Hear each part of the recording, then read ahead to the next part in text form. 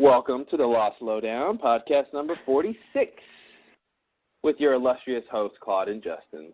What's up, guys? We're back from the break that everyone had to endure. How did you pass the time, Justin? What did you do in those 4 weeks of Lost being off of the telly? I don't know. I did a lot of reading. Mm-hmm. I went to Europe. Oh, cool. I took up mountain climbing. Oh, nice. It's hard. I quit smoking. Oh, good. Well, it makes you a better person. I got married. Oh, wow. Wow. Yeah. So that was that party I went to when you kissed that girl and the priest was there and everybody got drunk. Yeah, okay. Yeah, that was the one.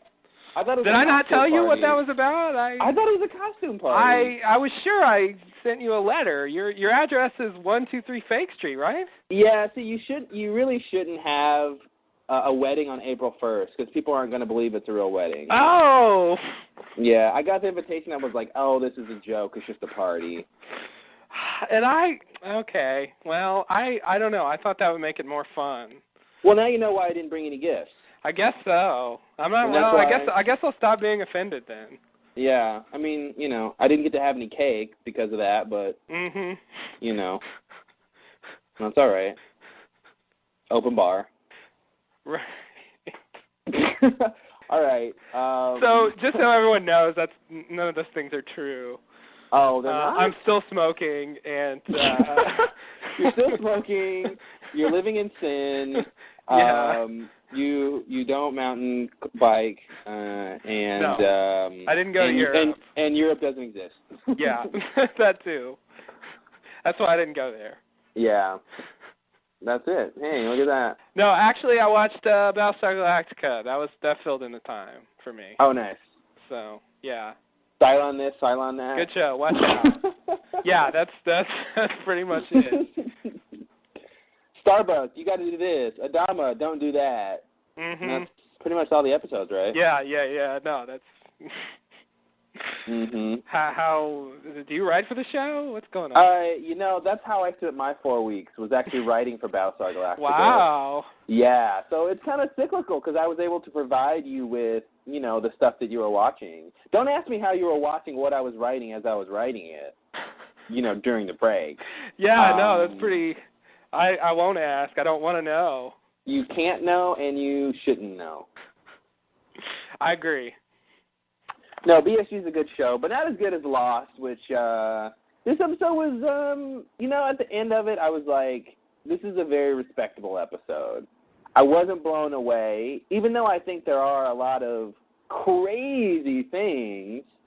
Obviously this episode, The Shape of Things to Come, episode 409, I don't think we said that, but everybody knows. It had a lot of crazy stuff, but at the same time, it's obviously setting up sort of the next series of events, so it was a very sort of set-up-y kind of episode, but, I liked it, but I just thought I wasn't blown away. It wasn't the constant, it wasn't like one of these, roller coaster episodes, for me at least, even though, there was crazy shit going on. Yeah, what did you think? I tend to agree. Somehow the overall tone wasn't oh shit, there's a lot going on. Even though there were a fair amount of things going on, but somehow it just didn't reach that level. But I did like it. I agree. Respectable is a good word. It was solid. Mm-hmm. There's new information in it and significant plot development and a lot of stuff we haven't seen. A few things we haven't seen before. Yeah. Here's a question. Do you think? I feel like this episode really could have been the ender for that last set instead of Michael's. Instead of meet Michael. Meet Kevin Johnson. Because the whole ending of this episode, that to me it felt like a good place to you could end on, But that whole thing with Alex, being captured and I agree. I think that would have been a better episode to leave for a while on, because it's really, to leave with like Widmore and Ben going head to head, face to face for the first time. Yeah, that would have been pretty cool. Yeah, I agree. Just as it is, where it's just like, well, next week, a few days. It doesn't make it seem like it's as big of a deal as it should be. I think so too. Yeah, that's the first time we've seen him on screen, and like all the stuff we find out. It should have been like Dorothy meeting the wizard or something. Mm-hmm. Yeah. I don't know if that's probably the worst analogy I can think of, but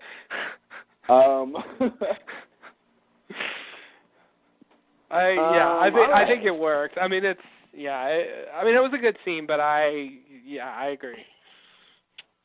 Well, the title, obviously, like I said, I think it's pretty self-explanatory in terms of what this episode's doing. Yeah. Just like the first episode of the season was the beginning of the end. It's all downhill from here. Mm-hmm. Yeah. Turn back now, fans. Because Lost is done for. No. Yeah, so nothing really much to say about the title. 1/4 mile. Mm-hmm. Oh, that's a good one. Thank you. Anyway, I agree. It's pretty obvious. They seem to like those titles this season. That kind of title. Yeah. It's a weird time. I don't know. Yeah, they're very. I don't know. It is weird. I mean, Lost has gotten so weird now. It's insane. Yeah, I know. If you step back and what it seems like the show was, in the earlier days, it's like, what are we watching now? Yeah, it really is like, what are we watching? I mean, people are like, getting killed left and right, and like, Ben and Saeed are gallivanting around and like all these places, and it's just like, there's all this like off-island espionage. Mhm. You never expected that. No, it never seemed like something like that would be on this show. No. You got used to a certain tone for a while there, and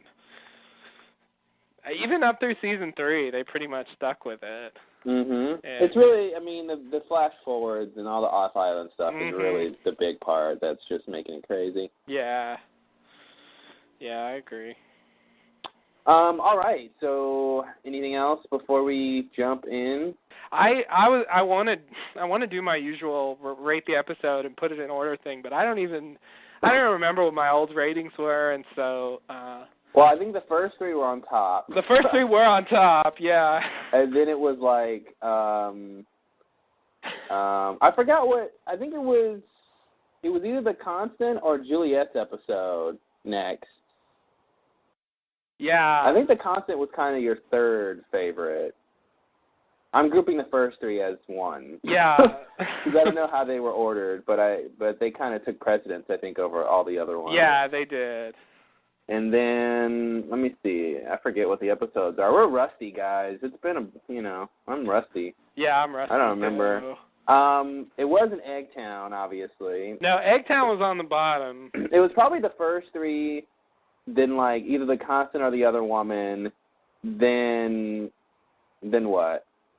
Ji-yeon or Kevin Johnson?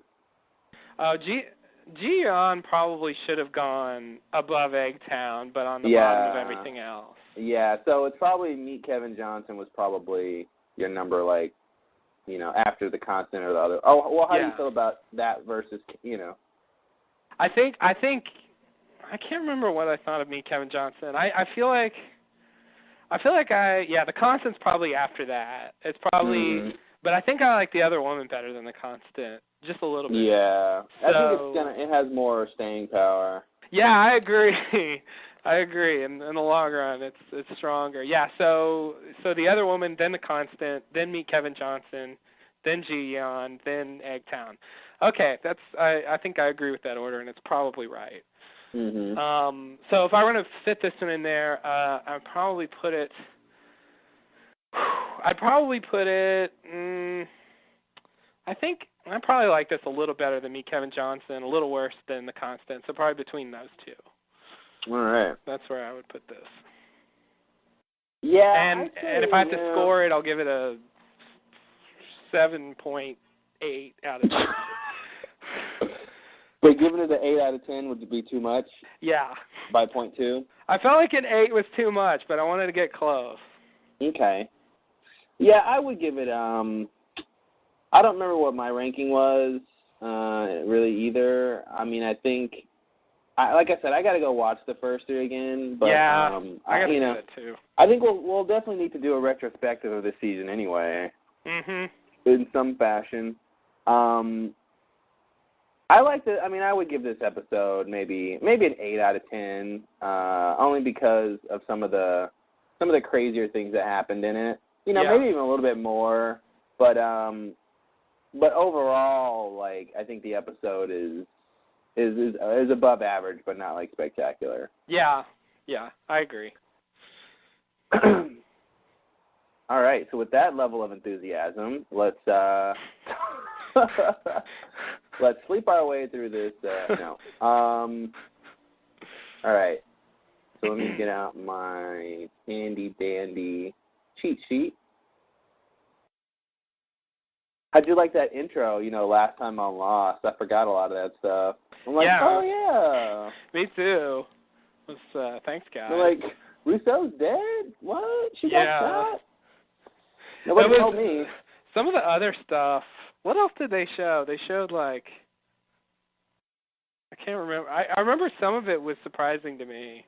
The stuff with Miles, the stuff with, you know, Kimi shooting stuff. Oh, that's right. Alex and Rousseau and Carl going to the, you know, getting killed on the way to the temple. Mm-hmm. Yeah, okay. That's pretty much it, you know, setting up, you know, who's on the boat kind of thing. That little line about Michael, we already know, so. Right. Anyway, you ready to start? Yeah, I think so. All right, well. Starting off with you, sir. Yes, I'm going to take the first half, Justin's going to take the second half, and then we'll both do the third half. All right. All right? Awesome. We'll figure out how that works when we come to it. Yeah, I hope you took better notes than I did about the third half. The third half, you know, I didn't take any notes on the third half, so we'll figure it out when we get there. Okay. If we get there. Yes. All right, so the first scene, we've got Kate, like, hanging out at the beach, kind of taking a cool off, and she catches eyes with Jack. They kind of trade a smile and wave or something cutesy. Jack goes to the tent, and to his tent, I guess, or wherever they keep the medicine, and he grabs some antibiotics, and the bottle actually said amoxicillin, so it should be, you know, I thought he may have been lying, but keen eyes have shown that it is amoxicillin, so unless Jack, you know, switched bottles or something with, like, some, like, you know, Oxycontin or something, you know. Oh, you think that's what it was? Well, no, I don't, but I'm saying when he took it really fast and she said, what is that, I thought they may have been trying to get into, you know, that he's going to be, you know, starting to have some sort of addiction or something. But it looks like he did actually take, you know, I'll do New Year's Justin with this. You know, the bottle confirmed it, so I'm not going to be conspiracy, like, paranoid and say, no, he switched the bottles with, like, something else. It never occurred to me that he was being deceptive when, I mean, I thought he was trying to hide that he was taking the stuff, but when he said what it is, it never occurred to me that he'd be lying about that. But, you know, he does eventually develop that whatever it is, addiction in the flash forward. So if they were setting that up, that would have been plausible. But it never occurred. I was just like, it's Jack. He won't lie about anything.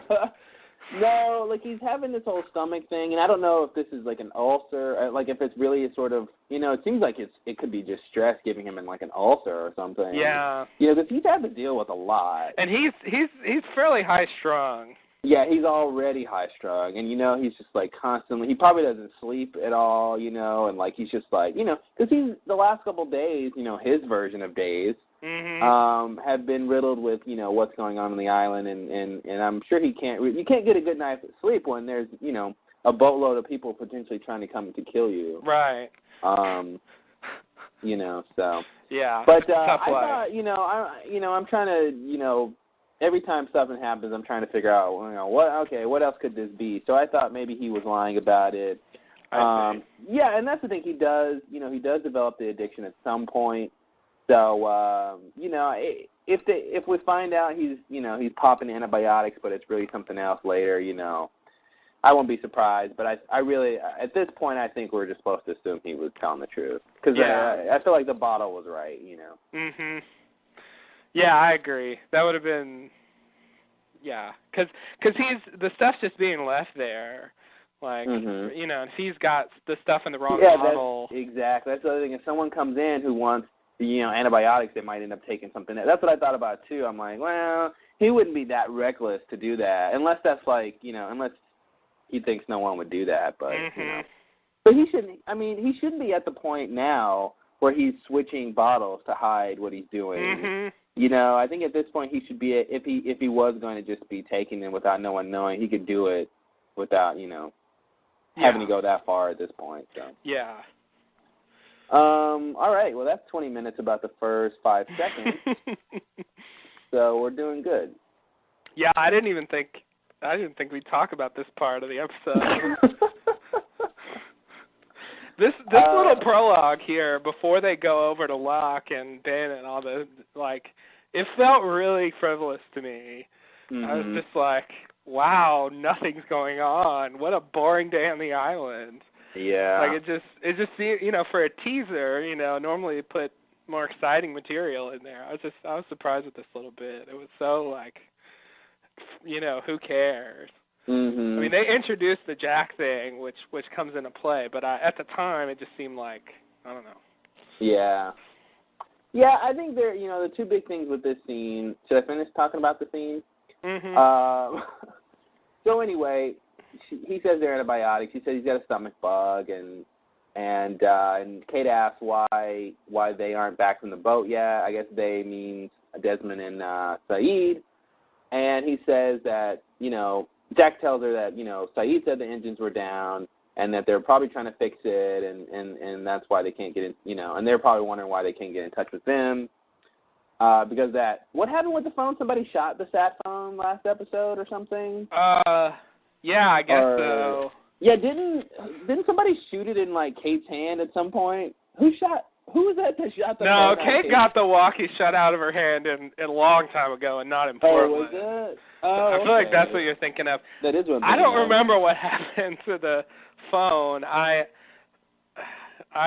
just don't remember. I remember when Kate met up with, ran into them in the woods, Dan and Charlotte. Oh, that's right. That was that weird thing where they were like the phone's broken and then she looks at it and it's lit up no, it's not. Like it's totally working. But then later they talk about it really being broken. Yeah. So it's kind of confusing. I feel like I need to watch it again. I think I missed something. Yeah, I think it got broken at some point, right? In this episode, Dan says the mic is broken. Yeah. I don't remember what happened. I don't either.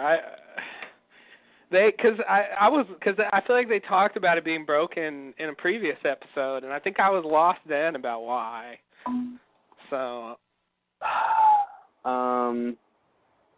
Yeah. I don't know if I can find that really fast or not. What happened to the stat phone?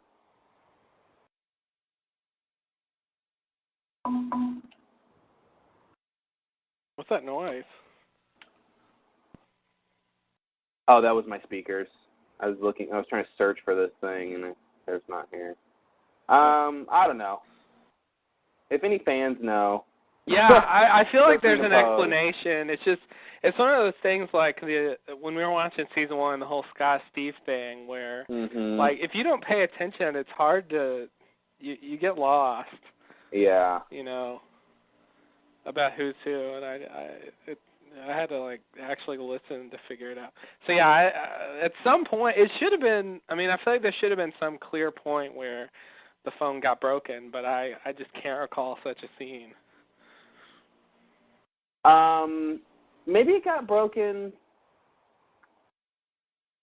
They used the phone in. Because in Ji-Yeon, Frank says, Saeed asked them if they communicated with the people on the island, and that's when Frank says their stat phone must be broken. Remember that? Oh, I forgot about that. Now, I'm still not sure how the phone got broken, but he was right in thinking that they were probably thinking that their phone was broken. So that's an interesting little connection that he was right about that. I don't know. Let's move on.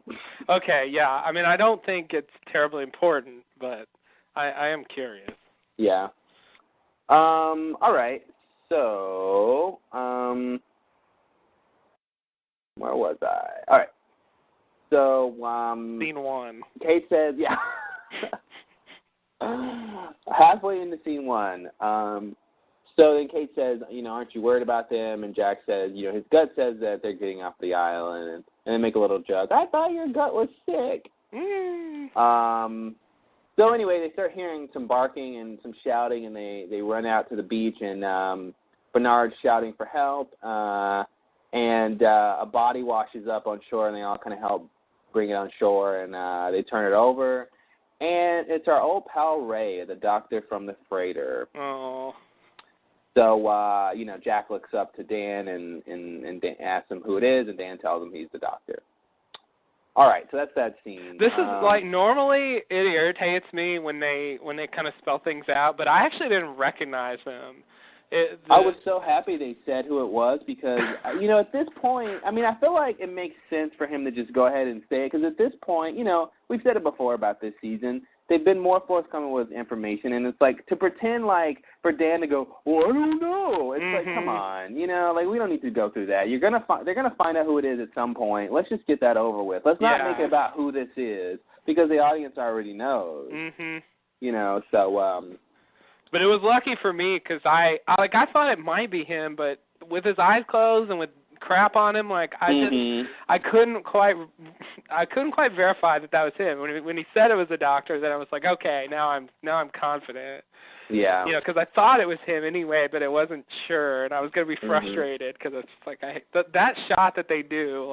Sometimes it makes people hard to recognize. Yeah, and it all depends on what angles you see people from too. Because I think some of those angles we've never seen him from. Him lying down and that sort of down angle and all that. That changes how people kind of look. Yeah. But I was going to say about this scene. You were talking about these sort of non-action scenes that they start with. But yeah, the scene sets up three big things. Ray's dead. How and then Jack's stomach thing, and then are they going to get rescued or not? So I thought that was kind of cool how it sort of sets up those little things. But yeah, I guess with everything going on, you kind of expect it to hit the ground running. Yeah.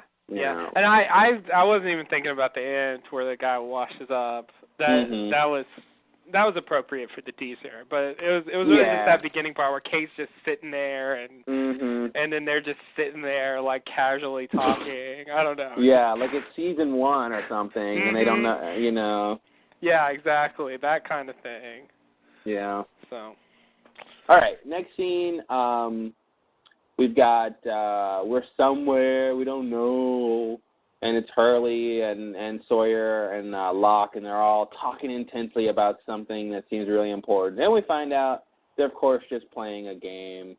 I think the game they're playing is Risk, and, which is sort of a board game, a strategy board game where you have different armies and stuff, which is appropriate for, I think, what's going on. Certainly. The conversation's not that interesting. One of the lines I liked was, basically I think it was, what happened now? Oh yeah, Sawyer wants to attack Siberia, and Hurley thinks Locke is wants him to sort of do that he's baiting him, and the line I like from this is Hurley says, "Can't believe you're just giving him Australia. Australia is the key to the whole game." And Sawyer says you. I just like that idea of, because we know Australia is important to the show, so I just like that I don't know. Yeah. I just like that line. Mhm. Because I don't think Australia is important to what's really going on Lost, but I just like that idea No, that he said that. I think it's far from the key to the whole game. Yeah. Like, if you figure out Australia, you'll, like, know what's going on Lost. Yeah. It seems to me to be tangential at best. Oh, it is, yeah. They really could have cut this scene. Yeah. They really could have cut this scene. Yeah. I didn't even notice that line until I saw a bunch of people talking about it and oh yeah, like forums and stuff. People were all bringing up that line, and I was like, oh. And then when I watched it again, I noticed it, and it seemed to stand out more. I don't really, I realized that I don't really listen to them when they're just bullshit talking. Like, to me, it's just until something happens. So you're basically Charlie Brown. Yeah. Okay. Exactly. And every time the adults are talking, you just hear horns or whatever that sound is. Yeah, I don't know what that's supposed to be. I don't know what that is. Some sort of a French horn. I don't know. It's something weird. Yeah. An oboe, maybe? I don't know. Yeah, that sounds good. That's closer. Something duck-like. Yeah. But yeah, their frivolous conversations are just, they're so often lame, and I don't know. I don't know. I mean, I half listen, but when I watch it again, I realized I just didn't hear about 75% of the lines. It was weird. So after 4 weeks of Lost not being on, I know. I was immediately thrown into apathy. You don't even feign interest in the second scene of the show. No. No. It's pretty sad, but no. Wow. And you claim you love Lost, huh? I do. All right. I'm trying to reconcile that. Everyone shows their love in different ways, I guess. Mhm. Some by complete indifference. Yeah. That's me. Ding. All right. So, are we ready to go to the next scene? Yes, I think so. All right, so in the next scene, we've got Alex being shuffled through the jungle by some armed men. We don't really know who they are, but we know who they are. And they take her to the front of the sonic fence and tell her to open it, and she kind of hesitates and then decides to enter a code. She enters 1462. Next scene, the phone rings, and Locke. This is the second part of that scene where they're playing Risk, Locke and Sawyer and Hurley, and so I guess that's really what that scene was about, was setting up this phone call. Now that I think about it, 'cause I'm like, that scene was useless. Now it's really just to set up this phone call. Yeah. And how important Australia is. And so the phone rings and Locke picks it up, and an automated message repeats, code 14J, code 14J, which sounds like pretty much the same lady from the Lockdown. Yeah. That same kind of feminine voice. Feminine robot voice. Yeah. By feminine, I mean female. Because female voices are usually feminine. Yeah. And, all right, so then the next scene we find Ben playing piano. Oh. Yeah, I don't really know where we are. I assume the phone would ring to Ben's house. So, that's right. He's playing piano where Jack was playing piano. Exactly. So he's at the place that Jack was staying. Mm-hmm. So maybe I guess he was just there to play piano, I guess? Because I thought he moved. Did he not move? Oh, did Locke take over his house? Locke is in his house, so he's not. He didn't get his house back. He didn't get his house. He had to go live in a different one. So I'm guessing he just lived in where Jack was living. Why didn't he get to? That's weird. And didn't Locke know about the bookcase, the hidden room? I don't know. Saeed was the one who found it, and Saeed found it. I don't think was there with him? I don't think nobody else was with him when he found it, and. Oh, that's right. By the time he closed it, Locke showed up. Yeah, so I don't think they know about it until now. Yeah, I just like that idea that Locke is in his house with all the mysteries there for the taking, and he doesn't even find anything. And he just sits around and playing Risk, plays Risk, and killing rabbits and chickens. That's Locke. He would so do that.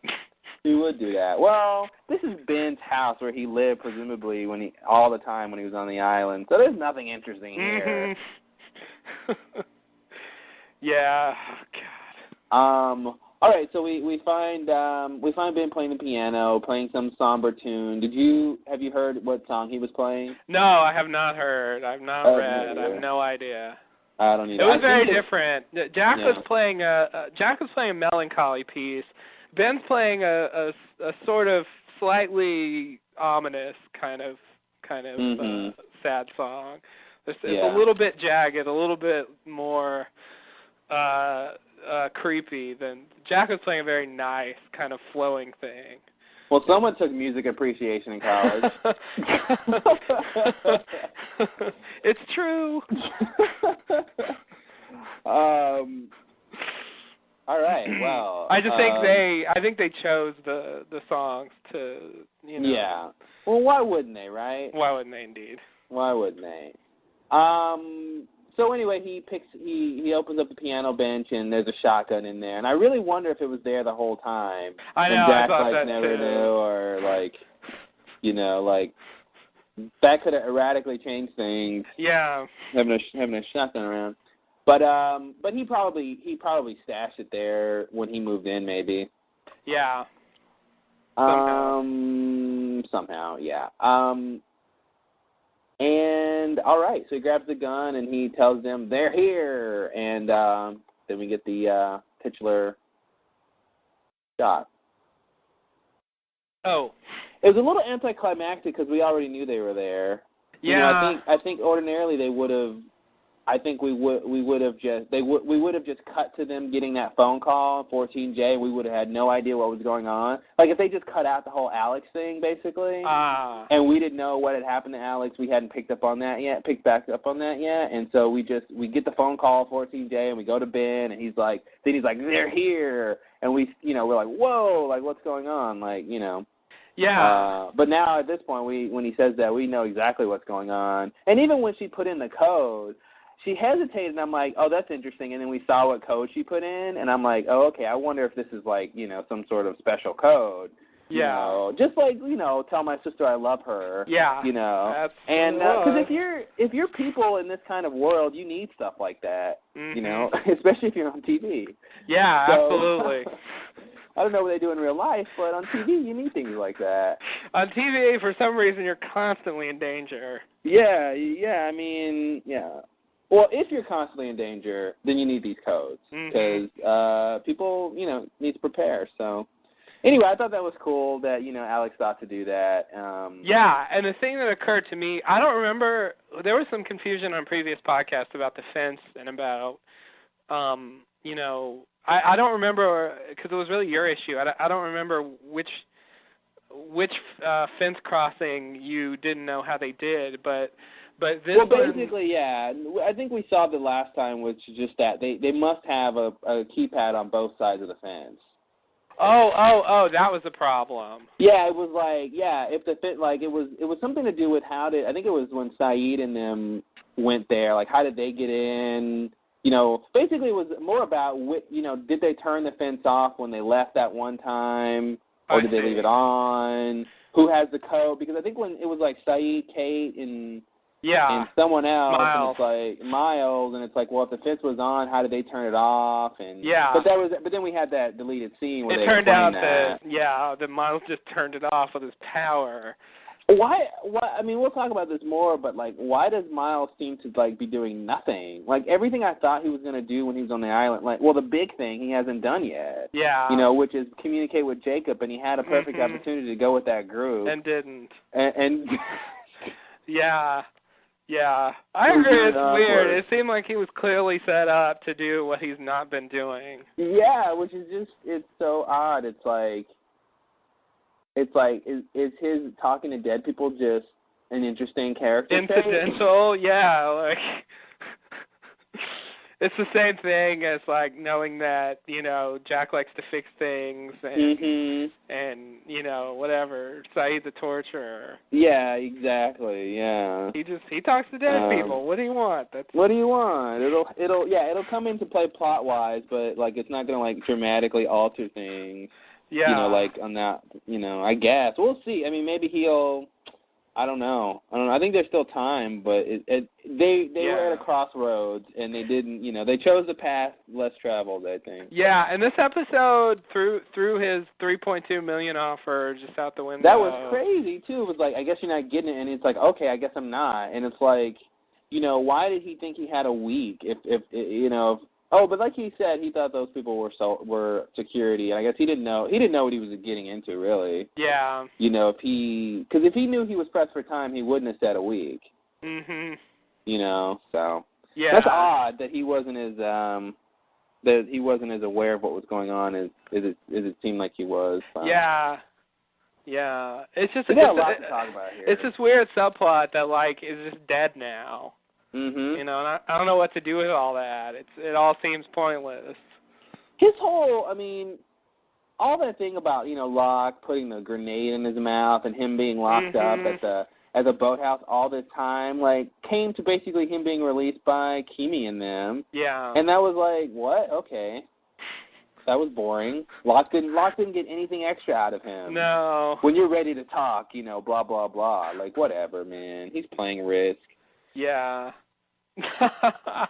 Oh. Yeah.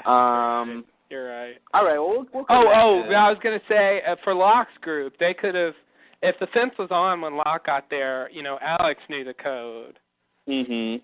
So I thought that might have been an issue. I didn't remember, but Ben should know the code too, but in case he didn't want to tell, Alex would have known it. Since it's sort of Carl probably did too. And Carl probably did. If she knew, Carl probably knew too. So yeah. But at the time, I wouldn't have been 100% sure that she would know the code if I hadn't seen it. Mhm. So I wouldn't be 100% sure either, but I would imagine she would, only because she like, you know, her whole past with, you know. Yeah, that's true. Where she's always running off. Yeah, running off and doing stuff and sneaking around and building traps. Even if she's not supposed to know it, she might know it anyway. Yeah, she would know. Yeah, so. Yeah. Okay. All right. You ready for the next scene? Yes, please. We'll come back to Miles and all his craziness. Yeah. All right, so the next scene, Ben wakes up in the middle of the Sahara Desert. We've all been there. Mhm. He's wearing a parka with a new Dharma symbol that we haven't seen before. Mhm. And? And I'm not done. And his arm. Sorry. Go ahead. And he's got a cut on his arm. Anyway, what are you anding? Have I missed something already? The name that's printed on the jacket or the parka? Oh, yeah. The name that's printed on the jacket is Halawax, which was the name of Marvin Campbell / Mark Wickmund. But Edgar Halawax was the name, I believe, that he used in the which video was that? The Orchid video? Orchid, yeah.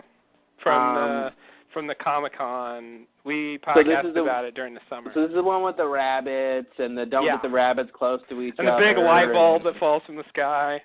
Yeah, the light bulb from the sky. Yeah, it was the one that was like a series of deleted takes from one of their orientation videos. Mhm. You know, it wasn't like put together. It's all these weird cuts and. Yeah, the symbol basically looks like basically a series of concentric circles with some sort of little thing in the middle. I don't know what that little thing is supposed to be. But if you guys want to see a good version of it, you can go to Lostpedia under Dharma logos.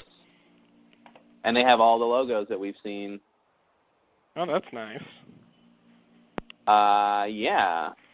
Including some ones that are weird. Some really weird ones. I should go look at that. What is it listed under? Unidentified Ben's Parka logo. No, the list. It's under Dharma logos. Oh, okay. Wow, that's a lot of logos. It is a lot of logos. There's like 13, I think. Oh, that's right. The Fast Door had a logo. The Fast Door had a logo, which makes no sense. Forgot about. Why would they like? Oh. You know, and some of them are from like Lost related. That's what I was gonna too. say. This other shit's from the RPG. No, what's it called? ARG, whatever. The internet thing. Yeah, and one of them's from the video game, the Viadamus video game. Oh, really? Yeah, okay. The lightning bolt one, the one that's really stupid looking. The lightning bolt in the middle. That is a bad logo. Yeah, that was the thing. Some of the listeners will know that I did a little early review of not early review, but I reviewed the early part of that game, Lost Viadamus, which by the way is like bad Latin. I think they wrote it wrong, of course. Of course. And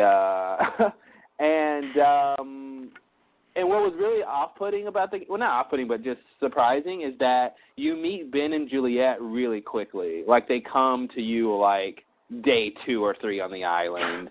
And they're like, blah, blah, blah, and we need you to do this. We need you to do this. And it's just like, we're supposed to believe that happened? Well, that's the thing. The character that you play in the game is a made-up character. It's a character you've never seen on the show. Yeah. So you're not really supposed to believe that because there's things that they sort of change, and things happen a little differently in the game than they do on the show. So they're really not. It's not supposed to be really 100% like, the information you learn is supposed to be real, because they're just making up stuff a lot of the time. No, I mean, Damon and Carlton specifically said that it's not a part of the story. Yeah. It's not to be considered official, whatever, part of the story, but like, I would just never believe that.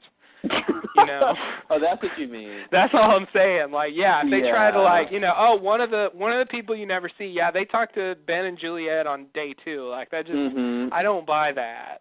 Yeah, it was pretty.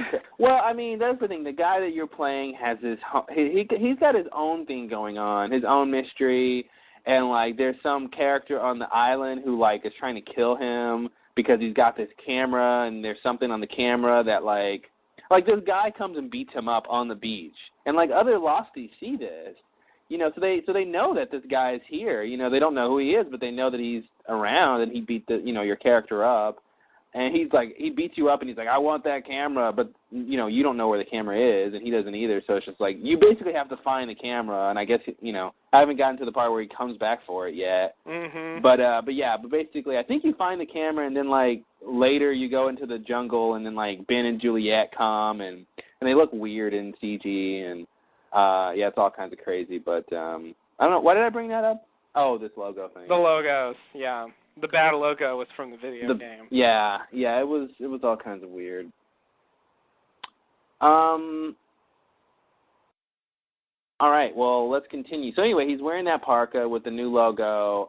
So presumably there's some connection between where he's come from, presumably, and the the logo, yeah. What is it called? Circles. Yeah, the concentric circle hatch. Yeah. I don't know what that. It's hard to say, but. Yeah. No, the orchid. Now, do we have any idea of where the orientation film was shot? That orchid orientation film. Oh, whether it was shot in the orchid or somewhere else? Is that your question? Mm-hmm. I think it's supposed to have been shot there. In the orchid, okay. I think most of the orientation videos are supposed to be like that, except the swan. Mhm.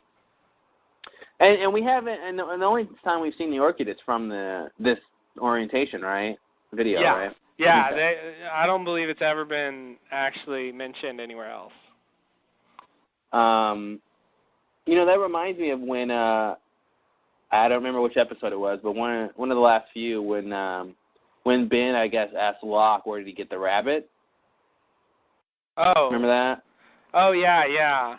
And this station was supposed to have a lot of rabbits. Mhm. So I just wonder if there's some sort of connection there. Yeah. But I kind of want they had the whole thing also with when during Ben's flashback he had a rabbit also, and there are always these white rabbits, and it made me think there was just like a big supply of rabbits somewhere. Well, yeah, exactly, and you got to wonder if the supply is the orchid. Yeah. Like I would have guessed if I didn't know anything. I would have guessed that it would be like over at the Hydra, the animal area. But you know, that's where Ben had the original rabbit. But you know, since they showed the bunnies there, it seemed like they were using bunnies, but it wasn't about studying bunnies.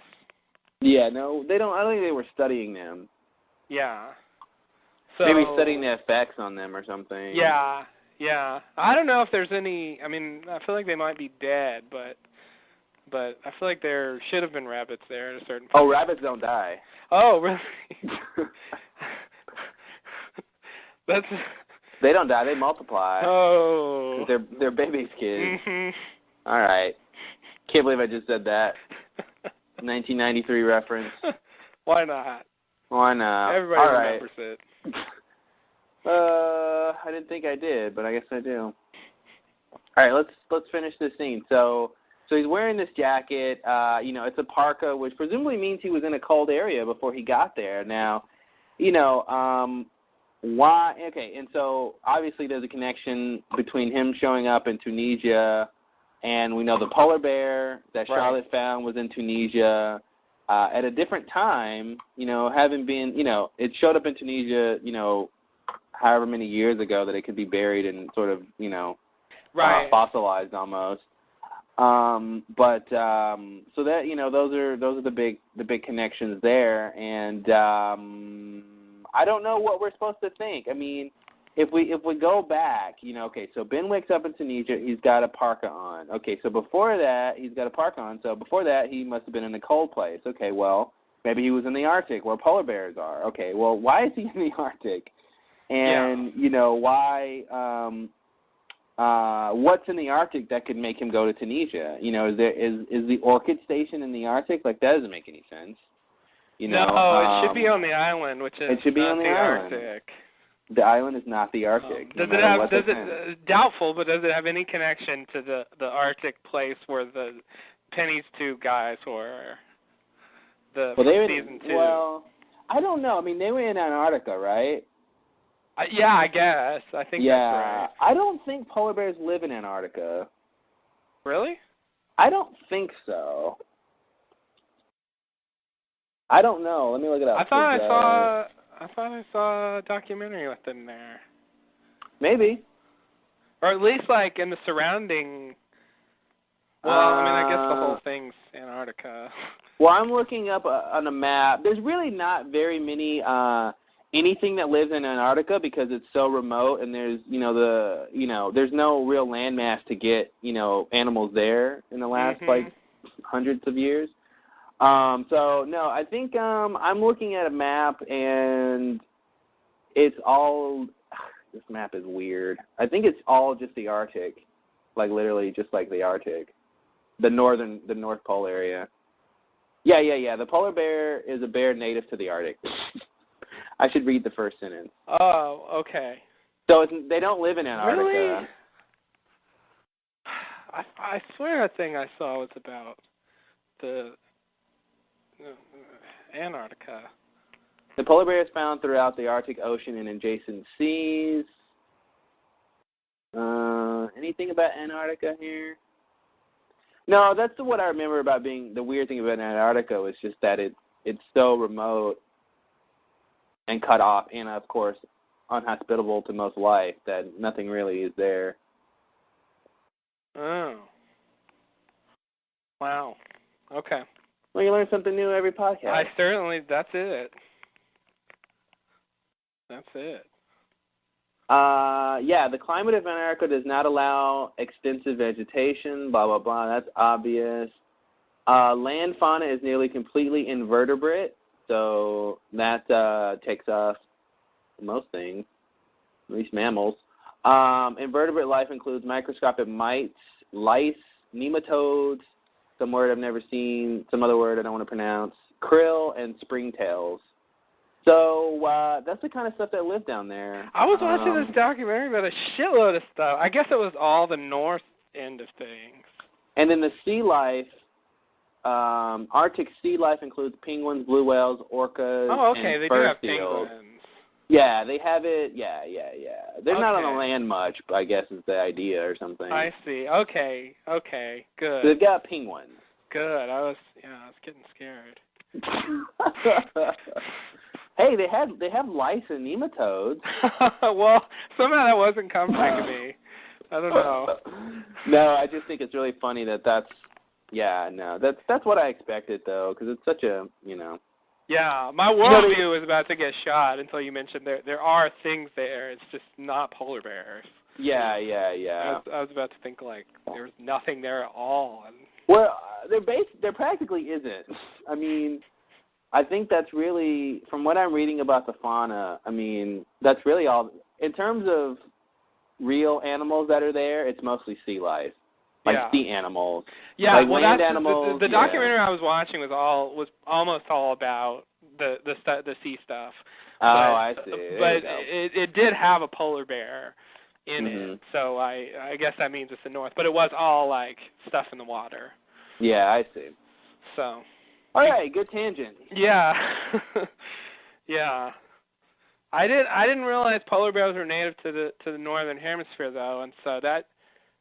Yeah, I mean, well, I guess Dharma flew them down there, but, like, they really shouldn't have been. Like, I always imagined, before I knew where the polar bears came from, I imagined them just kind of swimming from Antarctica, Yeah. Because they can swim a long way. They can swim a long way. But now I mean, that's clearly not true anyway, for other reasons, but now I know that wasn't even a realistic idea. Yeah, so that's the thing. So Penny's guys were in Antarctica, so I don't think they have a lot to do with the polar bear connection. And see, I thought they did too. I think that I used to think that they were really on the island somehow, like that's what the island really looked like, and like there was some kind of weird device going on that made it seem tropical. When did you have this theory? It was a very long time ago. Yeah, I thought so. It sounds like a season 2 theory. It's totally. It was right after season 2. Yeah. It didn't last long. There's a device that makes it seem tropical. Yeah. Oh. Isn't it sad? But that was me. Yeah. We all had ideas that would have been great if they did them, and or maybe not. Yeah. I mean, I was gonna say that's not one of them, but yeah. But I'm sure they're there somewhere. So I don't know. I don't think we can really piece this together, but because I just don't know why Ben has a parka on. Now here's the other side of that. Okay, I feel like if he's got the parka, it's got the Dharma logo, and it's got Halliwax on it, which is just a ridiculous name, by the way. Unless someone is named Halliwax, if you live in, if you're British, you can get away with Halliwax. If you're in the UK, Halliwax all the way. I think the guy just said it Hallowax, which doesn't sound as silly as Halliwax. Yeah, Halliwax just sounds crazy, but Hallowax, I mean, it sounds like Holloway almost. Yeah, it does. Like they messed up and put an X. Yeah. Anyway, so if he's got this, then presumably he got it from the Orchid Station, and you got to wonder, did maybe he get the parka because he thought he was going to someplace cold? Although it looks like he's obviously there for a reason. I mean, he's going to Tunisia on purpose, so I don't really think that's the case. Yeah. So it's like, well, why would he grab a parka if he knew he was going to Tunisia? Yeah, that's true. So the third kind of scenario I can think of is that he came back from someplace cold, and he's got that cut on his arm, so maybe he was trying to get away from someone or something just happened, and in the rush, to get from out of that place, he jumps into a machine that sends him to Tunisia. I don't really know. Yeah. I don't know what the cut on his arm is about. I don't know if that's the product. You didn't see the cut? No.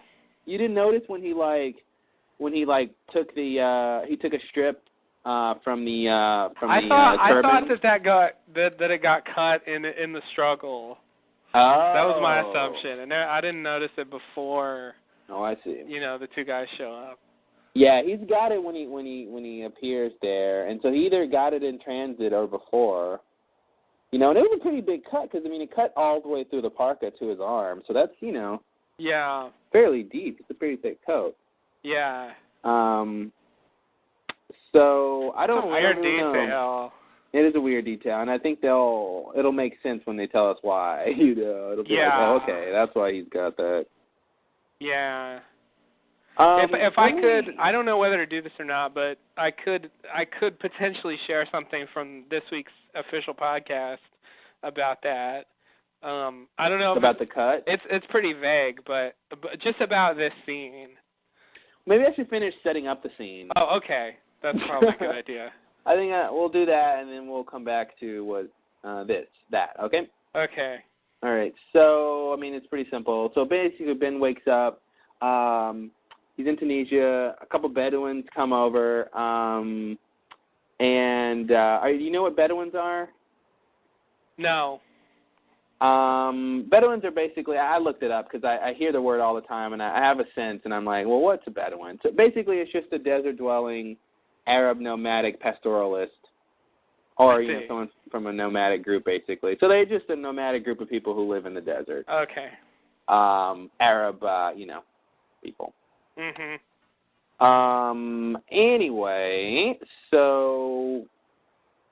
I wondered who those guys were. They just rode up.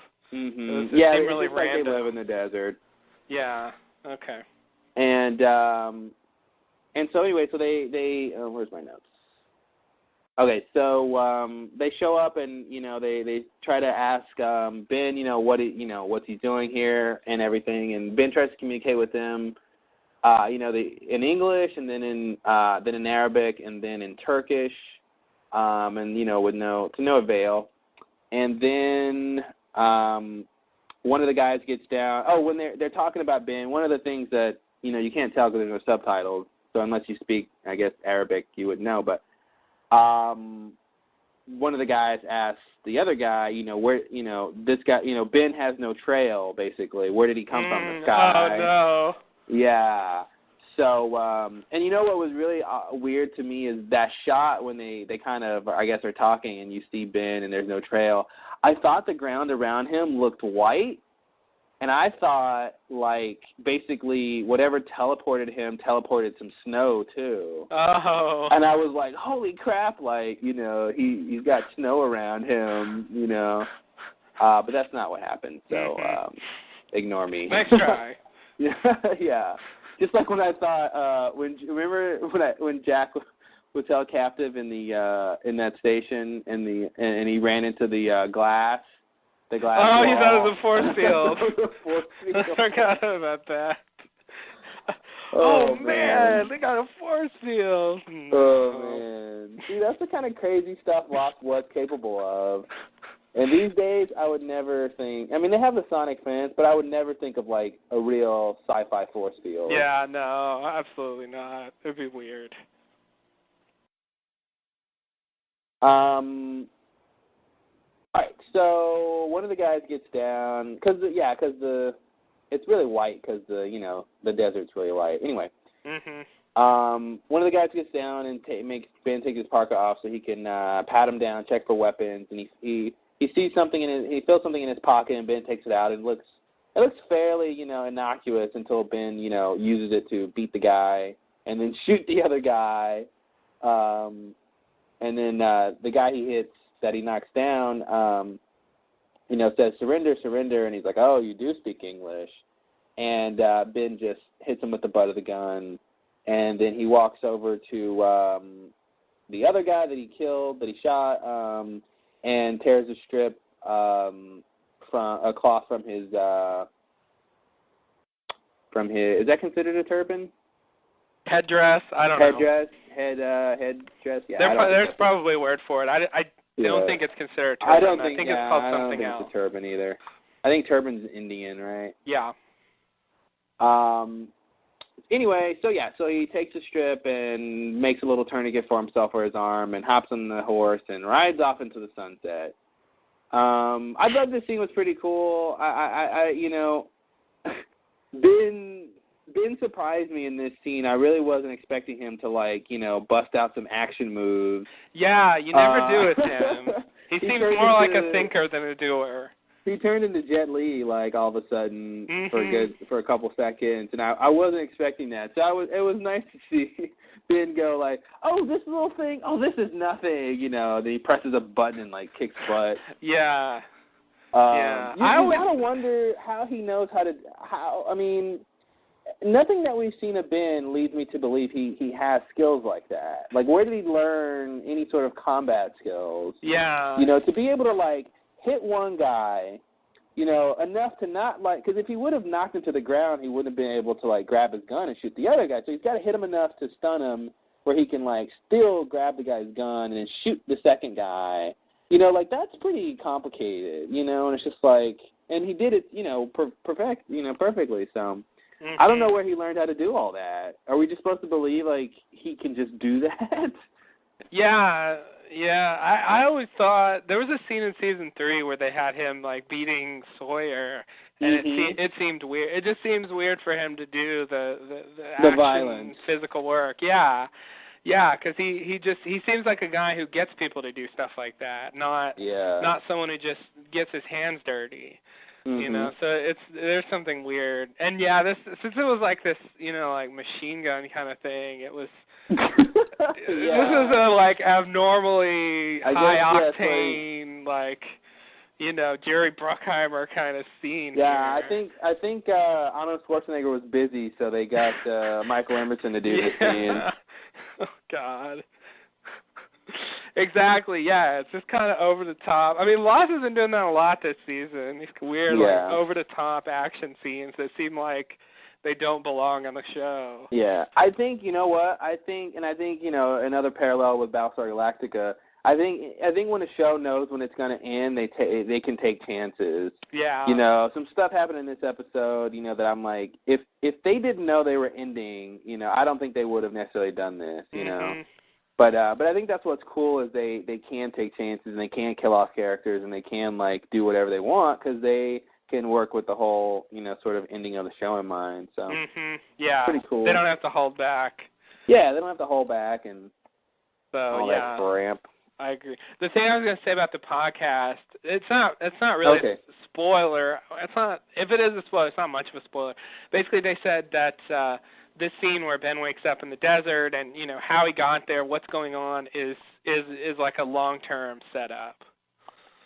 So so this is almost like we got to go back, Kate. Yeah, and like kind of like the visit to Jacob's cabin, and like it's something that'll play into things in the long run, not necessarily. So they'll wrap it up next episode? Yeah. Okay, good. So that's oh my God! I just realized something. Oh my God! I think I just figured out the end of the show. Oh God! I think I figured out. Seriously? I think I figured out. No, I mean, obviously not everything, but I think I figured out one key thing about what they're probably going to do. Now that you mentioned that it's a long-term thing. Mm-hmm. I guess I'll mention it since it's not really a spoiler. It's just an idea. Well, now it makes perfect sense. Okay, so where do we know that Jack is in the future? We know Jack wants to get back to the island, right? Yeah. Well, now what did they just set up? A teleportation machine. Mm-hmm. I wonder if they're going to use that to get back to the island. Because we know Ben is off of the island and he's with Saeed at some point in the future, killing people and blah blah blah. So Jack could maybe even track down Ben and be like, I need to get back. And Ben is like, well, there is one way. Oh, no. Of that line. Because you know what they could be doing? They could be doing something like there was an initial way to get to the island that maybe you can't do anymore. Because obviously it seems like Widmore's plan of sending a boat isn't going to work.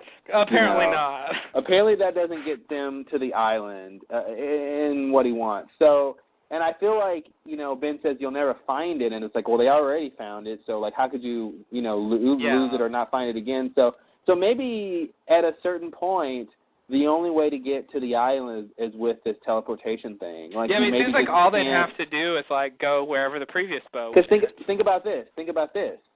Another thing that made me think of this idea was the fact that the satellite communication works on the island, and it works, you know, instantaneously, like real time. Yeah. It doesn't seem like the time barrier affects it. Yeah. And so, you know, I feel like, you know, a teleportation device would maybe like work like a satellite thing, you know, sort of direct, sort of line of sight transportation of information, you know. Mm-hmm. So that was another thing that made me think that would be sort of a direct way to get to the island, you know, and we've seen, you know, a technology do that, basically, kind of thing. They just need to, you know, a more complex version. Instead of transmitting data, they need to transmit people. Right. And objects and polar bears. Which is a little harder, but... You know, it's a little harder. It's a little bit harder. Takes about, you know, a little more technology, or magic or whatever. Mm-hmm. All right, so... Mix and match, however you want of each. Yeah, so there's my half-ass theory for how they're going to get back to the island now. Okay. Well, that's not an all-encompassing theory for the show, but it's definitely... Yeah. It seems plausible. I mean, it does seem like they're going to want to get back somehow, and that's the thing. They're setting this up as something, you know, that obviously Ben knows how to use. Right. And the polar bears used it. And potentially, this could be the same kind of phenomenon or device or whatever that brought, you know, Yimmy's plane there. That brought, you know, all that too. So, all the other crazy stuff. Yeah, I agree. And it also might even tie into why Jacob has influence. You know, if this is, you know, intrinsically related to Jacob, then it may explain why he has influence outside the island. Mm-hmm. You know, just for the simple fact that if he can influence stuff that's around him, if he can be anywhere, then there you go. Right. You know, if he needs to heal Juliet's sister, then he can just go there and, you know, I don't know what that would be like. And do it. To think about. Like, I don't know if she would see him or what the point would be, but, and practically speaking, he could do that, I guess. Yeah. Not that I think that's even happening. No, I don't either. I don't think Jacob's leaving the island. No, I always imagined him projecting from the island. And that's the thing, too. His power could project the same way, you know, this, you know, teleport around the world the same way people can with this, whatever's going on. Yeah. So, anyway, anything else about that? No, I don't think that's it, for me at least. That's what you say. And that's what you mean. All right. Mm-hmm. So the next scene... where did I write that? Did I write that down? Did I take notes? All right. So the next scene, we're back at the barracks, and you know, they're talking about the code, and Ben is obviously, you know, up in arms because they're here, and he tells Sawyer that 14J is an early warning system, that someone must have tripped the panic switch at their security fence, which means one of his people's been captured.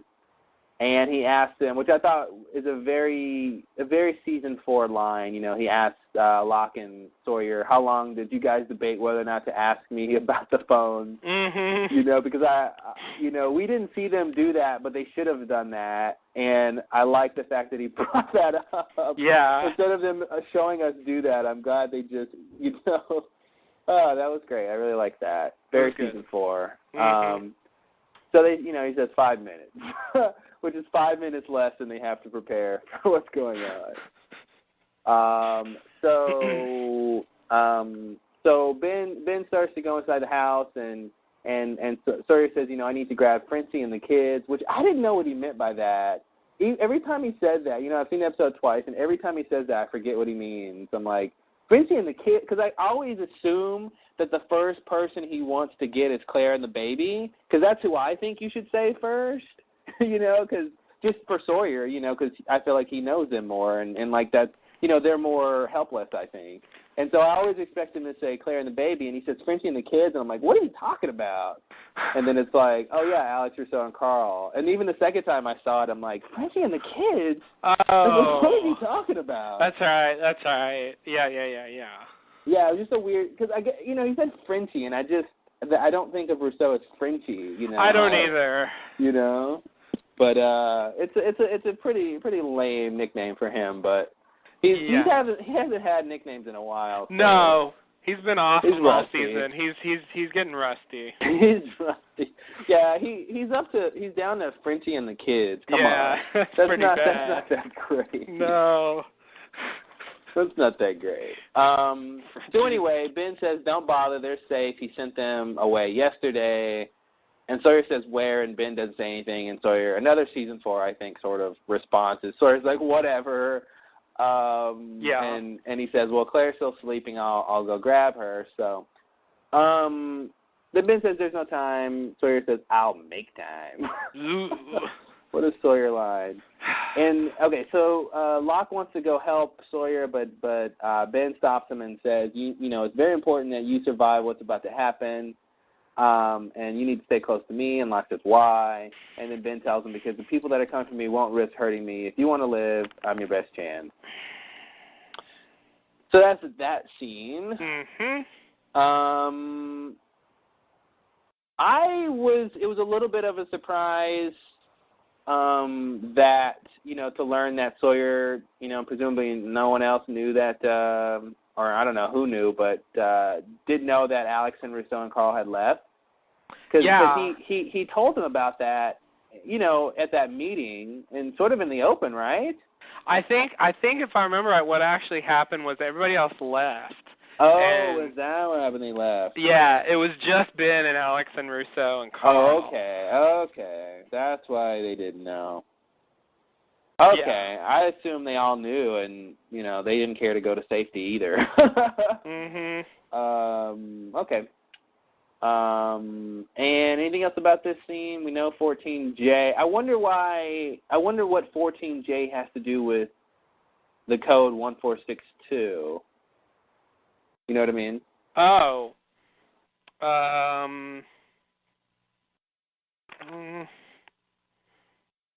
have no idea.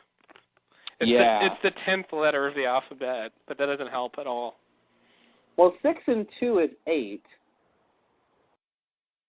Okay. That's all. Good. No, I was just trying to see if, I don't know why I mean, I guess it's just you can input, you input number. I mean, is there a 13J? Is there a 14K? Does the 14 have anything to do with the 14 and 1462?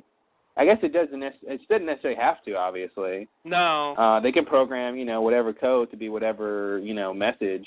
Mm-hmm. But I just thought that was interesting that, she enters 1462 and then they say 14J. Yeah. And maybe that, maybe 14J even means, maybe that's some sort of coordinate system for the pylon that she activated or something.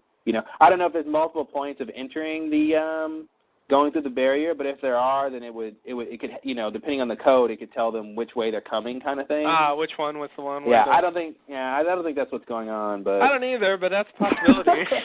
I always find ways to make their stupid stuff rational, but it's I don't even think they're doing that. No. But I'm like, well. Okay. But it's something you could say. Yeah, you could say that. It's something they could say and secretly not really believe. Yeah, because it doesn't make any sense. Because Ben would have said, "Oh, they're coming from the east." Or, yeah, and it wasn't even. It wasn't about that. No. I guess I assumed it was not specific.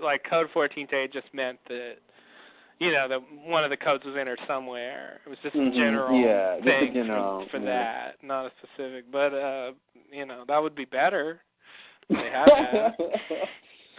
It would be better. all right. So the next scene is we're back at the beach. It feels like it's been a long time. I guess all our tangents. I feel like we haven't been to the beach in a while. But so we're at the scene when Ray has just washed up on shore, and Jack says his throat was slit. It was a pretty gruesome slit too.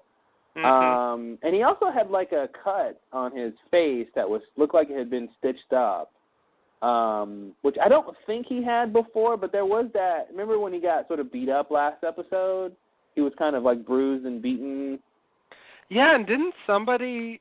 Who was it that showed? Oh, was that? God, I don't remember. Who was it that showed Saeed and Desmond their new room? Who had like a cut?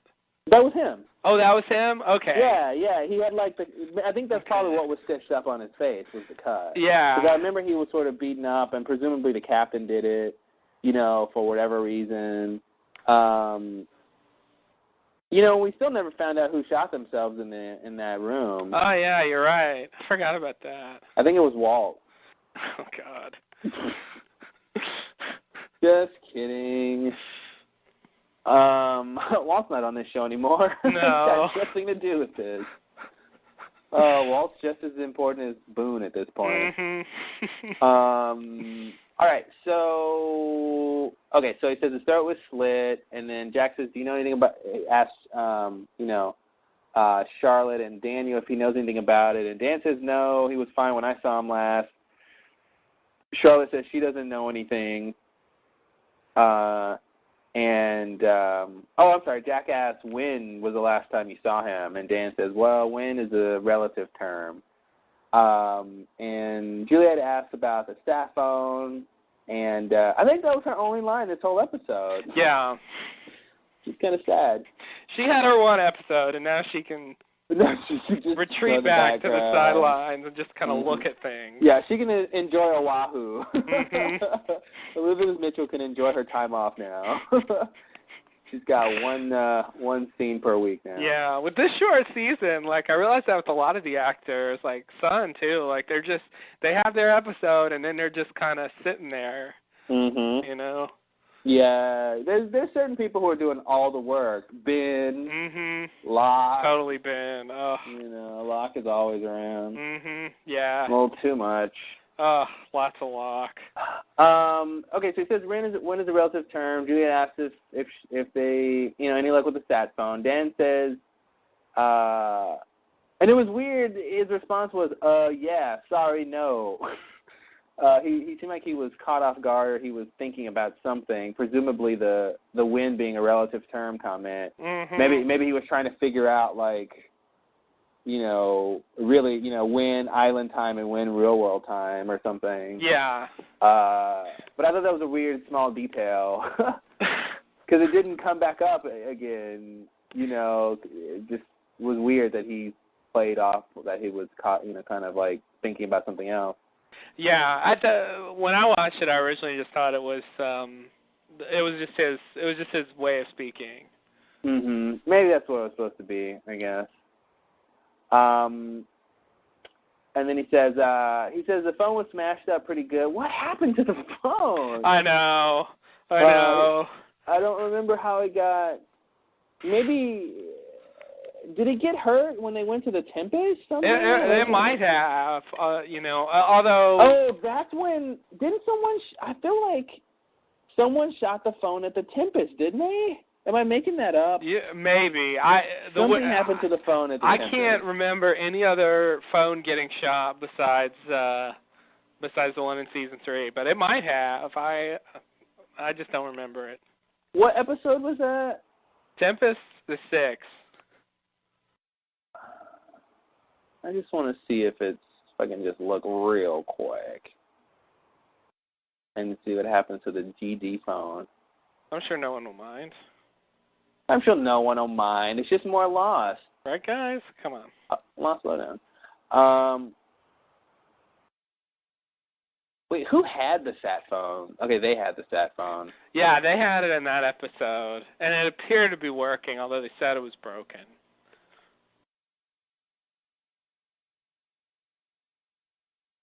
I forgot about the tussle. The girl-on-girl action. Yeah. The Battle of the Broads.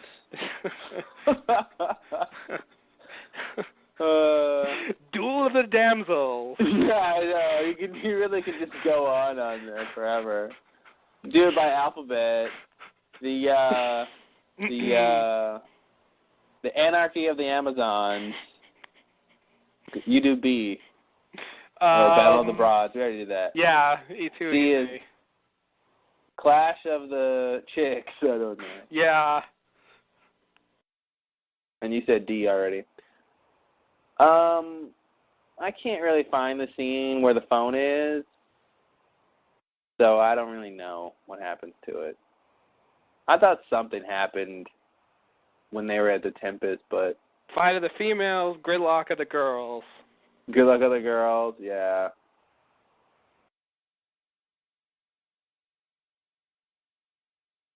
All right, anyway, well, we'll come back to the phone thing whenever we... Okay, I think someone knows. Someone out there knows.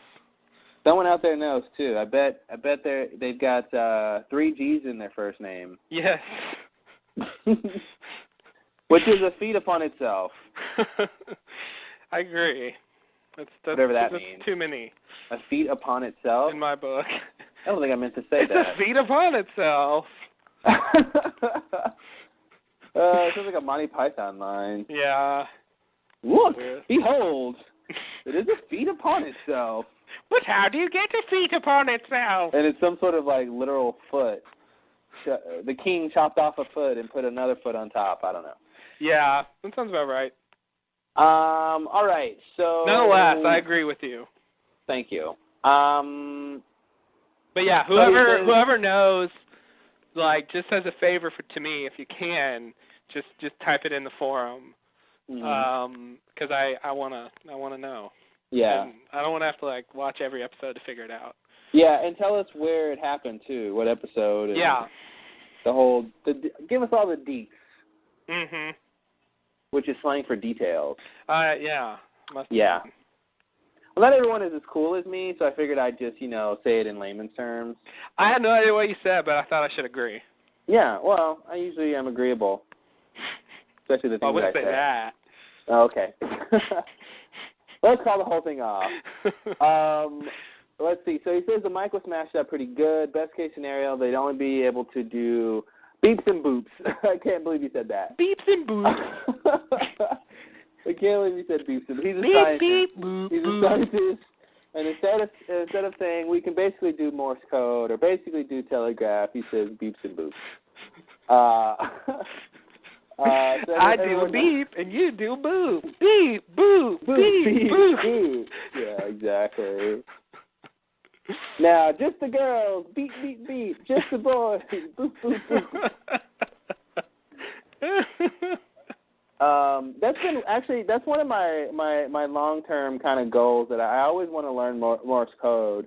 And I found this, I saw this system online that I guess I don't know if it's the official way to learn, but it's just really sort of methodical way to sort of think about which letter it is based on the relative beeps and boops. but the way the way the system is set up is really kind of logical, and it follows a pattern, and if you learn the pattern, it's really easy to learn Morse code. Mm-hmm. Not that I have learned, even though it's really easy. But that's one of the things I want to do is be able to learn Morse code. And at the very least, be able to learn SOS, which is really simple. Yeah, it should be. But I just want to be if I'm ever stranded somewhere, I just want to know that I took the time to learn SOS Morse code, at the very least. Mm-hmm. If you're in a situation where you could use Morse code and, you're just well, I don't know anything, you would just feel stupid, Right. So you'd have to take out your iPhone and go Google Morse code and look it up on Wikipedia. Mm-hmm. And then while you're there, you probably should just call whoever and maybe email them and get you out of that. That might be easier. Yeah. I love that you use your iPhone to figure out Morse code so you can... Yeah, I figured, Perfect. it's man, the only way out of this is Morse code, and I don't know Morse code, but I can look it up online. Because luckily there's They Wi-Fi should make that here. a commercial for the iPhone. It'd be great. Exactly. Because really, it's about learning Morse code to get out of it than just using your iPhone to get out of it. Yeah, that's too easy. That's too easy. So is the iPhone. Too easy. Too easy. That's the thing. Oh wow, that sounds like a really good campaign. That the iPhone is like too easy to use. Yeah. To not use when you're in a dire situation. Mm-hmm. Like it's a life or death, but like this is too easy. I can't use the iPhone to get out of this. Although you do use it. Right. Yeah, that's the weird part. But you use it directly, but it gets you out of it indirectly. Mm-hmm. So it's really weird. That's really weird. We should go to Apple with that. Yeah, I agree. I think that. Steve Jobs would like that. I do too. Yeah. I do too. Has that kind of thing they like. I think so. Whatever that thing is, we won't tell you. Yeah. But we both know what it is. Absolutely. All right. So Bernard says, so we could basically use it as some sort of telegraph, right? And I feel like, Bernard's old enough to actually know what a telegraph is. Just kidding. No, but telegraph is really not the kind of word you hear a lot in the 21st century. Mm-hmm. So it's just the second T in AT&T. Yeah, and telephone's pretty old. America's pretty old. Yeah, so all three of those initials are pretty damn old. But yeah, if you stand for one of the initials and one of the founding companies of this country, mm-hmm. you're probably pretty old. Yeah. Yeah. Yeah, like General Electric. Yeah, definitely. Okay, so, all right. Enough frivolity. Please. This is a serious affair. This is a serious. Someone's dead here on the beach with the slit, and we need to figure out how many boops and beeps it's going to take to get us out of this. Just when I forgot about the boops and beeps. God, this is serious. These are boops and beeps we're talking about, people. This is no time to laugh. All right. All right, I'm losing it here. So Bernard says we can use it as a telegraph, and then Dan says, yeah, if I have some strips of ferrous metal, a 9-volt battery clip, and some wiring, that sounds like a MacGyver plan to me. And then Kate goes, oh yeah, we stock that all the time next to the oatmeal. Right.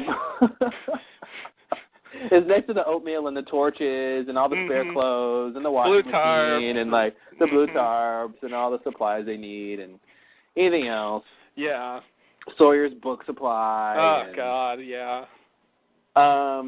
So Dan and Kate kind of go off, and Kate's gonna go show him where it is, and then Jack, wants to talk to Bernard, ask Bernard if he's got a second. Which, this is actually something that I really don't think, I feel like it's a tenuous connection, what they're doing here. Like, obviously Jack is going to talk to Bernard about something. And the only thing I can think that connects to this, unless you saw something I didn't, is when Bernard basically tells us that Dan is lying about what the Morse code says. Which didn't really come off as a direct correlation between this scene, between this little exchange that's going to happen. So I don't know. What did you think about that little, When I watched it again, I tried to pay attention, and I guess my working theory is that, is that the conversation was something like, do you know how to, understand Morse code? Yeah. And if he says yes, then he says, okay, when, if we get a message, like, be there and listen. Be there to be sure, yeah. Yeah. That's basically what I figured, too, is he was like, because Bernard, Bates, see, yeah, that's what was weird to me when he said, like, telegraph, but yeah, it's Morse code, so yeah, I guess he showed that he knew something about it, so, yeah, basically, I guess we're supposed to believe Jack asked him, and he said, yeah, I know it, and He's like, yeah, I invented it, and no. But it did seem like he could have just been standing there and kind of. Yeah, that's the thing. I mean, I feel like on just an audience level, we already kind of knew maybe he knew Morse code, or when he basically tells us, we weren't shocked because we weren't shocked that he knew that. At least I wasn't. You weren't shocked, right? No. Like, what? Bernard knows Morse code, So that's the thing. Like, it didn't I was mildly something. I mean, I had some kind of reaction to it. I didn't necessarily expect it, but it wasn't shocking. Yeah. So yeah, I don't know. That's the thing. I would expect that if he knew Morse code, he would be listening. Just out of curiosity. Anyway, so it's almost like it could go either way. But since they have that line, you kind of have to assume. They talked about something that probably got cut. Yeah. Forgot that old stale word. Yeah, that's true. And it probably deserved to be cut. Yeah, I don't want to see that scene. Me either. Talking about it. The Jen and Bernard fishing scene was enough for me. I don't need another one. Oh God. Yeah, I'm just doling out wisdom and acting like he's on the show. I know, right? All right. Well, next scene then. Oh, what? I want to say something about that scene. Yeah, I guess we should talk about this. Let me think. Oh, the thing about. Well, I guess I don't know if we should talk about that later. This whole thing about when is the relative term. I don't know if we have anything useful to say about that. Yeah, I guess not. But when the thing about the doctor comes up later. Yeah, we can. Yeah, I mean, we definitely need to talk about the doctor. Yeah, I've given up trying to make it make sense, but whatever. I feel like we should talk about that later, I guess. Yeah, we will. All right, and I don't think there's anything else here I need to say, so we can go to the next scene. So I was gonna say, just real quick. It always seems to me like Dan is like, I don't know if it's just his personality, but he always seems to be kind of reluctant to he can't bring himself to just lie, but he seems to have to be kind of pressed into certain things. Like it seems like if they would have let it die, he would have let it die about fixing the phone. I think he is trying. I think there's a lot going on for him. I mean, I think he knows obviously. To what extent they're going to get rescued, if at all. I mean, obviously we know some stuff that happens, but in the future. But yeah, it seems like he doesn't want to lie, but I think as a scientist, he kind of feels like there's certain things. The whole thing about being reluctant to explain to them the time difference. It's like, he probably has moral qualms about withholding the truth and then sometimes actually lying, but he probably feels like it's for their best interest, or they wouldn't understand, or it would make things worse if he told them. And so, yeah, that's I picked up on that too. That it's like, if they didn't ask about the phone, he wouldn't have said anything, or I'm not sure. I'm still not convinced of. I don't have the whole picture of what Dan's really doing on the island yet. Yeah. Dan and Charlotte. I mean, obviously, plans aren't going. Things aren't going the way it was planned, and I feel like maybe that's why they're not really doing it. Obviously they did the whole Tempest thing, and maybe that's all they were there for. But I feel like there should be more than that. Yeah. With the kind of skills that they have. So I don't know. I don't really know. Yeah. I mean, that's what I was saying. He knows.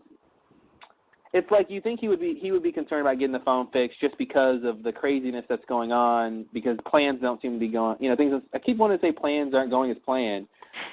Things aren't going as planned. But. I think plans aren't going as planned is right also. Yeah, that's probably true. And then, but on the other hand, it seems like he's just okay to let things play out, or to wait, or, maybe he knows, like, it's not that much time in the real world, so he's not really pressed to, like, for Jack and them, when it's a day, it's like 20 minutes. or I don't remember how that worked, or half a day or whatever. It's a significant amount of time has passed for them. So maybe he's not that concerned simply because it hasn't been that much time passed in the real world. Maybe a couple hours even. Yeah. I always thought, or always, I didn't always think this. When Desmond and Saeed left in the helicopter, and there was that whole thing about who's gonna go, and Charlotte's like, no, we gotta stay here because we got work to do. Her and Dan. Yeah. And at the time, it seemed like okay, she's into this whatever archaeology, anthropology. Whatever kind of thing, and so she'll do that, and he's got some kind of physics thing going on, and so I thought they were gonna, and they had that one scene with the cards, which doesn't even, I don't think that really counts as work. I just. It's all for the notice. It's just them having fun, playing games. Yeah, they've just been sitting there, since that time. Look at it this way though. I think at the very least the work that they had to do was probably the Tempest.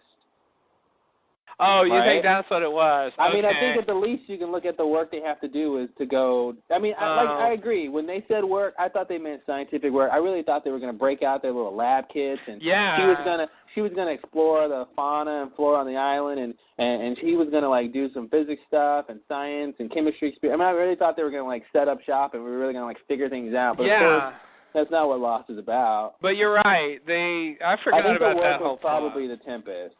Yeah, okay. All right, because that was one thing they did.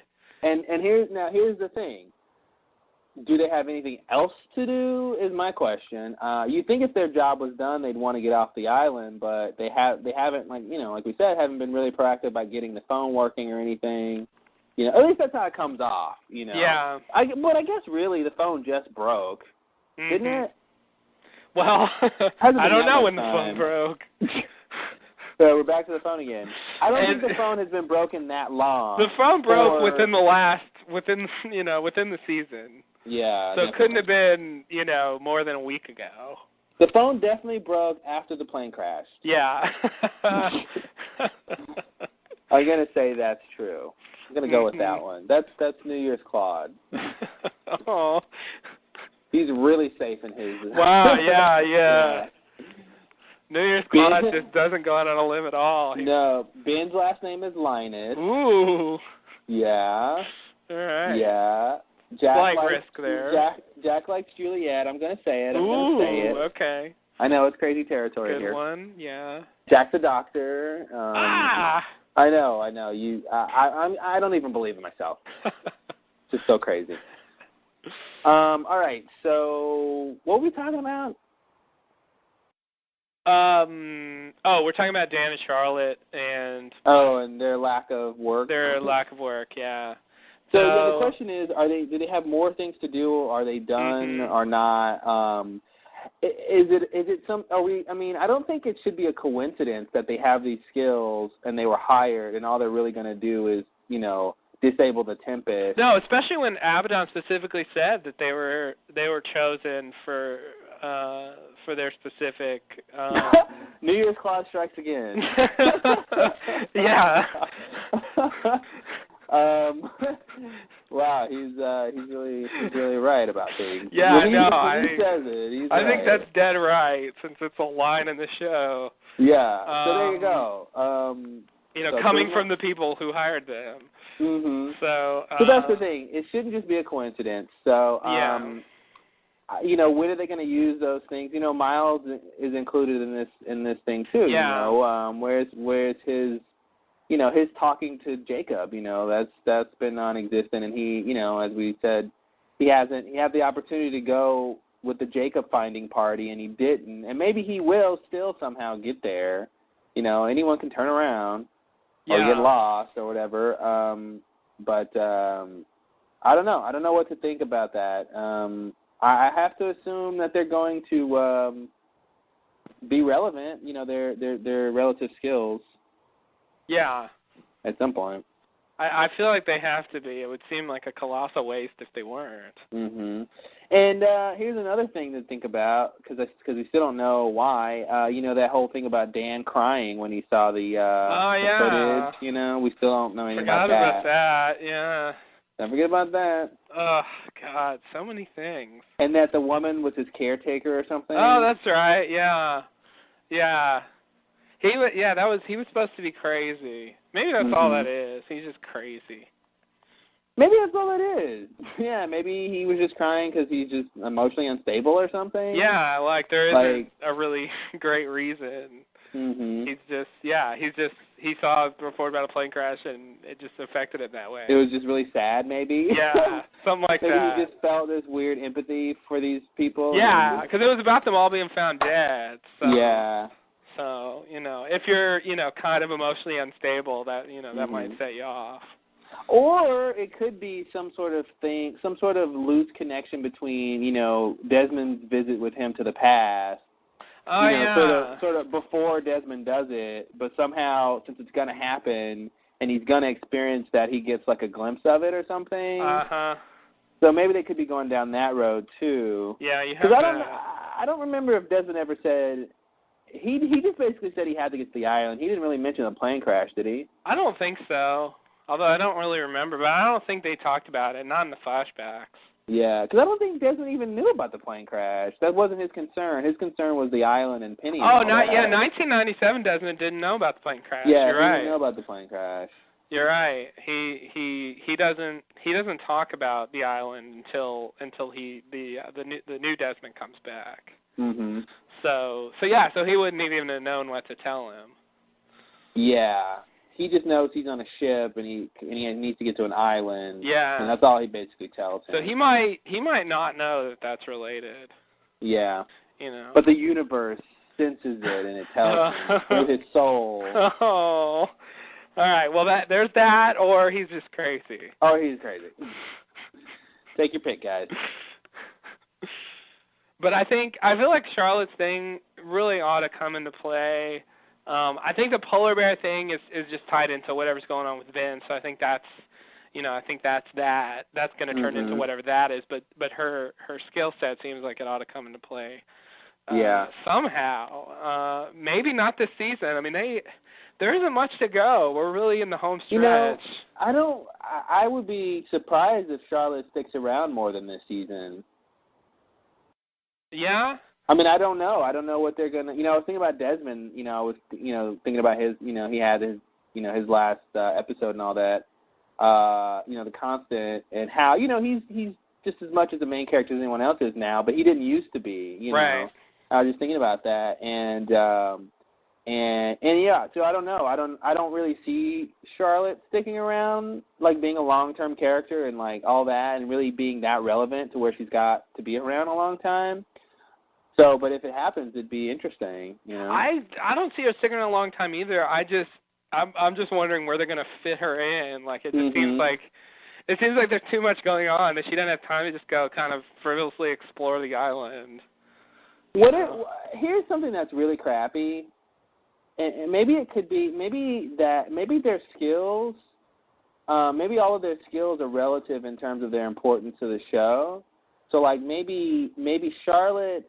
I mean, maybe her big thing was finding that, her connection is the thing in Tunisia with the polar bear. Like, maybe that's the biggest thing her archaeology has to contribute. Her archaeology skill set has to contribute.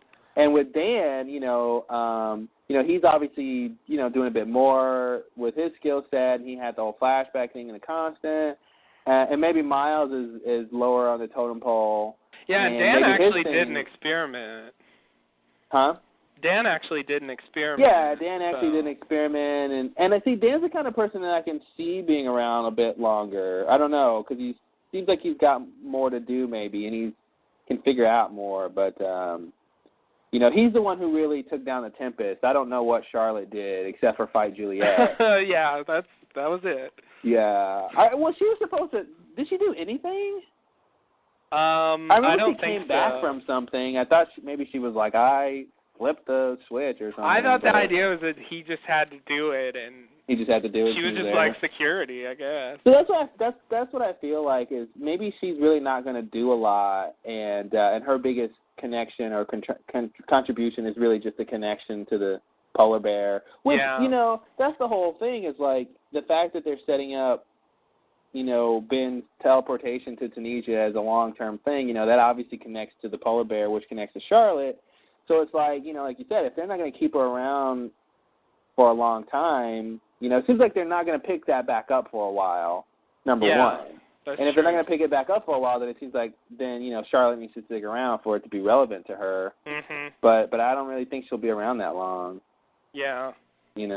But hey, Rousseau died before we figured out everything about her, so she presumably sure now she could still be in the jungle, and wake up next episode. Yeah, that's true. Because the island takes a little time to heal your wounds. Yeah. Because, honey, John, we all know it ain't going to take that long. Oh.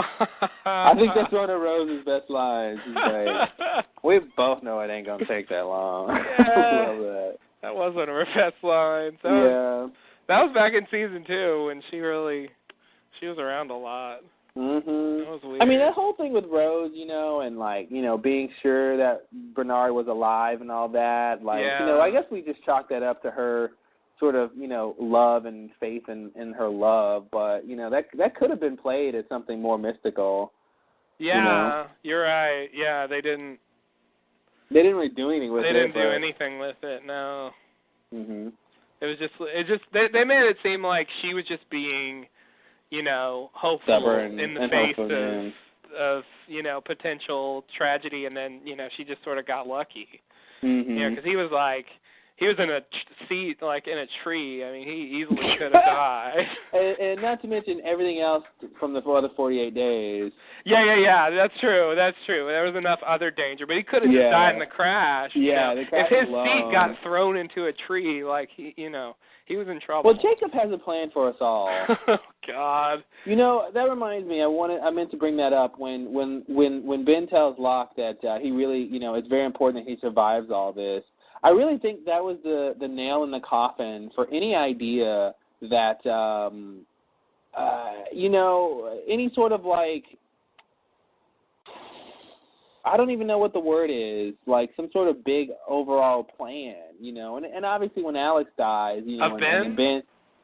Of anyone's almost. Oh. Because when Alex dies, that was when he says, well, the rules have changed, and so that's kind of a separate but related thing. But just the idea that Locke is very important to what Ben wants to do, but Locke could easily die. So that kind of says that, like, whatever Ben wants to do, there's no sort of, saying. You see what I'm saying? There's no sort of, like, Locke has to survive, so it's not like matter. The Michael thing where if the island needs him to do something, he just can't die. Yeah, that's the thing. It seems like Locke isn't that important to everything, and it seems like Ben really isn't either. That like he could get so close to presumably if Kimi wanted to, he could have just shot Ben right then and there. If he wanted to. Yeah, I don't think they want to shoot him. I think they want to... Well, yeah, of course. They don't want to shoot him, which is good for the show and good for Ben. But I'm just saying, like, in terms of... I don't really think anymore that there's any sort of guiding force that's, like, protecting Ben or, And it could just be that Jacob isn't on his side anymore kind of thing. Mm-hmm. But just the idea that he was saying, Locke, you need to survive this, yet, the fact that you could die... says that it's not guaranteed that you're integral to what's going to happen. Another possibility, let me just throw out there, is that this is just an inconsistency, and that he's saying this now, but we're really supposed to believe that that Locke and Ben are important. Yeah. That he's.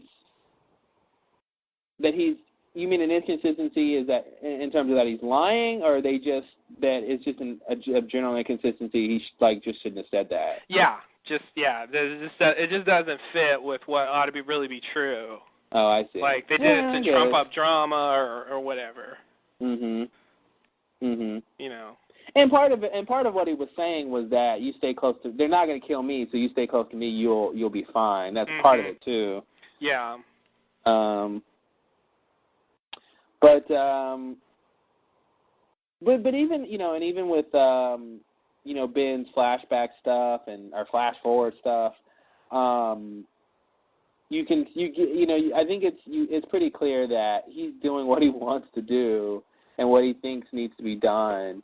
And the old idea that there was this huge plan. Okay, think about Lost from season 2 perspective when we were, thinking about lists and the others and good people versus bad people and they're taking kids and they're taking certain people and they're doing this and that. Like, you got the sense there was this big thing they were working towards. And we basically know that in 2005 and when was Saeed's flashback? Like in 2006 or something? Yeah, just a little after that. Yeah, like they're just hanging around, killing people around the world. Like that's not what I thought, the others were about or would even go to be about. You know what I mean? Like it seemed like there was this big thing that they were trying to get done. The fertility thing or resurrecting their society. All those old crazy ideas we had of the others. Yeah. And it's just not about that. I think the show has a strange thing. It's definitely been doing it this season, but I think it's probably been doing it for most of the show, where it kind of oscillates between being a quasi mystical sort of like what supernatural forces are at work here kind of thing, to very pragmatic, basic, normal conflict, in terms of gun battles and making a house a fortress and I feel like the show's had like both things for a while, and it's like when it's like down to earth mode, they just don't talk about all the like mysterious stuff. It's really it sort of gets pushed off to the sidelines, like like they're not just gonna bring it up, and so like I feel like we will learn more about the others, and I feel like some of that stuff like will be explained somehow. But the thing I don't think that I used to think I don't think that the others are a part of are a big part of the overall Lost. Whatever the general explanation is for things. I think the others are part of that, but not like I used to think they were, almost. The front and center of the whole thing. Yeah, that's what I mean. Like, that whole thing that it was sort of leading up to whatever Ben and them were doing, it's not really about that anymore because what they're doing changes, Yeah. Like, they're doing, it basically seems like he's just on a revenge kill. Yeah. He's just on a series of killing people because Alex died, and then, they kill Nadia, and that's how Ben conscripts Saeed, Yeah. Yeah, but I think we will get stuff about the others. Like we will. I mean, it might be incidental or who cares, but I feel like they will say something about the lists and about the good people and I mean that's the thing. Yeah, that stuff is obviously sort of there and and like real stuff to talk about. But the other thing I was just mentioning was just the idea that there's some sort of like, like the universe is on their side or like, the island is like, like there's some, like whatever they're doing is important enough to where, or like, that Locke would be important enough to where he, that it would work out to where he would be where he needs to be when he needs to be there, regardless of if these guys are shooting at them or not. Yeah, okay. That's what I thought was just kind of the case, but it doesn't seem to be true. So, or unless it's an inconsistency, Yeah. So I don't know. Anyway, are you ready for the next scene? Yes. All right. I don't know what that is, but okay. So I think it's this one. So we're back at the barracks. And they're Ben and Locke and the gang. I guess it's maybe just Ben and Locke. And Hurley's there too. That's right. He's got the baby. And they're barricading the doors and the windows. And Ben, John says, you're scared of these people that are coming, aren't you? And Ben says, yes, I am. And then that's when Hurley comes in with the baby. Why he has the baby? For no apparent reason other than want the baby to get blown up in Claire's Yeah, house. the baby would end up getting firebombed. Yeah. I think they have a very tenuous, like, sort of explanation on what happened and why the baby was there, and they didn't explain it, but I think you can piece it together. Yeah. Why things played out the way they did, but we'll talk about it. And Hurley's like looking out the window, and Locke tells him to get away from the window, and then Hurley says, "How's Sawyer going to get back in?" And Ben says he's not. We go outside, and Sawyer is going to find Claire. He comes across a man, a red shirt number 1, who says, "What's going on? Why do you have that?" And he says, just get back inside and wait until bang, and then he gets like shot, and then someone else comes outside. God. And Sawyer tells them to get back inside, and they get shot, and then a third person comes out to check on the second person, and Sawyer says, get inside, and he gets shot. And I was really gonna if there was a fourth one, I was just gonna go watch Benny Hill instead. Yeah, exactly. It's such a fucking slapstick comedy bit. I don't know what movie it is, but I've seen that where someone just they just keep getting shot. An endless line of people. They check on the previous person who's just been shot, and then they get shot. Yeah, I don't know what that's from, but I saw that in a movie or something. It was very funny. Yeah, it's weird because now basically they just killed all the red shirts with Locke. Yeah, all the people who came with Locke who are not main characters just got killed. So that when they leave, it's all main characters. And that's yeah, exactly. I don't know. It's weird. That makes sense. Because it would have been weird if they had to leave and then there's all these stragglers there They needed to kill him. It's just how come? Yeah, it's there was obviously no loyalty or caring to let them know what was going on. Yeah. I mean, obviously Sawyer runs into them and tells them, but if this guy's doing laundry. Oh no, what did he have? Firewood or something? Yeah, and he's just stormtroopers are coming. Yeah. With Princess Leia or whatever. Star Wars. Yeah, these three really, really got screwed on this whole split up deal. I think their trip to Australia, getting on that plane going to L.A. was the worst thing that ever happened to them. Yeah. Yeah, that's a crappy life right there. The crappy way to spend the your last couple months of your life, and then you end up just getting shot randomly with no anything. Yeah, that's sad. Yeah. Because with the other people that die, at least they get screen time before they die. Yeah. Not these three. No, some people get whole episodes. Mm-hmm. Heroic chapters that underpin their lifelong struggles with fate and and charity and love and honor. And they finally get to overcome their their problems and move on with their lives and and go to heaven where all good people belong. Exactly. Yeah, I also want to ask, and I guess it's a pretty simple answer, but they were just kind of shooting people, and it's one of those people could have been Ben or something. Yeah. I mean, they have a picture of Ben, but they shot that third guy real fast. Mhm. They did. But I guess they know that's, I don't know, no big deal.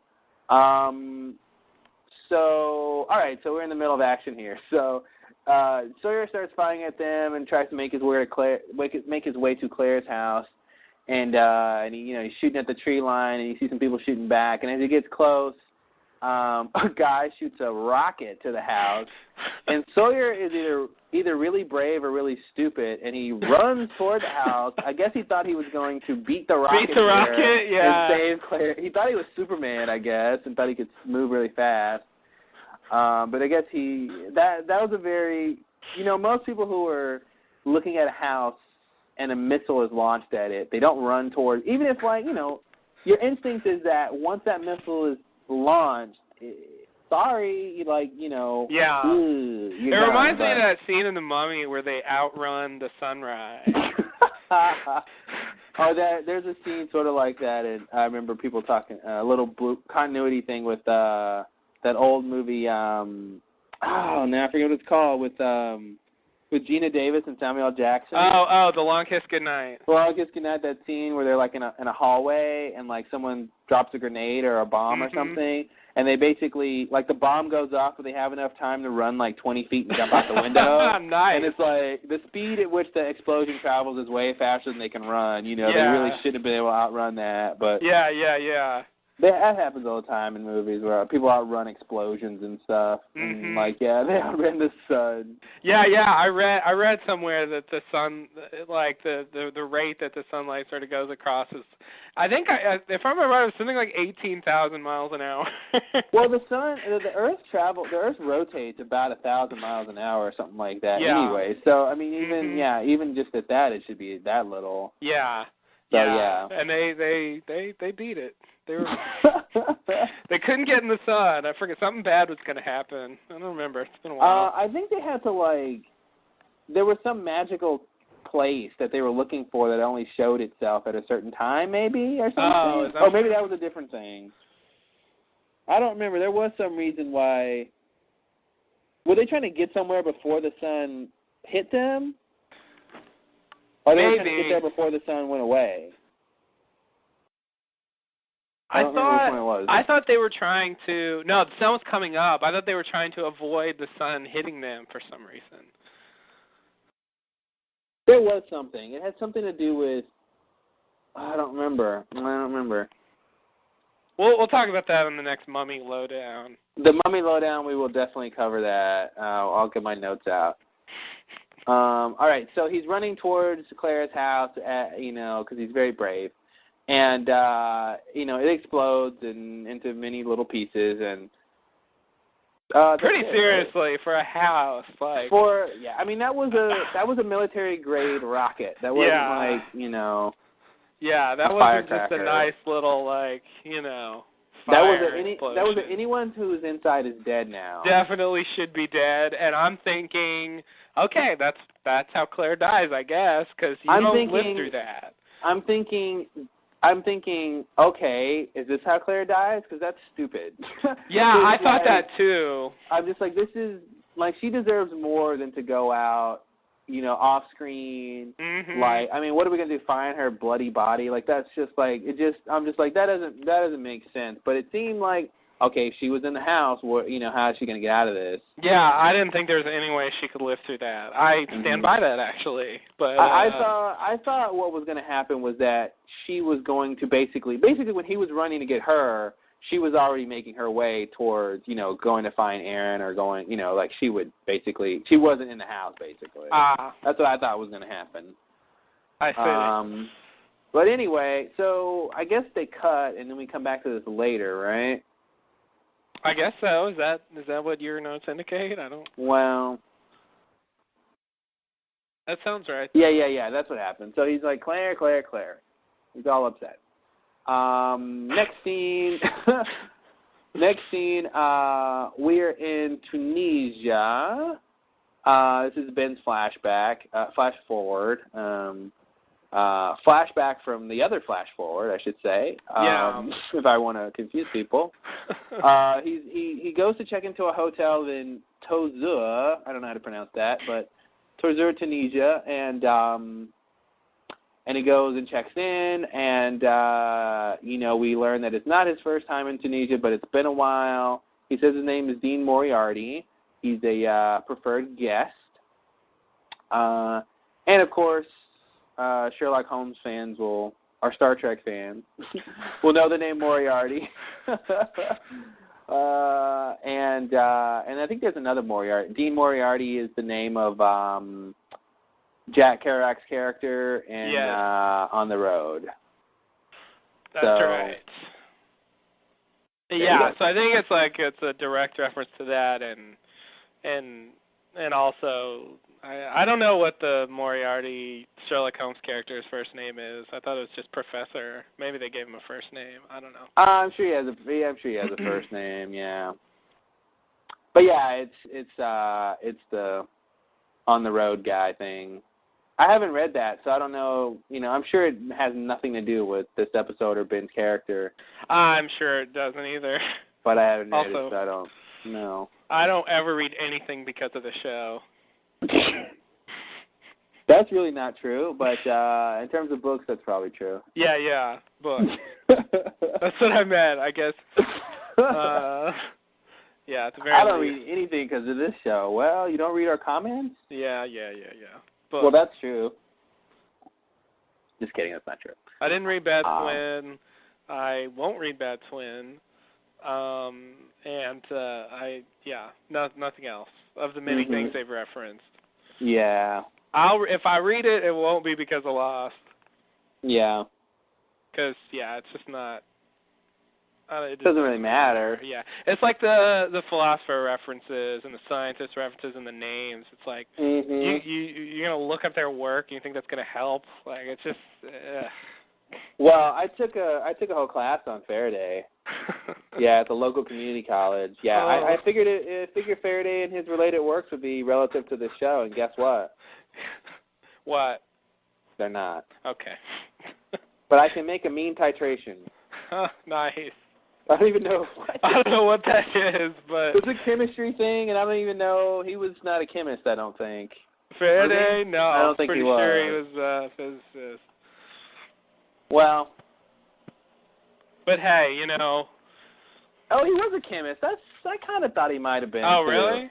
Yeah, that's. I thought the titration thing. He did something with chemistry.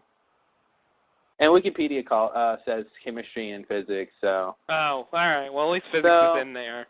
My crappy joke makes sense. Okay. All right. And titration is one of the few things I remember from chemistry class. You don't remember titration? The word sounds familiar. I can't say I remember it, but there's something going on in my brain when I hear it. Disdain for chemistry? Yeah. I think that's bad memories from chemistry class. Yeah, not the queen of the sciences in my world. No, we're really doing a lot of tangents here. So let's get back to the scene because it's a short scene. Let's see. What scene are we on? Oh. Yeah, he's checking into the hotel under Dean Moriarty. She looks through the register and then kind of looks up at him, a little surprised. She gives him a strange look. And she says, "Certainly, Mr. Moriarty." She gives him the key, and then he asks what the date is, and she says October 24th, and he says, 2005, right? And she's like, yeah, 2005. And he kind of, says it a little like, yeah, I know I should know this, but I don't, because I just came through a time machine. Yeah. And he says thanks, and as he's leaving, he sort of he sees something on the TV, and he notices Saeed, and it's sort of news footage in Arabic, and he sees Saeed on the television, trying to get into a car, and he's saying, "I just want to bury my wife in peace." So anything about this scene you want to? Yeah, so we talked about in previous podcasts about when the Oceanic Six get off the island, and I think Sun's flash forward brought the date back pretty far. Because she's having the baby, and that's some reasonable number of months in the future, and I think that makes I don't remember exactly what the right, but that makes October 2005 a month and a year later. A pretty reasonable time for her for the Oceanic Six to sort of get off the island and potentially Ben as well. I mean, Ben, he's occupied right now, but since he's wondering, what the time is, what the date is, it makes me wonder when he's supposed to have done this, since the time they say is the time I would have expected him to do it. That's the thing. I think there's a couple things going on here. I think one is maybe the time differential because, Sun had the baby obviously 9 months after she got pregnant or something like that, something around that time, right? Yeah.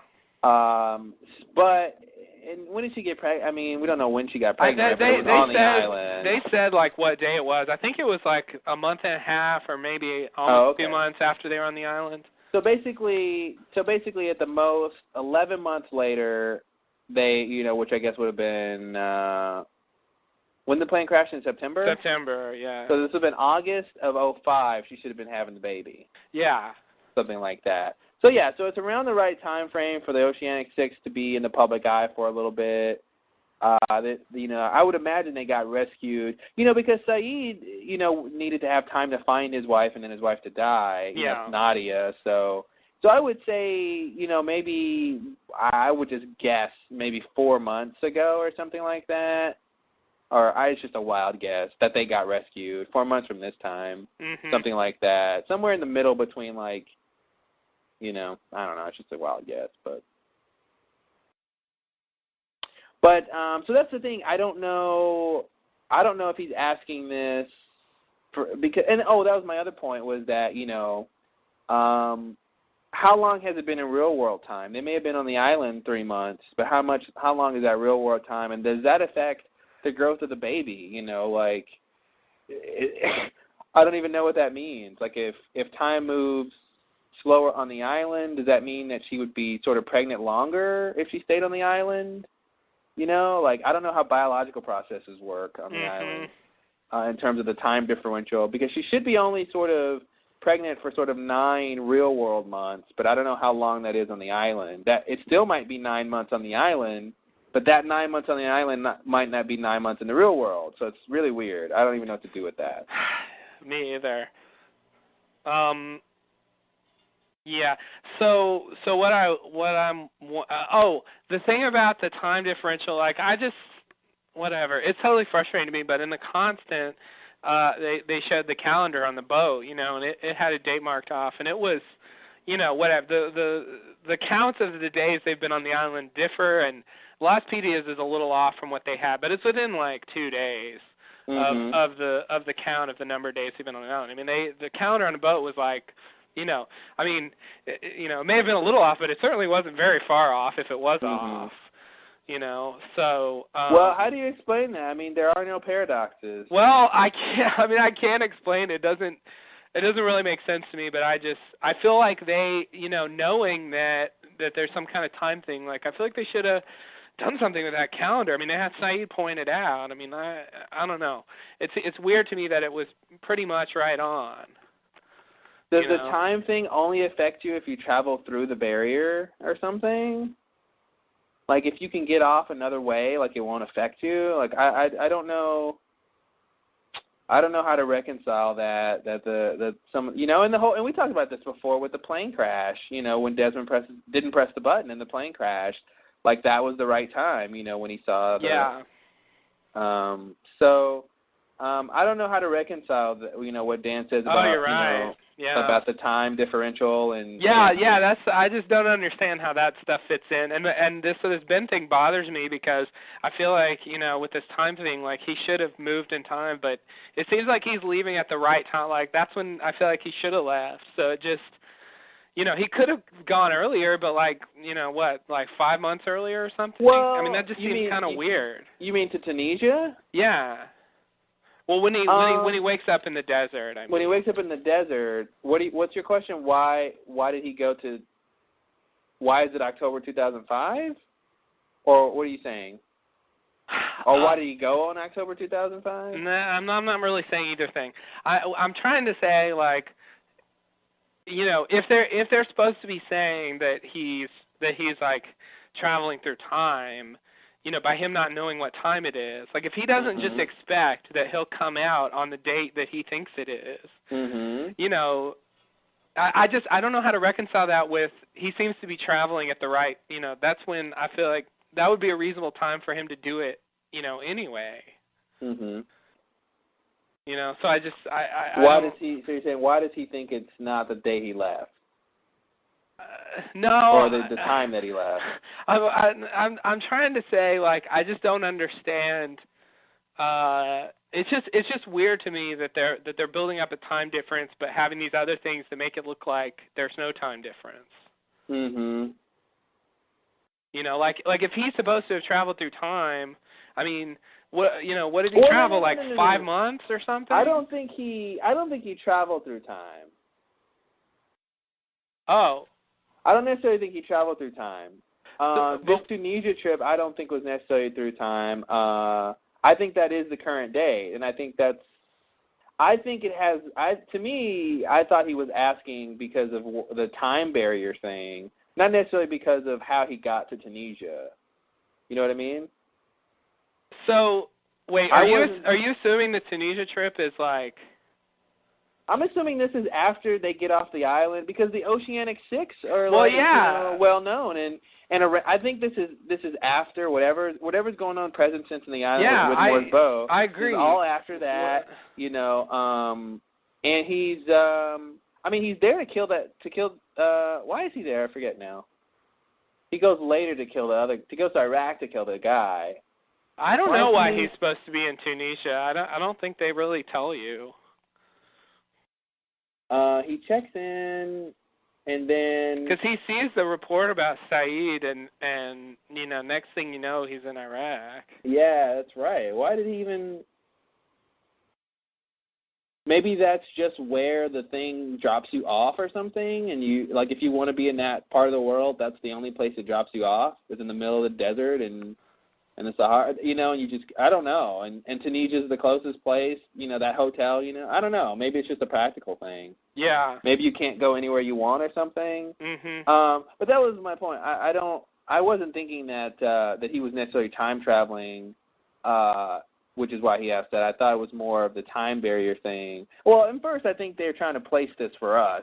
They're trying to tell us when it is. Oh, that's true. I think that's a big one, is really they're trying to tell us when this is, so we know it's a flash forward, not a flashback. Yeah. And he was really concerned about the year.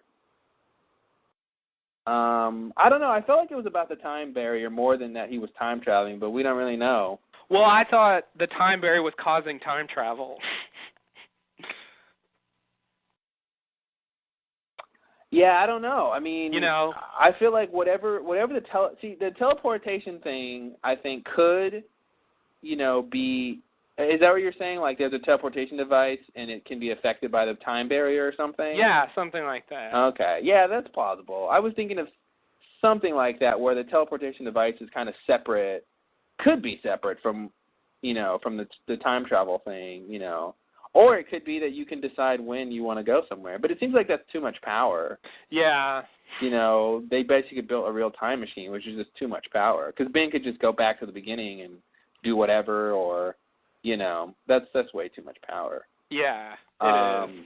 Yeah, and I feel like, maybe the polar bear thing was that they were testing it and it sent it back and, and it wound up in, however many years ago that it got there or whatever. Mm-hmm. I don't know, that whole stuff, all the Tunisia stuff is weird. That's right. It's so far. Although Minkowski, man, I don't know. It seems like it sends you back in time, or I guess in Desmond's case, it sends the older version of yourself into the newer version of yourself. Mhm. And then back again. Back and forth. With the memories that you knew and you had, and you keep the memories of the consciousness that didn't get them. Yeah. Yeah. Because Desmond shouldn't remember 2001. Desmond shouldn't remember the stuff after 1996. Desmond showed up. Right. But the memories merged, of course. Of course they did. Why wouldn't they? The human mind is such a wonderful tool. Yeah, I don't know what they're doing with the time barrier thing, man, and I don't know, why he doesn't know what date it is, or if we're supposed to think it's a different day than when he left, or I don't think he's really time traveling though. So I don't think he got into something and then it really took him to, the future or the past or something. I don't either. I just found it odd that he was asking about the day, but maybe it's. I think it just has to do with maybe the time barrier. Yeah. And that, when he left the island, he just wants to make sure, when it is and everything. And because, I don't know. Yeah. It could depend on how he left, too. He could have, like I said, his arm was cut. So he could have left in a hurry or he doesn't really know. Or he was just I'm just going to go. Just like a blind jump. But, it's pretty incredible. I was just thinking about that. It's pretty incredible that he just shows up. that we saw him in the middle of nowhere with no trail, obviously just teleported there. Yeah. That's pretty crazy. It's really crazy. But I think much like, a smaller scale, the thing with the swan hatch blowing up and, the three of them getting magically teleported somehow to various places, it seems like they'll just do that and just expect you to deal with it. Yeah. Like I feel like we'll probably find out more about it, but I feel like we're never going to see. Maybe I'm wrong, but I feel like we're never going to see this happen. Like it's just. Oh, we'll see it happen at the end. You think so? Yeah, we'll see it happen at the end. They'd be crazy not to show us. I mean, at a certain point, it shouldn't be a mystery anymore. At a certain point, they should just tell us everything there is to know about this thing, and so we get to see them use it. I mean, at this point, I think that's how they get back to the island. I mean, I have no other way. I think it's the most interesting way because it's new, and we know they're setting it up for something long term. Mhm. If they got to the island on a boat, that's just silly. I don't know. Like, I guess I just assumed they would teleport, but like we still won't see anything happen. Like if that, like it'll be like this.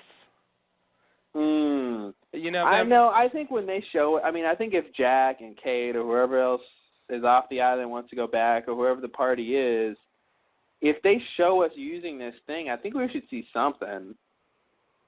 I don't know what we would see. Like, maybe there's I nothing to imagine see. them like going somewhere, and as I'm saying this, I know this is way off. Like somebody can replay this when we get to season 6, and like nothing of this sort happens. Anyway, what I imagine is Steven. Like, Steven will probably replay it for you. Yeah, please. I can't wait. I imagine like a bunch of them go into some place, like wherever you're supposed to go, to make this happen. I imagine them getting there. Maybe they have to fiddle with something or do whatever. And then, like, I imagine, it just cuts, and we see them all, like, wake up on the island, like, lying on their backs. Like, that's what I imagine. Like, they won't show anything happening. It'll just be, boom, they're there. I think that if they did that, that's lame. I mean, I feel like, first of all, is there anything to see? Because, I mean, you could have... they could just step into a machine or a box or a room or whatever the thing is and just literally disappear. Like, that could be how it works. Or it could be they glow first, so the machine, like, ramps up, or, like, energy things hit them. Like, who knows what it looks like when it happens. But I feel like if there's something to show, they should show us. I mean, I don't know. I think that's bad storytelling. If there's something to show and they just don't show us at the most pivotal time that they're using this, Mm-hmm. I can see them not showing us now when Ben's just kind of using it and it doesn't really matter at this point. But when it's like the crux of the last half of the whole series, them getting back to the island, like, if there's something to show, I would expect them to show it. Because why not? It'd be cool to see, Yeah. I feel like they like to just have crazy things happen, but never sort of dig into the crazy effects pile to show it. I mean, I don't think they would show anything more than what we've seen with the Swan Hatch, the crazy stuff that we saw down there. I mean, I think whatever they would show would be on that level, Yeah. Because they go to the time to do effects and stuff and to do all that kind of stuff. And but I know what you mean. They like to do things and not really talk about them. And do you think you kind of said this, but I don't know if you think this. Do you think that the fact that they were dispersed, like sort of near the Swan implosion, had anything to do with like that's related to this teleportation thing at all? No, that hadn't occurred to me. Maybe it is.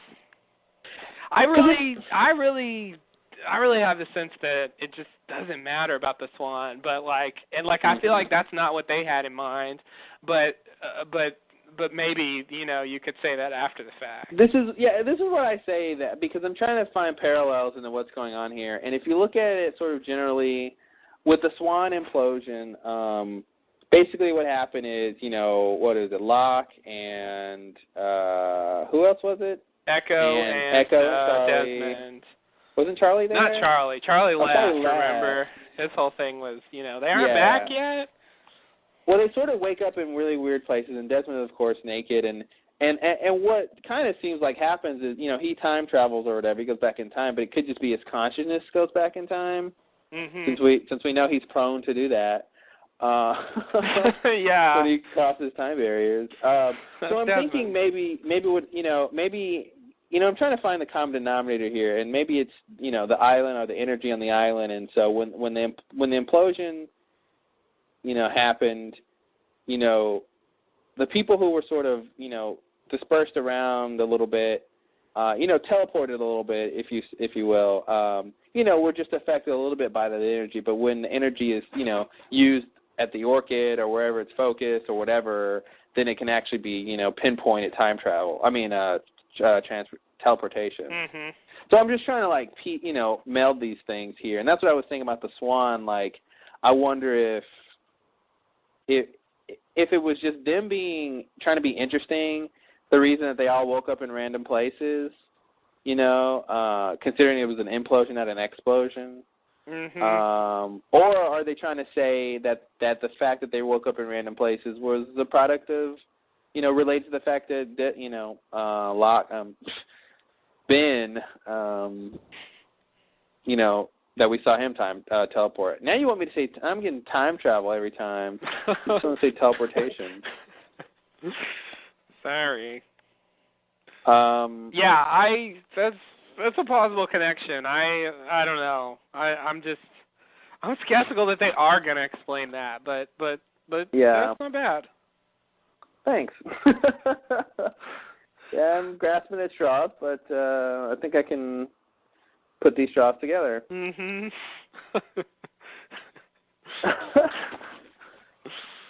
All right, so man, we're not even halfway. Ooh, no, it's gonna be a long one. We're getting close, aren't we? Yeah, we're getting close. All right. Okay, so I feel like I lost my place because I did. Okay, so it's October 24th, 2005. Oh, that's the other thing I want to ask about this scene. What do you think was going on when Najis, which I guess is her name, she looked at him weird after she looked him up in the registry? Oh, God, register. I don't know. I'm like, what? That could just be another thing of them just being stupid and silly and trying to be interesting, but... Yeah. Because I'm like, what would she see? He said his name was Dean Moriarty. He's a preferred guest, and he's been there before, but not a long time. Okay. Nothing about that was weird to her. Okay, but then when she looks it up, she looks at something, her eyes get big, and she's like, oh, okay. And then she looks, it's weird now. Yeah. It's like she saw something that wasn't, those bits of information that made her, I don't know what, suspicious. Well, not that it wasn't. And I don't know if it's necessarily not those bits of information, but something more or something, like what I was thinking was, okay, what would you see in a ledger like that, in a register? And usually the person's name and how long they were there and the dates and when they checked in, checked out. There might be a note section. Maybe someone noted something weird about him or something odd. That's a very ridiculous, not a very interesting theory. But I was also thinking maybe she saw the last time he checked in. And it coincided with some date that she knew that was really crazy, like something happened or, some date that's significant coincided with, when he was there. And she was like, oh, okay, well, that's kind of strange. Oh, yeah, okay, well, yeah. Just in terms of thinking about what could she see in that register that would make her, that would normally be there, but that would cause her some concern. Yeah, I imagine something like the note, in the margin. This guy's scary. Yeah, like something to give him whatever he wants, kind of thing, or preferred guest, and he's really like the owner or something. I don't know. Approach with caution. Do not feed. Yeah, exactly. Don't kill his daughter. So I guess that's a good rule of thumb for anyone. Yeah, for any guest at a hotel. Hopefully you don't have to note that for everybody. Whatever you do, don't kill this person's daughter. They're a preferred guest. They have 1,000 reward points. Yeah. Yeah. Hey, I've never been to Tunisia. I don't know what they do out there. Yeah. All right, next scene. But yeah, maybe it was the date. When you said maybe it was the date, it made me think like maybe the previous date was like 80 years ago or something. But that's ridiculous. She didn't go that far back in the book. You don't think so? She should have had to gone into the archives to get something like that. I don't think she flipped 2 pages and got to 80 years ago, unless they have no guests at their hotel. They do light business. What do you want? It's Tunisia. It's Tunisia. Oh man, yeah. No, I was thinking like it was, something kind of crazy that would have stuck out to her, or maybe like. Something weird about, when he checked in or how he checked in or how long he was there or, I don't know. Maybe it was the exact same day or something. I don't know. Yeah. Like October 24th another time or another year or something. Oh, yeah, they could do that. But I don't know. It just seemed like a little thing, and it was just kind of strange. He thought something would come of that, but why is he in Tunisia? I don't know. I thought it made sense. It's just not clear. I mean, maybe the idea is that he just, like you said, he just woke up. That's just the closest place. It just sends you into a relative location in that kind of area. Yeah. Because obviously he didn't show up in the spot. I guess the idea is the polar bear was probably alive when it got there, so it roamed around and died somewhere else. Yeah. Yeah. But that's that's pretty unlucky that the teleportation sends you to the middle of the Sahara Desert. It's pretty bad, yeah. And he didn't have anything. He didn't have any supplies with him. No. Did he just? That was weird. It's like it didn't really come off like he didn't expect to be there, but it didn't come off like he had planned to be there. Yeah. Because he sort of lucked into a horse. He lucked into a horse, man. I don't know what he would have done in the desert, with nothing. Yeah. He lucked into a horse, and he didn't even I thought he might even put on someone on the board mentioned put some does he put some sunscreen on your neck, Ben? Or does Jacob prevent you from getting sunburned? Mhm. Oh no, John, I can't get sunburned. I think on the island they referenced sunblock once in season 1, but that's something I thought about. If I were there, it would be a big problem. Yeah. At a certain point you'd just run out, and it'd just be like, well, okay, I guess it's under the trees all the time, or skin cancer. Yeah. Well, the light scatters differently there. Oh, so I forgot about that. The UV rays are less intense that way, and so it's not a big a concern. Okay. All right, fair enough. So yeah, my working theory is that he woke up in the desert. I don't know whether he knew whatever, but he's in Tunisia just because that was the closest place to go, and so he was just gonna I don't know what he was supposed to be doing. It seems like he was supposed to be doing something else, but just happened to see Saeed on the TV and sort of got involved in Saeed's drama seemingly just by random luck of seeing it. That he was, that he came to, back to the real world to do something else. Oh, can I tell you what it is? I've got the answer to all your questions. I just figured it out. Okay. I had no idea, and then I was listening to what you were saying, and I'm piecing it together. How about this theory? Ben comes to start his killing spree, and he sees that Saeed's wife just dies and decides he needs help, or maybe wanted help anyway, and decides to go get Saeed to help him, and that's what that whole thing is about. Oh, okay. And if he didn't see that, he would have just continued on whatever list of killing people he was going to do anyway. Okay, so it's the same mission. It's just he just decided to recruit Saeed to help. Yeah, that seems like a pretty easy theory to be true. Yeah, that is. That works. All right. I was willing to just let it drop. Yeah. Yeah, me too. I was just like, well, we can't crack this. Mhm. Yeah, we'll just never know. Yeah, I think that's probably it.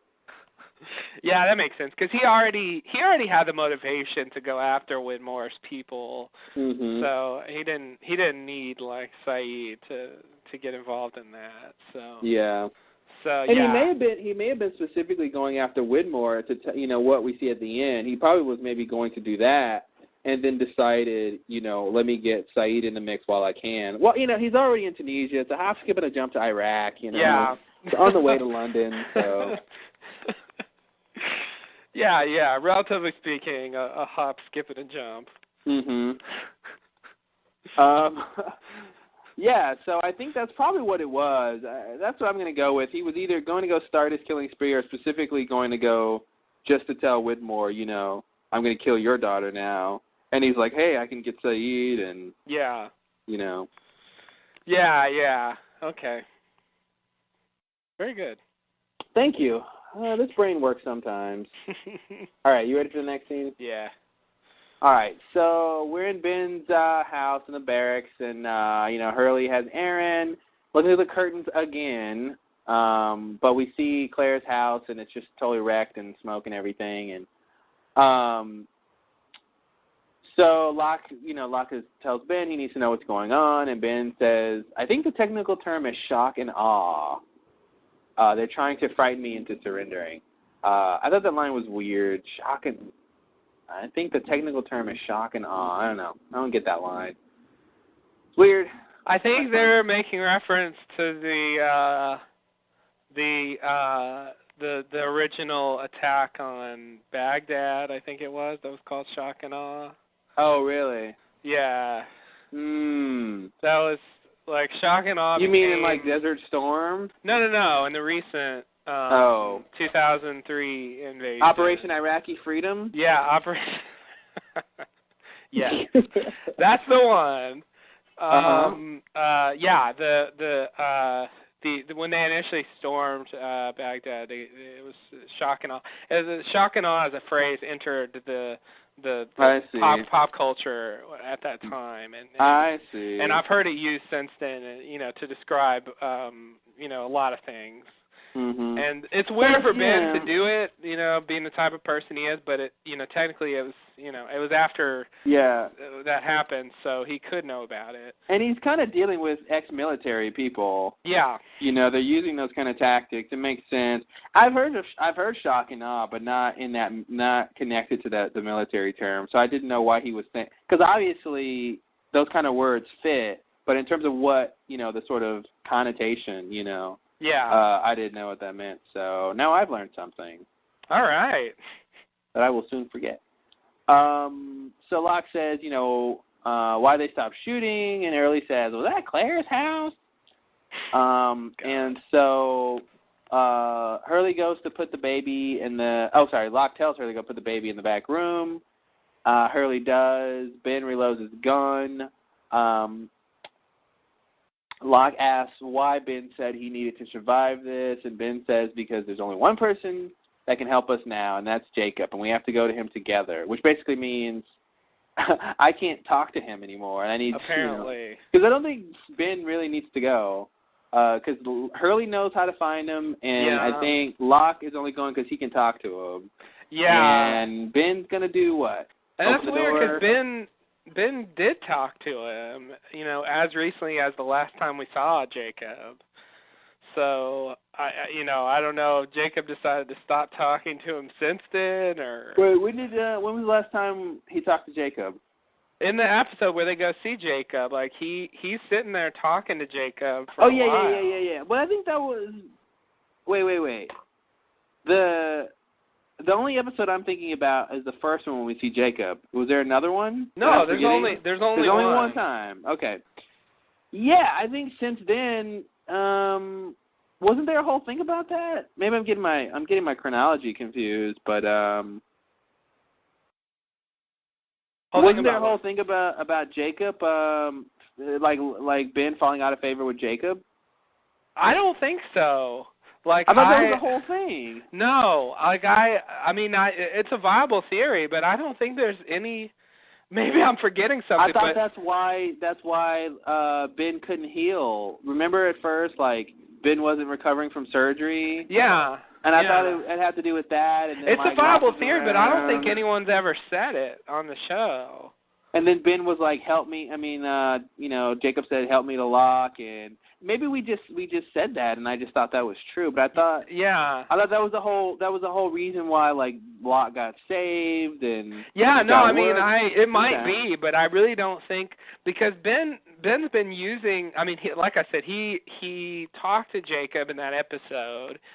I guess he was upset that Jacob talked to Locke, and I guess like, when Jacob talked to Locke, he didn't hear him for some reason.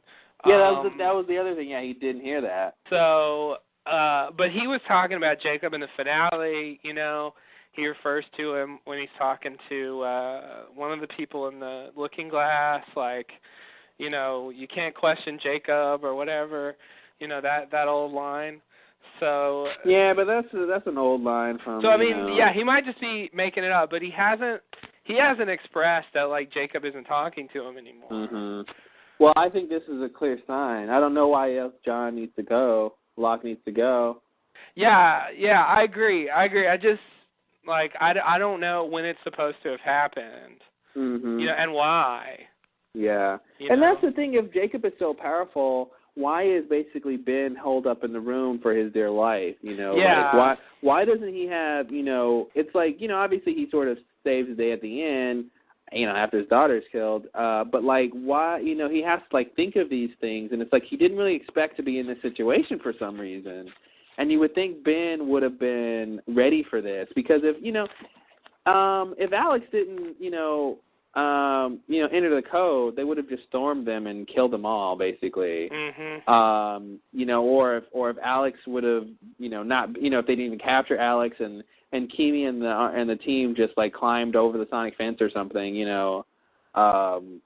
and got through, like it just could have very easy. That was the thing that was shocking. It was just things could have very easily gone a different way. And even in terms of like Ben's role, like he really didn't seem to think it would come to this. And even, as we'll talk about, when he, the whole thing with Alex, like you can see him coming up with a new plan as he's in the middle of the hostage situation. And then the whole thing with Smokey. So it's like, you think if Jacob was on his side, Jacob would be helping if he could, if that's how Jacob works, in some, I don't know what kind of way, but you would think so. And what did he say? He said, if there's a war on this island, Jacob's going to win or something, and it's like, well, dude, Jacob, like, these guys are, I guess they're not killing anyone that Jacob cares about at this point. They're not, like, attacking the others. Yeah. The others that are at the temple. So I don't know. Jacob didn't do anything to stop, the Losties from killing those 10 others. Right. So you just got to wonder the whole thing about Jacob and what he actually cares about, and who knows, man. Ben might just be making his whole stuff up, like in terms of what Jacob really wants, Mhm. Because if Jacob is somehow trapped or he can only communicate with certain people, and Ben is, pretending to be the messenger between their God or whatever, he can just make up whatever he wants. No, we can't question Jacob. Jacob wants this, but Jacob never said that, Yeah. I mean, he would definitely do that. Mhm. But I don't know. I wonder how much control he had over Jacob ever. Yeah. If there was a point where he could just be like, Jacob, do this, and does he have to talk to him personally, or can he just? I don't ever think he had control over Jacob. I mean, maybe he did. Maybe he sort of put him in some sort of, he at some point, we talked about that before. At some point, he maybe locked Jacob up, or, maybe that's what happened. Like he was following Jacob for a while and doing maybe what he wanted, and Jacob was helping him do stuff, and but then at a certain point, they had different ideas of what to do, and maybe Ben tried to, this whole thing of Jacob's house disappearing and reappearing places, maybe, with the ash, Ben found some way to keep him in some confined area, and then, maybe at that point, that's when he could sort of have Jacob do things or something, and then maybe this is why, he wasn't getting healed, because Jacob, is being is captured by this guy, basically. And then that would lead to, let's see, Jacob. And that's why he says, help me? Yeah, and then that's why he says, help me. And then somehow the ash gets disrupted, or Jacob gets around it, or whatever was keeping him there, makes him move, and now he's trying to find Hurley, or for whatever reason. And it seems like, why does Ben think Hurley knows where the cabin is? You know, that's another thing. Yeah, well, I mean, he thinks that because, you know, Hurley brought up that he saw the cabin. Oh, I knew they had that talk about the cabin, but I thought Hurley held his tongue about actually seeing the cabin, but I thought he said something like, yeah, it was kind of like, oh, it's not there, it's this way, but he just like, yeah, okay. Yeah, he said that, and then he backed off. He backed off, yeah, but what I'm saying is, like, it seems like Ben should know that the cabin probably disappears. So it seems like I'm inferring here. It seems like what he's saying is that, you know, Hurley is the key to finding the cabin. Not necessarily that the cabin is going to be in the place that Hurley last saw it, because it does apparently move. Yeah. I mean, we saw it move, and obviously it was where we saw it with Hurley was not where it was before. So. So I feel like Hurley somehow is going to help them locate it. Yeah, come to him or something. Yeah. Or I kind of thought they were just going to go back to where Hurley saw it, but it's possible that somehow they just need Hurley to locate it. Yeah, I think they need Hurley to locate it. And you know, we already know that in the future Hurley, you know, the island wants Hurley back.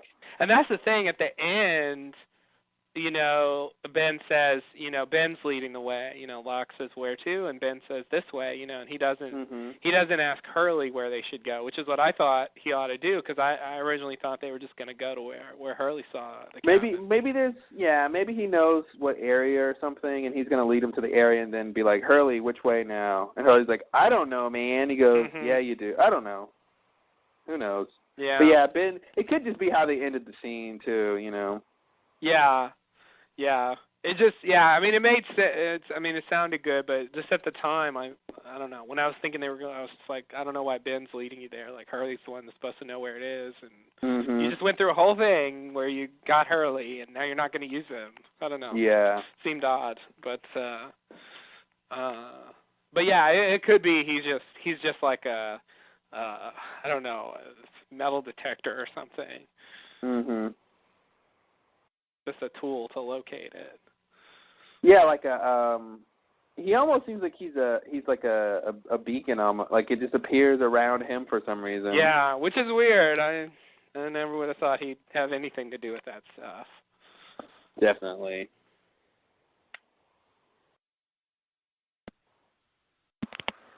Well, where are we?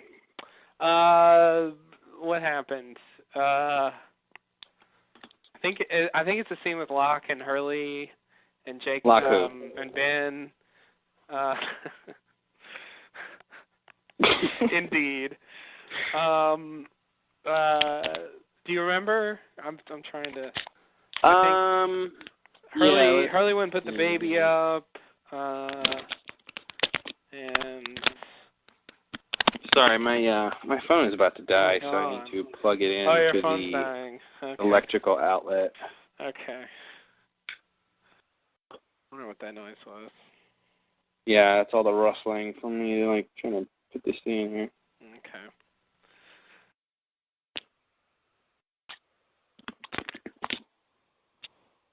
Entertain yourselves, people. Yeah. Get back to that spreadsheet. Yeah. Spreadsheet.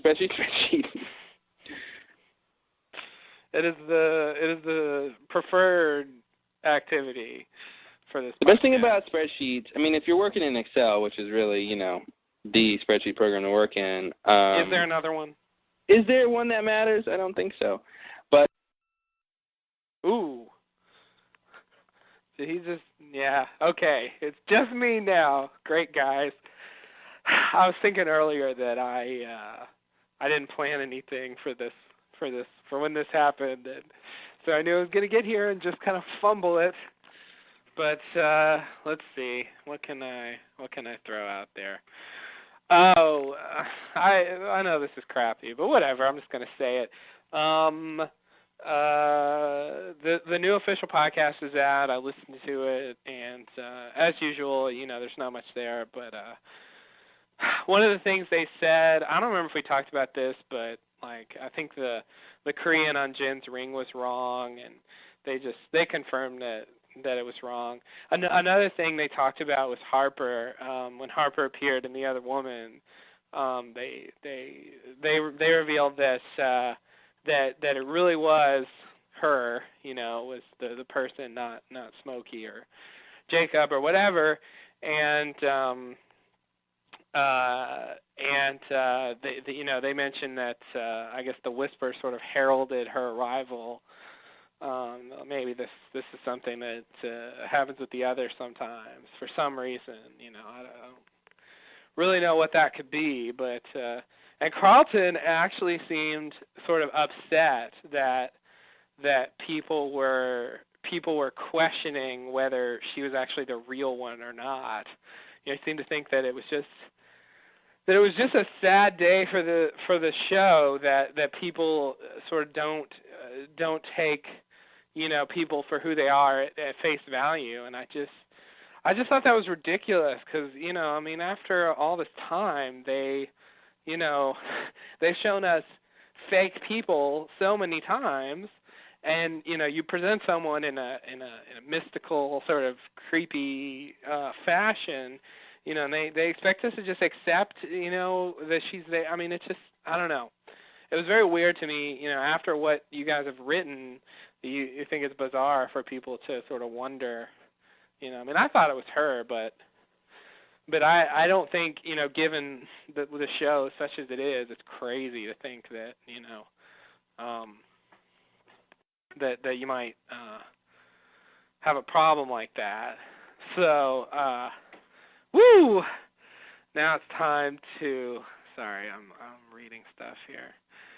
Let's see, what else can I talk about? Yeah, anyway, there's more stuff there on the podcast if you want to listen to it, but those are little things that stuck out to me. They're asking about other stuff. Let me see. Yeah, we'll talk about. I'm reading your comments here. Most of this stuff we'll get to later, but I was thinking maybe I'd have a chance to knock some stuff out if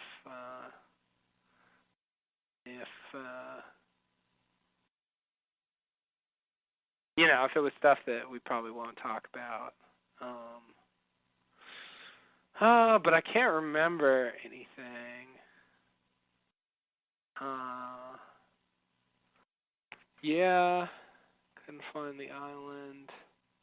Well, I'm gonna go with news here because this is getting bad. Let's see what's in the headlines for today. Okay, here's a story. Okay, just gonna let it load here. Okay. Here we go. One day after talks offer, China assails Dalai Lama. Beijing, April 26th. Less than 24 hours after China offered to meet with an envoy of the Dalai Lama, state-controlled news media on Saturday kept up their campaign of denunciations of the Tibetan spiritual leader. The behavior of the Dalai clique has seriously violated fundamental teaching and commandments of Buddhism, undermines the normal order of Tibetan Buddhism, and ruined its reputation. The Communist Party's People's Daily newspaper reported.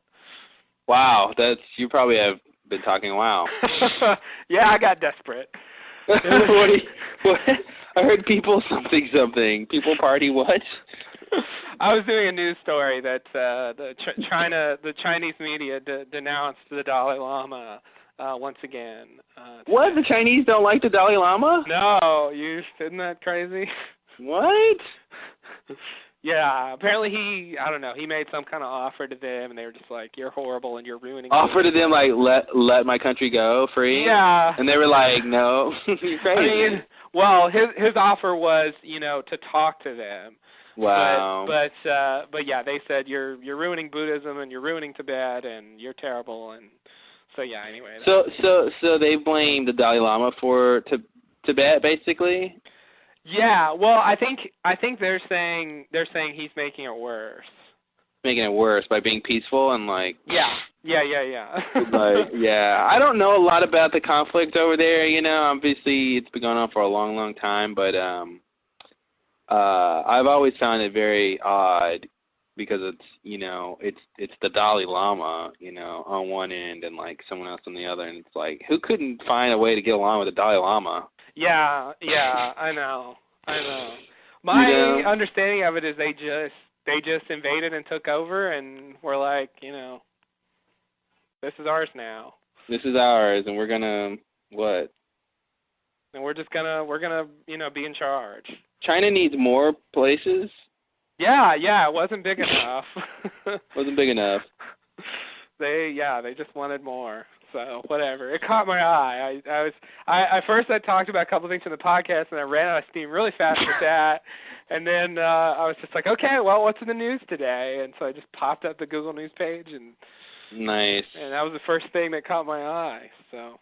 Sorry, yeah, my chargers, I got to get a new one because I was vacuuming and the cable for my charger's on the floor. No one cares about this. Why am I saying this? But and I accidentally sucked up my charger in the vacuum a little bit, and it stripped the coating off of the wire. Oh God. And so basically it's got a short in it now.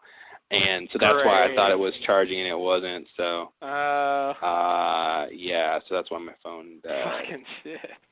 So yeah, I gotta get a new. That's what I get for cleaning my room. Really, I mean, it's a lesson to me. That'll teach you. You'll think twice next time, right?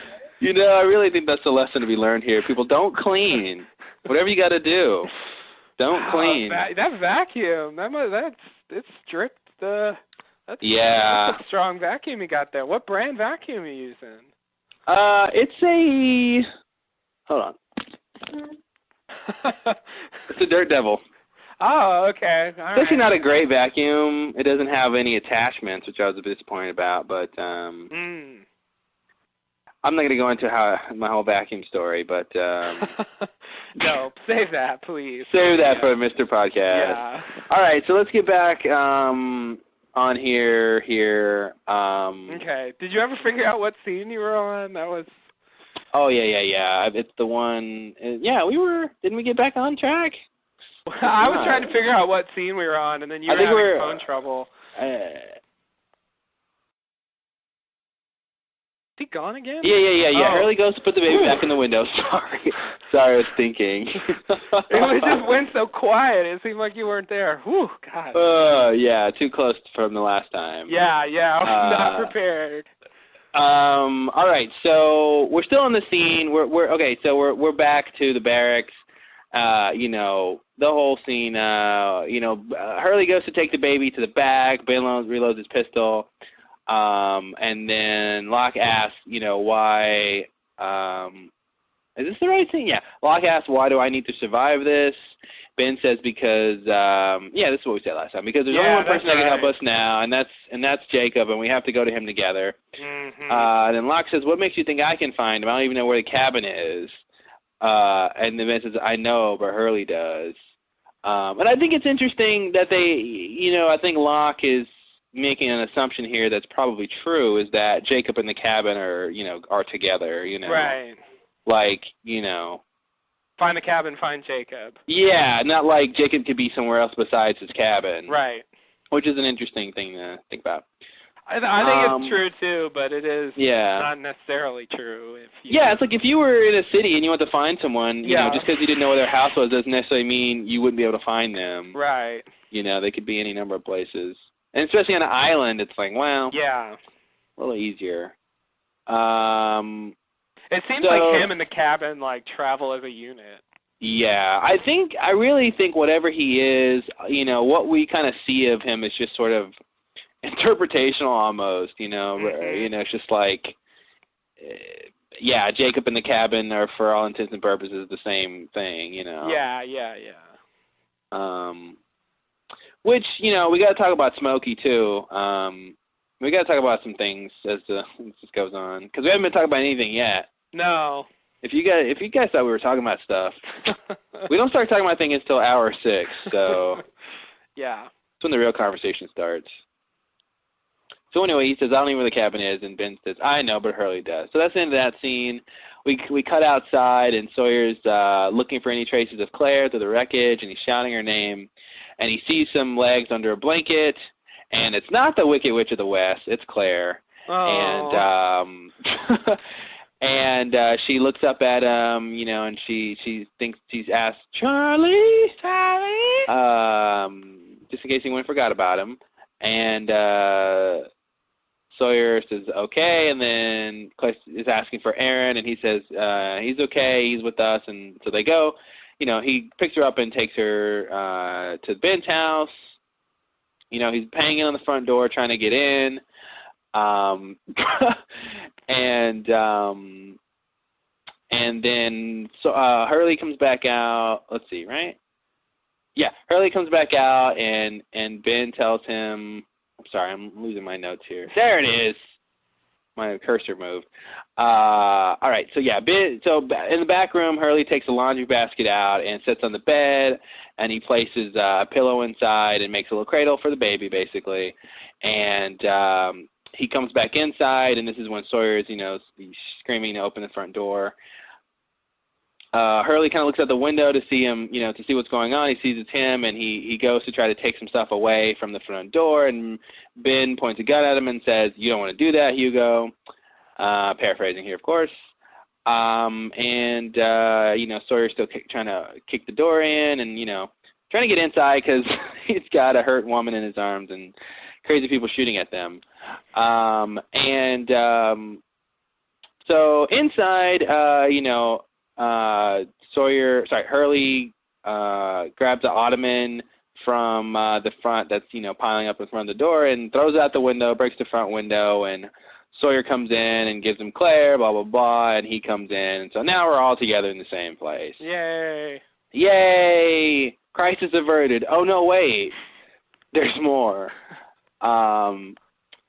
So Sawyer said they just started shooting. Why slaughter people without even telling us what they want?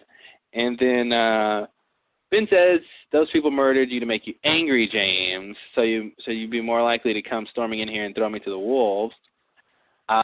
Sawyer's like, you know, that's kind of a good plan. What do you think? And then the doorbell rings, and and they all sort of, you know, prepare to shoot. And then Sawyer goes and peeps through the drapes and looks through and sees someone interesting. Who's behind door number 1? Who could it be? Who could it be? My high school gym teacher?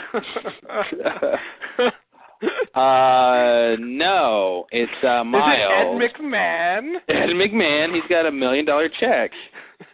But wait, aren't you dead, Ed McMahon? Not on this island. Maybe it's Smokey. Maybe it's Vincent. Hey. Touché. Yeah. So Lockett's like, Miles, what are you doing here? And Miles is like, what you doing here, man? I thought you... Okay, I'm kidding. I thought you were supposed to be in Hawaii. A lot of people think a lot of things about Hawaii. A lot of people, a lot of things, yeah. What is that from? Mr. Show. Okay, yeah, a lot of people think a lot of things. A lot of people think a lot of things about Hawaii. About Hawaii, yeah. That's a great line. Love that line. Oh, genius. Episode 1 of Season 1. I know, right? If you want to see the best episode ever, I think it's in the beginning. Yeah, Season 1 and 2 were pretty better than 3 and 4. Yeah, 3 is still good. 4 goes off the rails a few times with some exceptions. Yeah, much like Lost. Yeah. No, just kidding. No, not really, yeah. So Sawyer says to Miles, who let you out? And Miles says, the people who gave me this, they want to talk, and he shows the walkie-talkie. You know, they always do that on Lost. I think that's like, you know, I feel like compiling a list of like Lost, like things that writers do on, like Lost writers do. and someone will ask a question like who did this, and they'll be the person who did this, the people that did this, and they won't say who the people are. They'll just sort of indirectly say what they did or what they're doing or the person that told them this or So when I saw that line, who let you out? The people who gave me this. He didn't say Kimi or the people on my boat or the people shooting at us or it's just like it's a very lost way to answer a question. Yeah. You answer a question with not an answer, but the next important kind of plot point. Mhm. Yeah, instead of just Kimi and the guys from my boat who I thought were security but are actually army people. Mhm. Oh yeah, here's this walkie-talkie they gave me. Mhm. It plays better, but it's just weird. Yeah. All right, next scene. Oh, we got to talk about this. And Sawyer never gets a chance to try to do this. Let's just throw Ben out there plan. He just keeps. Yeah. He just keeps getting interrupted. That's the thing. I mean, it doesn't make any sense. I think Sawyer should know. And I thought doesn't he say this here, or did I just think that he says this here? I mean, if they give Ben up, they're just going to kill them. Why leave them alive? There's no point. I mean, and Sawyer's the one who even said, why kill people without telling them what they want? Well, why let people stay alive if they're not part of the plan, Mm-hmm. And how many times has Ben said their orders are to kill everyone on the island? Yeah. Giving Ben up is really not the answer here. It just really isn't. Which I'm kind of glad he really doesn't get a chance to even try, because it's just not the answer. Yeah. Well, me too. It was odd that he expressed interest in doing it multiple times, but he never actually got to try to do it.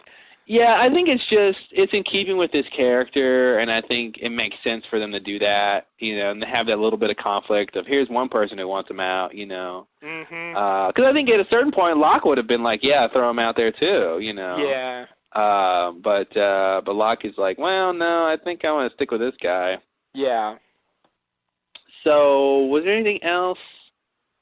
Okay, so my little thing about Claire and why she survived, and like I said, I think it's little details that make me think this. They didn't really make it clear.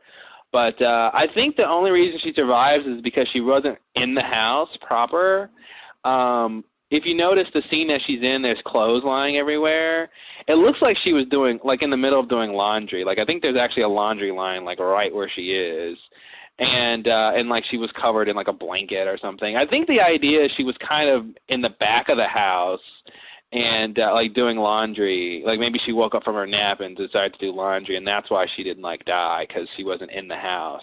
Because that house, veritably blew up. I mean, it was, incinerated. Yeah, and she wasn't badly hurt. She was barely hurt at all. If anything, she's got a mild concussion. Yeah. So I think the idea, and if you watch the scene, it looks like he does. It's a small house. It looks like he does sort of. There's not much of the house frame left, but it looks like he does sort of leave where the house would have been, where the inside of the house would have been, and he's actually really where the outside is. And that she's kind of in the back, because she's always doing laundry. I mean, in the barracks, she was always doing laundry. So. Her and Kate just laundering it up. Yeah. So I think that's why she survived. That's just my little 2 cents about that. I don't think it was anything supernatural. I think it was just very coincidental lucky for her that she was not in the house. I thought it was just, bullshit. I didn't think it was supernatural. I thought it was just supposed to be she got lucky. Mm-hmm.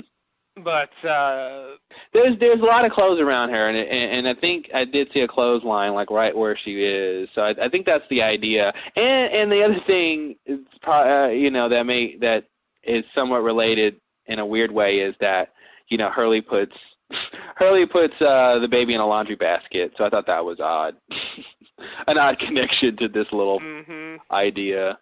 Yeah, I see. Anyway, anything else about this scene? I don't think so. Open the door. Did we talk about what happened? With what? The whole thing. Did we talk about what happened? Did you finish the scene? I finished the scene, yeah. What happens at the end? Oh, wait. No, I didn't. I didn't think you finished it. I'm ready to go to the next scene. Okay.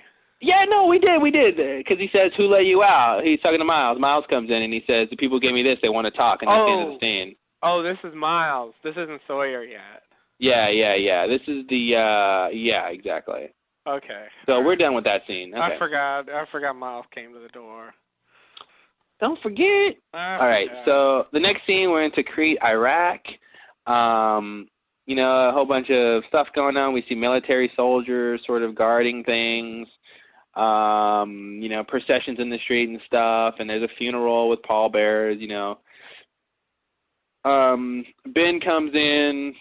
Oh wait, yeah, this is yeah. Okay, hold on, let me see. My notes get sketchy at this point because this scene was a lot of not a lot of dialogue in the beginning. Where is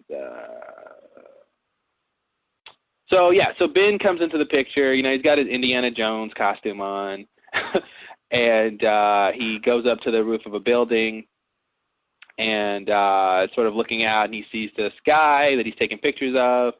And then coming down the street with the funeral procession, he spots Saeed, and he's going to take a picture of him. And Saeed, of course, looks up and sees him. Ben ducks down really fast and really obviously, like, no, don't mind me. I'm just hiding from you. Mm-hmm. Nothing to see here. He tries to get out of there, and then, of course, Saeed is there waiting for him and tackles him. I shall dazzle and confuse you by kneeling down.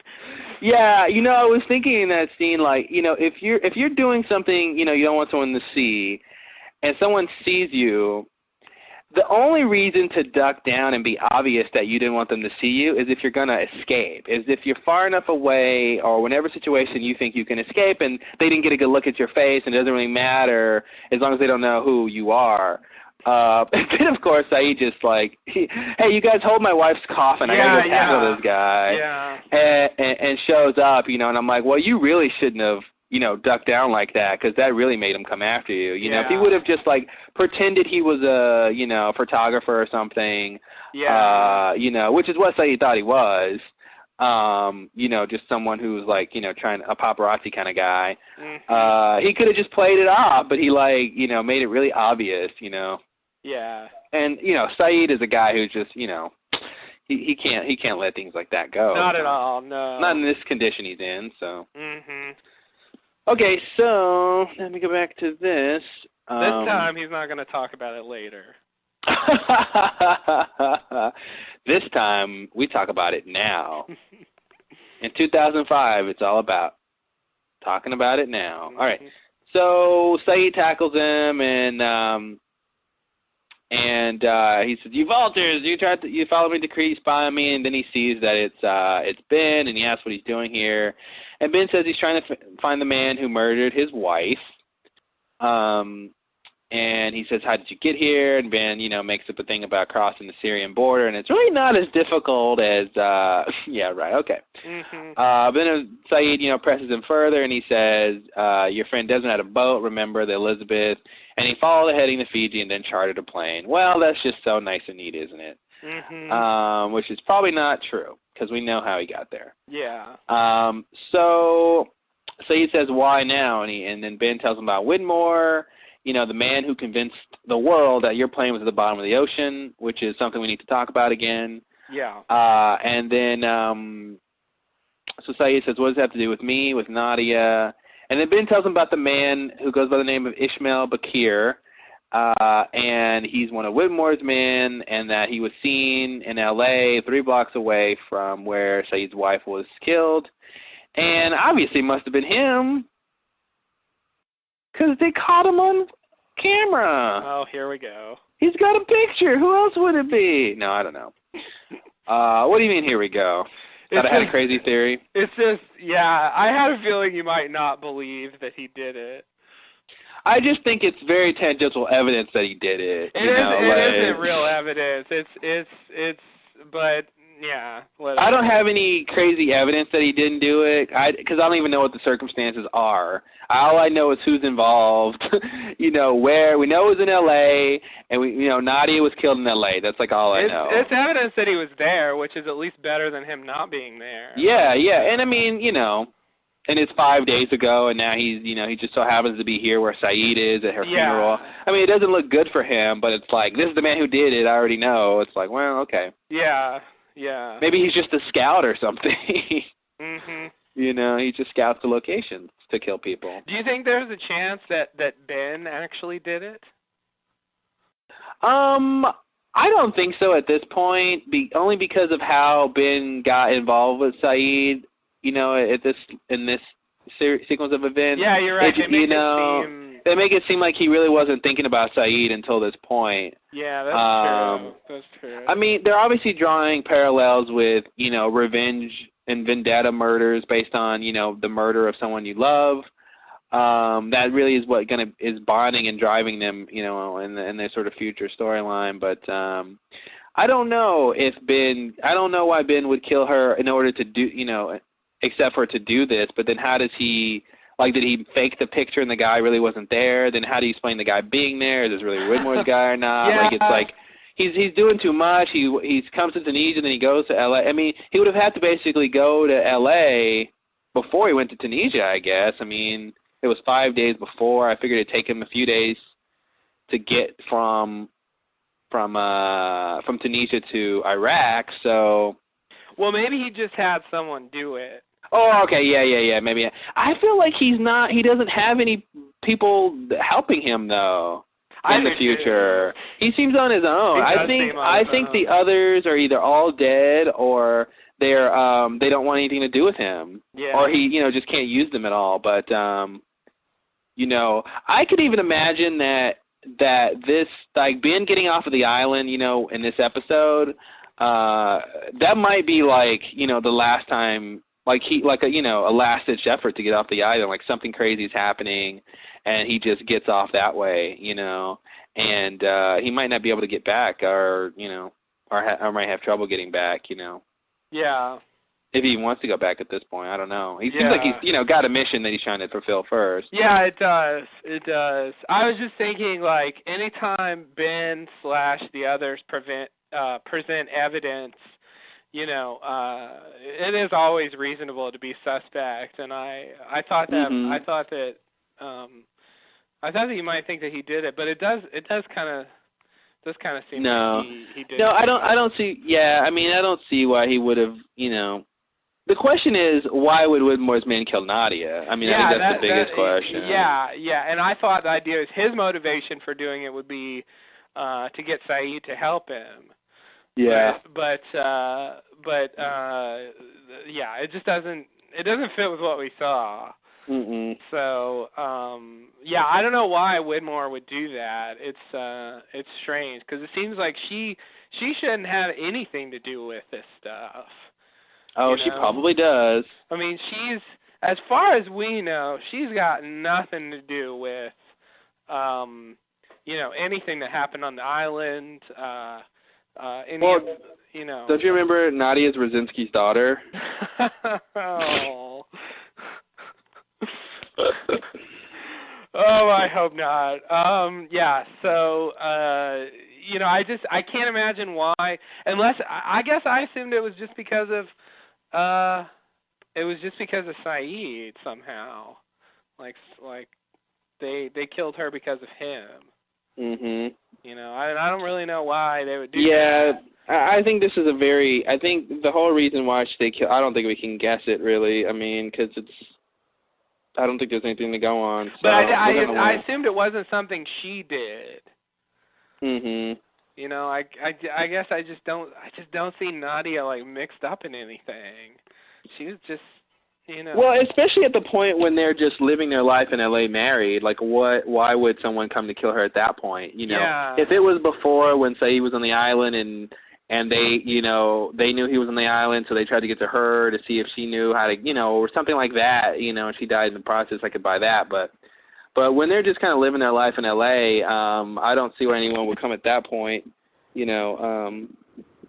especially, I mean, I don't know why they're killing Widmore's men anyway, Ben, tells, I think the whole idea is that he's somehow protecting his friend.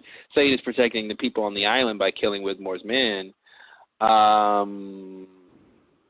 but besides that, I don't know what specifically he's doing to help, or specifically why they're killing these guys, other than like revenge, you know. Yeah. So yeah, so I say that to say I don't know how Nadia could really be involved in this time frame. Yeah, I don't either. I'm for now. I'm just guessing. It has to do with Saeed. Like whatever reason they killed her has to do with Saeed. Mhm. You know, him being on the Oceanic Six, and they wanted to get at him for some reason. But think about it. It doesn't seem like Saeed knew that or had any idea too. It seems like you're right. however she died or whatever happened, it didn't. I mean, it was murder, right? I mean, he knew it was murder, right? Or does he say anything where he knew she was murdered? Well, he must have. I mean, you know, what else? I mean, what else would it have been? Well, it could have been some sort of accident, but Ben is saying no, she was murdered. You know, and you know, a murder that looks like an accident. That's what I'm saying. Like, I don't know if Saeed knows that it was she was shot, and I was just like, I don't know how that could happen accidentally. I mean, it can, but like not, you know, just not without like, without it being very suspect. Yeah, like it would be suspicious. Like he would know to be suspicious of that. Yeah. You know, I guess, you know, they could do some kind of thing where unless she was shot in the arm and you know, and then he wouldn't remember anything about that. He would be like, "Oh, shot in the arm and someone escaped? Oh, wow, okay." Well, I'm sure you tried your best. I'm sure you tried your best. Here's a promotion. Oh God, yeah, it didn't occur to me. I guess he could have killed her in some way where it could have been an accident. Yeah, that's kind of what I was thinking. I can't remember if he said anything where he didn't know. It does seem like he didn't know that something like that could happen. Well, okay, but here's one thing though. Ben says, "I'm here to find the man who murdered your wife," and he didn't say like, "My wife was murdered. It was a murder," like you know. Okay. See, I did assume that he knew. Yeah. But I don't know if he says that. He doesn't. I don't think he ever says it, but I guess he knows someone murdered his wife, and maybe he was just waiting to bury her to go like try to track him down or to do whatever he was going to do. Mhm. And then later, okay, yeah, and here, let me finish the scene because this has another thing that he says. Okay. So he talks about that he got there by Desmond's boat, which is, you know, boo hockey. And the boat that they still haven't used for anything. I didn't mean to use harsh language. Excuse my friend. Yeah, no, please settle down. Hope the kids are in bed. It's a family podcast. And so he says, "Well, why now?" And he says, "You remember Ridmore? Blah blah blah." Oh, I read that part. Okay, so he says, "There's a man in possession, Ishmael Bakir. Yeah. He's one of Widmore's men." Ben shows him the photograph. There's always a photograph of the person. Mm-hmm.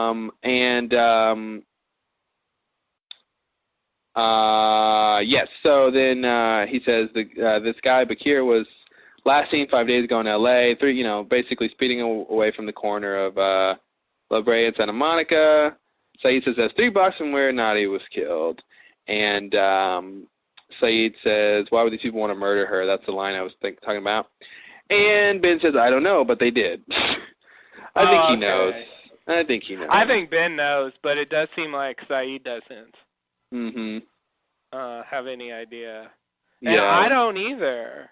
I mean, it's not clear to me what threat, like I mean, Abaddon goes to see Hurley, and sort of vaguely threatens him, and wants to like get him in like one of their controlled facilities. And I don't really know why, they're doing that. Like it doesn't look to me like the Oceanic Six would be a problem if they left them alone.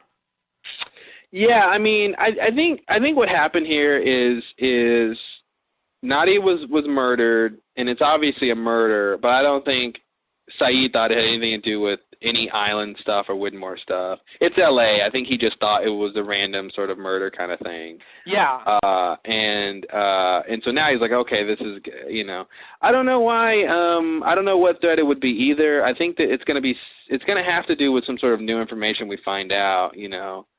It doesn't seem like we have enough to Certainly nothing I can think of would warrant that. Here's something that's odd, though. Remember that line about that Ben tells Saeed, remember the last time you thought with your heart instead of your gun? We assumed it was a Nadia reference, but it's like, well, okay, now that Nadia's dead, we still don't know where is this moment where he thought with his heart and not his gun? But I feel like, because Saeed's next line is, you use that to get me to kill for you, and so it seems like this is that, but I don't see... Yeah, well, where's the moment, though? Where's the actual event where he did that thing? Yeah, I don't know. Some mistake that he made because he thought with his heart instead of his gun. Like, we haven't seen that mistake yet, Well, I think we're supposed to assume it has something to do with this Nadia being killed thing, because, like... Well, yeah, that's what I'm saying. But I'm saying, where is the scene? Where is the thing? Like, I don't see anything in this episode that's the thing. Okay. Well, we haven't seen it on screen. Yeah, that's the thing. It's like we still haven't seen it on screen, and it's like, okay, well, now she's dead, so it should be before this or something. Maybe it's still something that happens on the freighter, but at some point it needs to happen, obviously. I agree, but I don't know. Maybe they won't show it. Or who knows, man? Maybe Saeed was involved with the murder. Maybe he was there when she was murdered, and he, something happened at that point where he thought with his heart instead of his gun. Oh my God!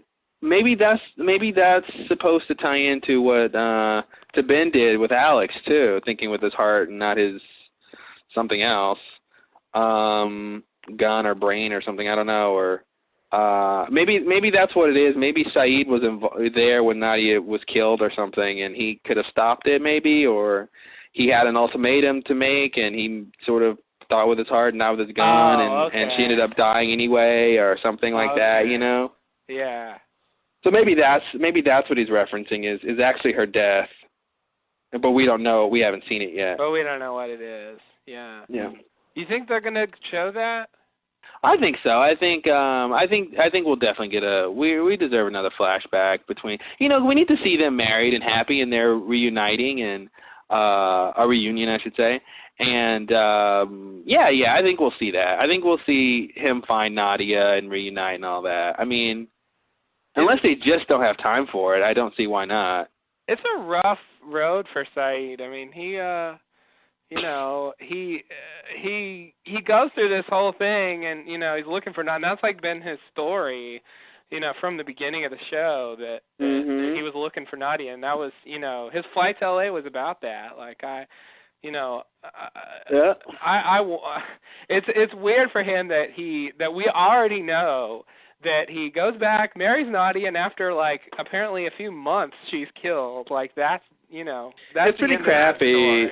I feel like what they'll do is maybe show us the happiness before she's dead or something, and that'll make us feel like we got to see that they got to experience that kind of thing, But I don't know. It is kind of crappy. Most of the characters on the show, really end up having crappy lives. I mean, getting, being in a plane crash and living on the island aside, like even long term, they still kind of don't all get what they want or end up dying and kind of like for almost nothing, and just like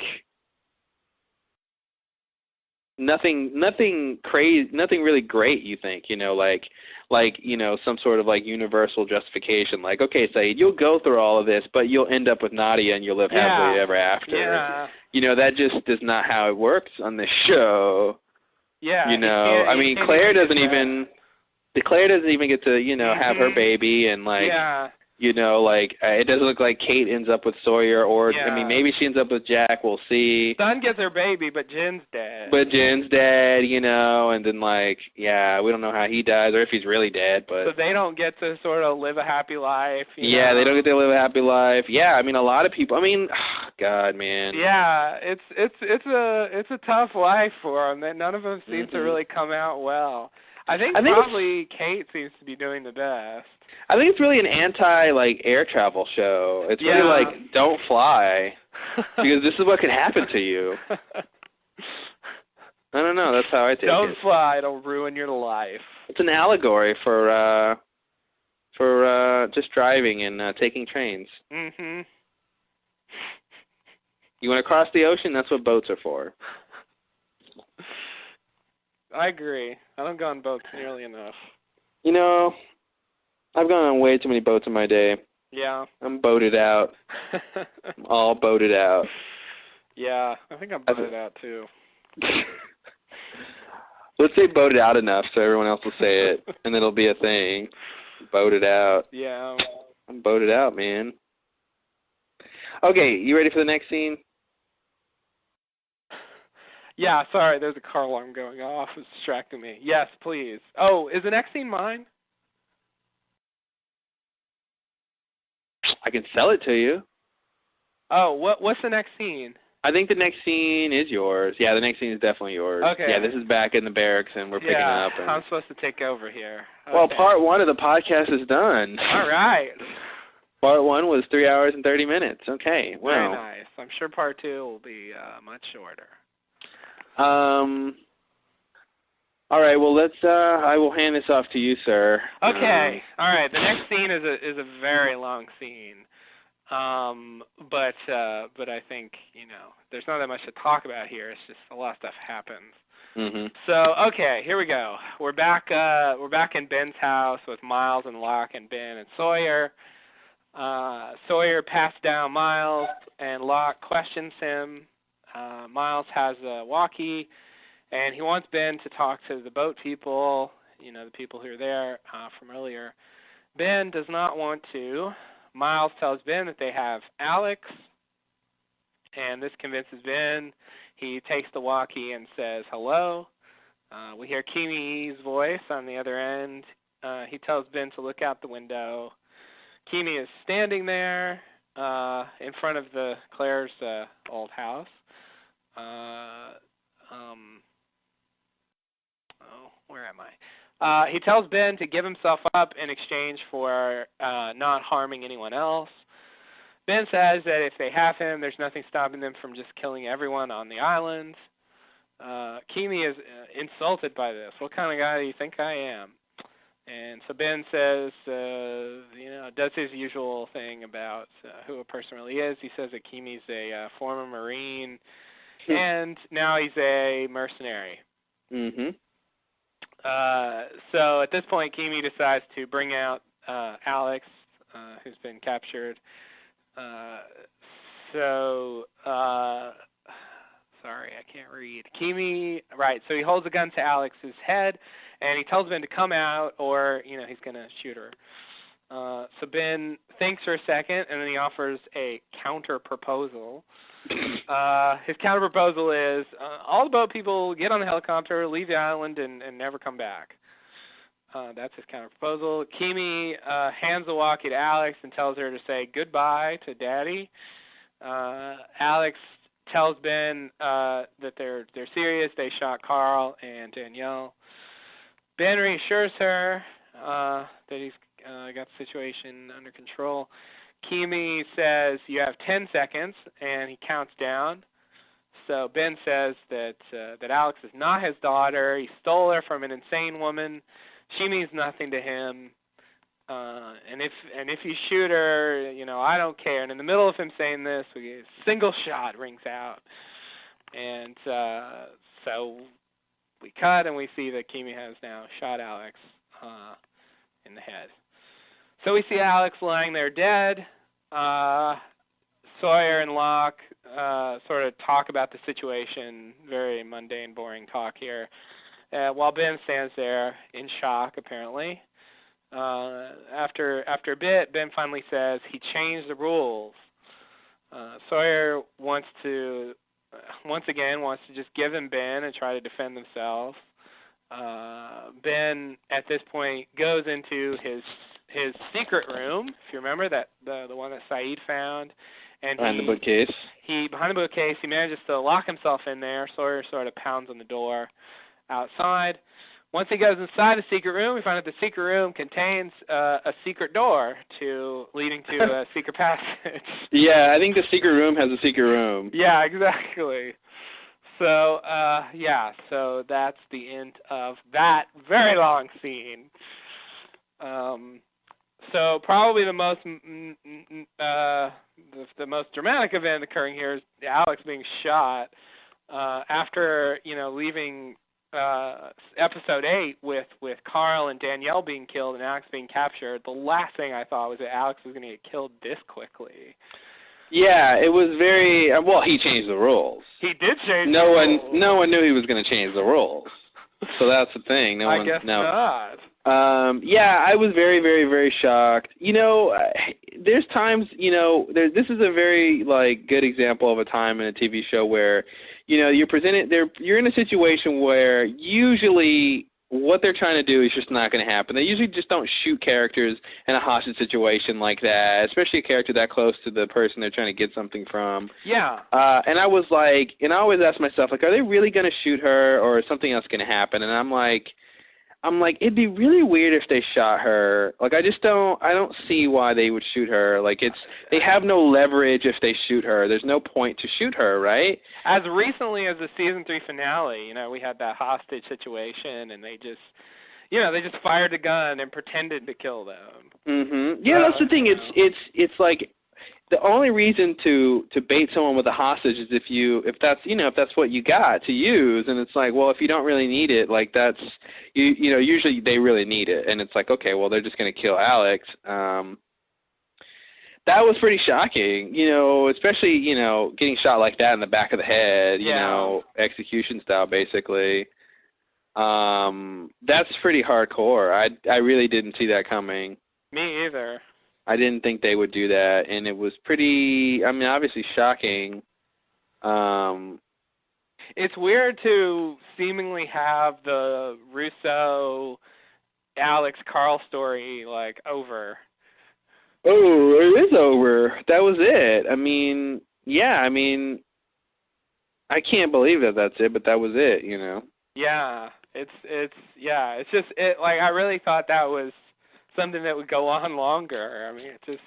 Yeah, I think it's really just, obviously a function of the show. They need Ben to have some reason to go after Widmore for real, because all this time, Widmore's been coming after the island, coming after him, and, Ben is in the position of power and that, the island is hard to find and whatever else he's got up his sleeve, So, they need a big reason for him to want to leave the island to go after Widmore and do other things. So that's definitely a big reason, And I think, part of I kind of like how the scene was written, The thing I really like about it is, the thing I thought was interesting was, Ben basically tells Alex everything she doesn't want to hear right before she dies.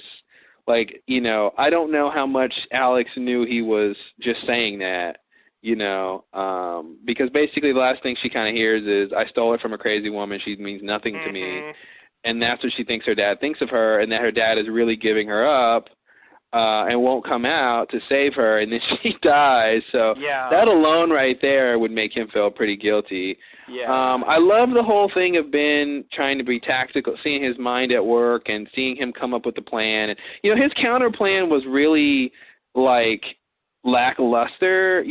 I think normally they would have said, he was you guys just basically need to leave. And usually the other response would have been, or else what? And then we would have got whatever threat, or whatever veiled threat that probably would have been him releasing Smokey or something, or however he was going to get out of the situation. But we didn't even, get that. He presented a counter proposal and, he didn't like that, they brought out Alex, basically. Mm-hmm. So it was pretty crazy that they killed her, and the whole, sort of emotional level of, and that's the other thing, too, is he said that he stole her, Is he just saying that, or did he really steal her? Because before he said he didn't really take her. Yeah, he did say that. But maybe even to simplify matters, he just said, I stole her, Yeah, because I do think he, he knew about it. I think he was aware. He probably was aware of Rousseau and her team landing, and they probably spied on them, and maybe tried to see if anyone was on Jacob's list and all that drama, and they may have just left them alone or something, and she kills them all, and so he decides to rescue the baby. But like we said in season 2 when we first started podcasting, it's well, why leave her alive or whatever? Why leave her to just roam the jungle? Yeah. Yeah, it did seem bizarre. It was a weird situation they had. And go ahead. No, the same thing with the Swan Hatch. The Kelvin and Desmond, and they just sort of got left alone for no apparent reason. Yeah. Weird. I was gonna say, tying this to whether or not Ben set Alex up. The end of what was it? The end of the end of Meet Kevin Johnson. When Alex says, I'm Ben's daughter. The whole question of whether or not he planted that or he knew they were out there, or this sums up. I mean, this answers all that. So basically, he was just apparently really hoping they would get to safety. And, I agree. And didn't think it was going to happen. I think they wanted you to think about it, but in the end, no, I don't think he wanted them to. He basically should have just made them go sooner. Like, he should have had that idea for them to go sooner. Yeah, exactly. It was just bad timing. Yeah. It's a pretty small island, man, because, people run into each other all the time on it. They sure do. All the time. But, I'm sorry to see Alex go. I thought she was a good, character for what, for what she was. I agree. I got used to her being a fixture. Mm-hmm. She had her thing she did. In season 3, she really helped a lot. She came through in a lot of situations. Like, she was mumbling things that seemed important all the time. Yeah. Oh, God. Yeah, that. Well, okay. But she pretty much saved Kate or Sawyer from being shot with her little slingshot. Mm-hmm. I don't remember which one it was. One of them was about to get shot, and she provided Sawyer. She provided a hiding place, and oh no, she was great. And so she also was responsible for Carl warning them that the others were coming. It was her outrigger. Yeah, it was. You're right. So I mean, she really. I don't know. I just didn't think they were gonna kill her. I was sure she was gonna make it out of there somehow. It was a weird situation. I didn't know how they were gonna resolve that. Although I did think Smokey was gonna come into play once they turned off the sonic fence, and I'm like, wow, they're in a really sticky situation here. How are they gonna get out of this? I'm like, I bet Smokey's gonna come into play. And then when Ben did his whole thing and ran into the underground, I'm like, this is interesting. Yeah, so I kind of expected that whole Smokey thing. It did not occur to me that I don't think Smokey was. It was just the whole thing about the fence being turned off. I'm like, okay, the fence is off. No one probably turned it back on, so Smokey could get in there. And then I'm thinking, where's Jacob? Where is their help? Where is their divine intervention? Yeah. Because they're in a situation with no apparent, and I don't know how they're going to get out of that. Because Ben doesn't want to go turn himself in. Yeah. So I was like, well, they need a Deus Ex Machina, so here's Smokey. There he is. Yeah. Yeah, it makes sense. They were in trouble. Smokey to me is like, I don't know. I just don't consider him an option in most cases. I don't think he's just going to show up most of the time, which he really doesn't. But this is a situation where it did make sense for him to show up. Yeah, exactly. It's the kind of situation where it's like, okay, if he was going to show up and actually, help by his showing up. That's the thing. Most of the time if Smokey shows up, it's not to help. Like, that's true. It's not like, oh, it'd be great if Smokey was here. No, it won't. Yeah, no. That is a thought rarely had on the island. Yeah. I really wish Smokey was here to help me eat this oatmeal. No. Oh, God. So, all right. Oh, I was going to say, anything else you want to say about Alex? I feel like we should have a little mourning session for her. I don't know. It's just sad when good characters die. It is, yeah. Yeah. We're mourning a lot these days. Hey, this is the season of mourning. Yeah, there's been a lot of deaths and implied deaths. It's weird. Very weird. Still got the man in the coffin, too. Yeah. That's still floating out there, whoever that is. That's another person who's going to die. Who's probably, I think that's Kimi. Oh, God, it's not Kimi. I think it is. No. Here's a question. Now that Kimi and those guys are dead, they died on the island, and, a lot of times we see island ghosts reappear. Yeah. I wonder if Smokey kills you, if that somehow maybe prevents or helps or has any influence on whether or not your ghost appears on the island. You know? Mhm. Depending on what the ghost is, like if it's the spirit or something, maybe Smokey like takes it with him, and like envelops it or something. I don't know. Mhm. Because it'd just be bad to have an army of like these crazy people running around. Crazy Ghost Kimi. You wanna see Crazy Ghost Kimi? No. I don't want any part of Crazy Ghost Kimi. I don't want to see Crazy Ghost Kimi either, so. He was not a picnic when he was, normal non-Ghost Kimi. So, exactly right. Yeah, Crazy Ghost Kimi can only get worse, I think. Mm-mm. So Smokey really hasn't killed that many people, at least not, that we know. I mean, he really, pretty much he just killed the pilot and the pilot and Echo, right? And Echo, yeah. I mean, he's not a killer. Those two people, we have not seen their ghosts on the island. No. And the ghost of the pilot would be weird. Yeah. Hey, I'm on Heroes now. Yeah. That'd be so crazy. Cross promotion. What are you gonna do? And then they're like, what? And he's like, never mind. That'd be awesome. Catch me on Heroes, Monday nights at 8. Yeah. What are you talking about, pilot? Oh, never mind. You wouldn't understand. It's a dead thing, baby. It's a dead thing. I think they would like to. I could see them showing Echo as a ghost. I could see them wanting to show Echo as a ghost. I think the only obstacle to that is getting an actor. Mhm. I think if they could get him, I think they'd do it. Because he seems like the kind of character who would translate well to the ghost medium. Yeah. So, but I don't think we will, just because I don't think the actor wants to do the show anymore. Yeah, he's too good for Lost. Yeah. It's all about enough he can take. Yeah. All right, you ready to go? Yes. Next scene. R.I.P. Alex, and we'll miss Dee, and let's go on. Yeah, I mean, we saw you first in maternity leave, and we knew it was going to be a great month and a half that you lived, and you really. She really lived it up, I think. Yeah, it was quite a time period. That was another thing she did, by the way, is help Claire escape. Mhm. She's been very integral to a lot of things for such a, for not really having to be, Right, yeah, seemingly kind of a tangential character. So, yeah, it's I don't know, this show, man, I don't know, they're going I guess crazy. I think they killed her because they needed Ben to have a big reason to go do this whole thing.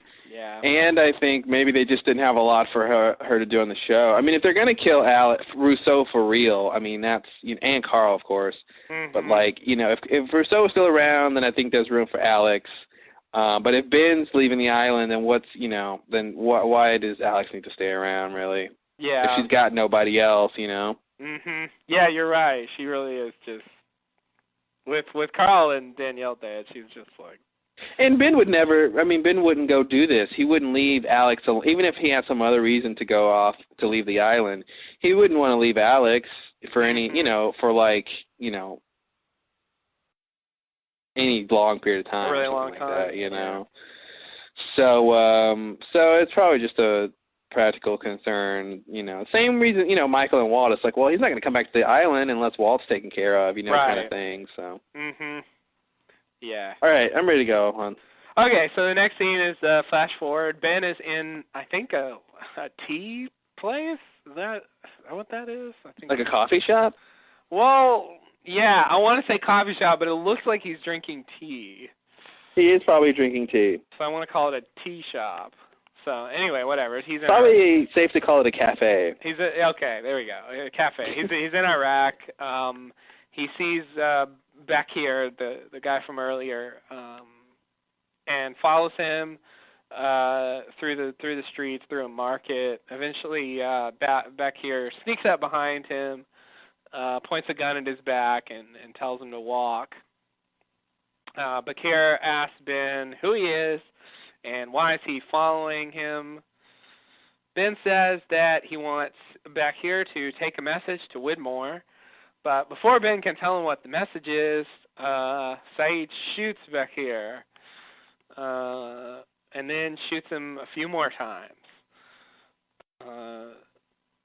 Ben says, "That'll do," or something like that, and then he tries to walk away. Saeed calls him back, doesn't let him just walk away. Ben tells Saeed not to get involved in Ben's war. Saeed says that he looked for Nadia for the last 8 years, finally found her, married her, and buried her yesterday. So it's his war also, because this guy killed him, and yeah. So then Saeed says, "Benjamin, who's next?" And Ben says he'll be in touch, and he walks away, and then he starts to smile. Good old Ben. Yeah, I got a couple things about this scene. Okay. First is that Ben's very, the guy sneaks up behind Ben because Ben loses track of him. He's too busy thinking he's a secret agent. He's thinking he's James Bond sipping tea, and in this cafe, he's, looking at the guy in the mirror, and the guy, leaves. And he's like, oh, crap, I lost my, target. And that's the whole thing is the same with Saeed sneaking up on him, too. It's like, he's really not good at that, that kind of action thing. Yeah. Because that guy could have just shot him in the back of the head if he wanted. Yeah, if you want to talk about, devious plans and, talking your way out of situations, he's your man, but when it comes to espionage, he seems to fall short. Yeah. So, and the thing when he says, Saeed is shooting at him, and he keeps shooting and shooting and shooting. He didn't have that many bullets for some reason. And he keeps, he's shooting and it's just clicking, that clicks on it really like a toy gun to me. I don't know what a real gun sounds like when it's out of ammo, but it sounded really fake. Anyway, Ben says that should do it. I'm assuming he means that should do it in terms of that's his message. That's what I thought that meant. I thought he was saying that should do it as in he's dead, you don't have to keep trying to because shoot him. No, think about it this way, because he says, what message is that? And in any other circumstance, like an action movie like this, he'd be like, here, and he would just take out a gun and shoot him, right? Like Ben would just shoot him. This is the message. That's what I was expecting, actually, because that's what happens in situations like that. When, you got, the good guy and, this, random bad guy with a gun, and I want a message to your boss. What is that? Bang, this, Yeah. And so when Saeed showed up and did it, I'm like, oh, okay, cool, Saeed did it. Even Jen's story, when Pike tells him to deliver a message. It's always exactly. He was supposed to kill him. Yeah. So I think that's what he means by that should do it. I think the message is that I'm coming for you, Widmore. And that will, that when Widmore finds out his guy's dead, I think that'll be it. Yeah, that makes sense. It never occurred to me. It's all about it's the context and because the line could go that way of okay, you've shot him enough. But it's just coming off of that. If it wasn't coming off of that question, I would say that, but it's coming off of, what's the message? Yeah, I was thinking we're just not going to find out what his message would have been. No. I thought he was gonna have a real message. Find out that later. Yeah. Yeah. All right. So I don't know. Anything else about this scene? Let's see. He spent the last 8 years of his life looking for her. I don't know. Nothing major. No, nothing major. Okay. All right, well, let's do it. All right, so the next scene we are back at Ben's house. Sawyer is banging on the secret door, the first secret door, the outer one. Hurley and Claire with baby enter the room. Sawyer asks Claire she's okay. She says, I'll live. Miles says, I wouldn't be too sure about that. Ben emerges from the secret room. He grabs the walkie and tells the people. Sorry, this is poorly phrased. He grabs the walkie and he tells the people in the room to Locke and Sawyer and to head for the tree line once he gives the order. Then a rumbling starts, an earthquake-like rumbling. Ben looks out the window, and we see old Smokey emerge into the trees. Rawr! Yes, he's here. Ben tells them to go outside, so they quickly move the furniture from the door and go outside. Once outside, they simply stand there and look at the area where Smokey is. We hear Smokey's usual signature sounds, and we also hear yelling of Keamy's men, probably being mangled in various ways.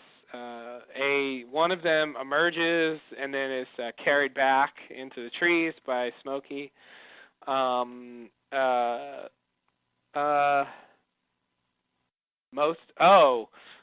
wrote most of them run away.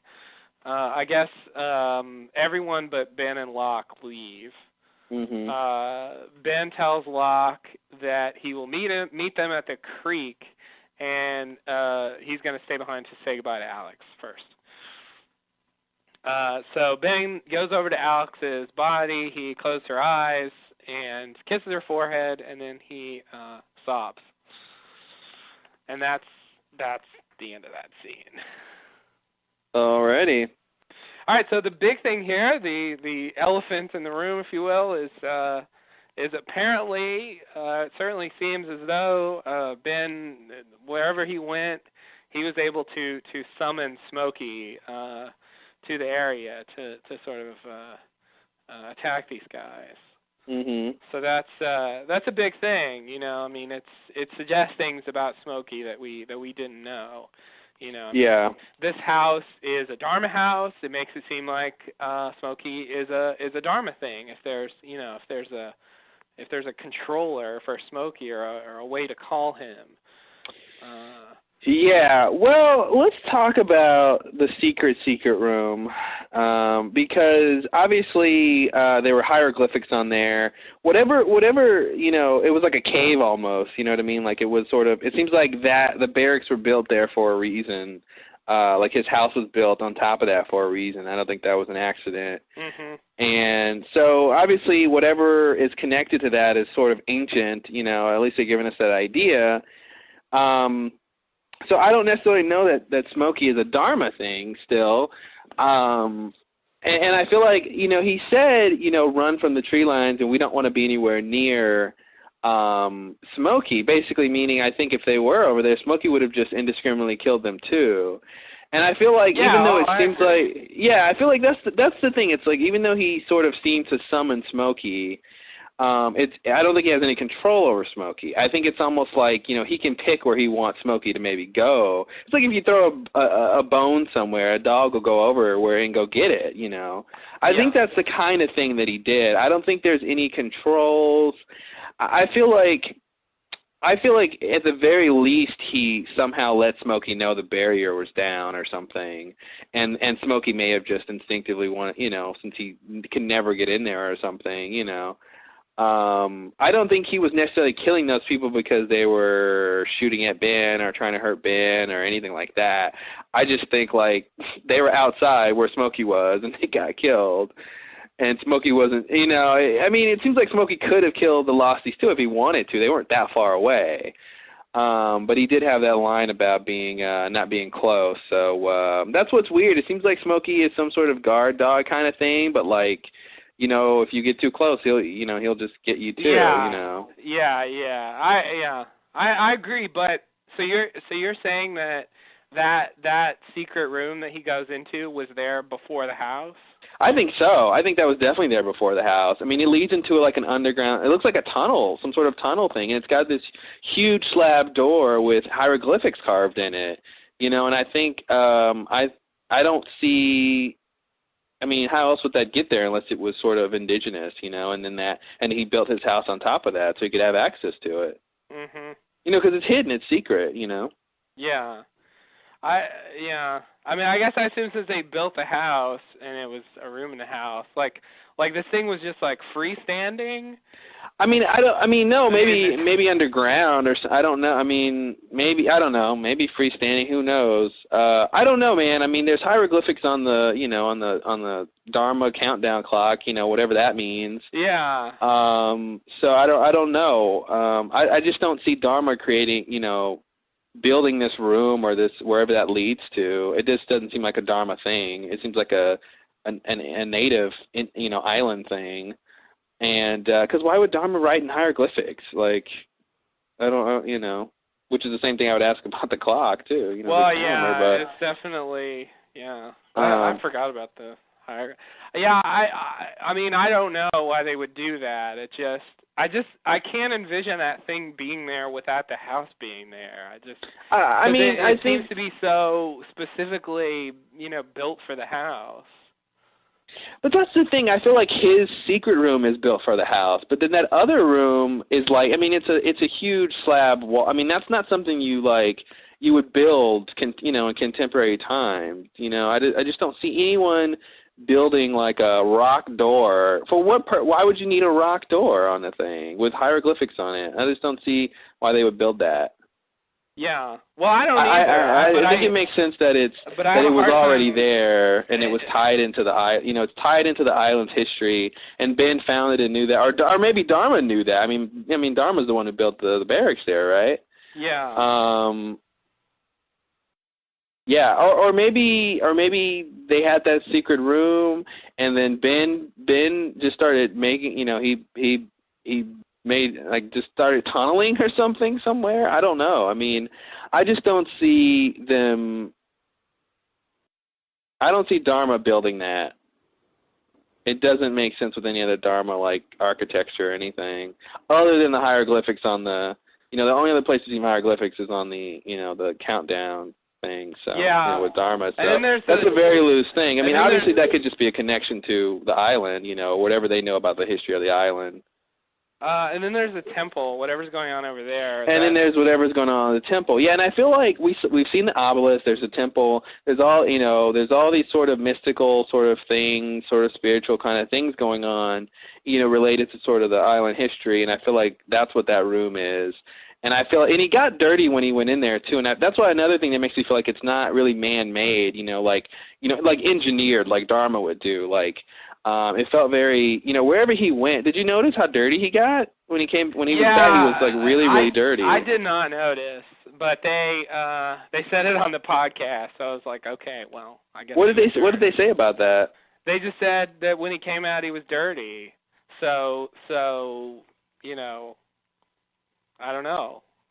They didn't hint at what that means or make any reference, or they just left it at that. I think they were just. Yeah, I think they were saying that's supposed to hint about what the place he was in was like. Yeah, which I agree.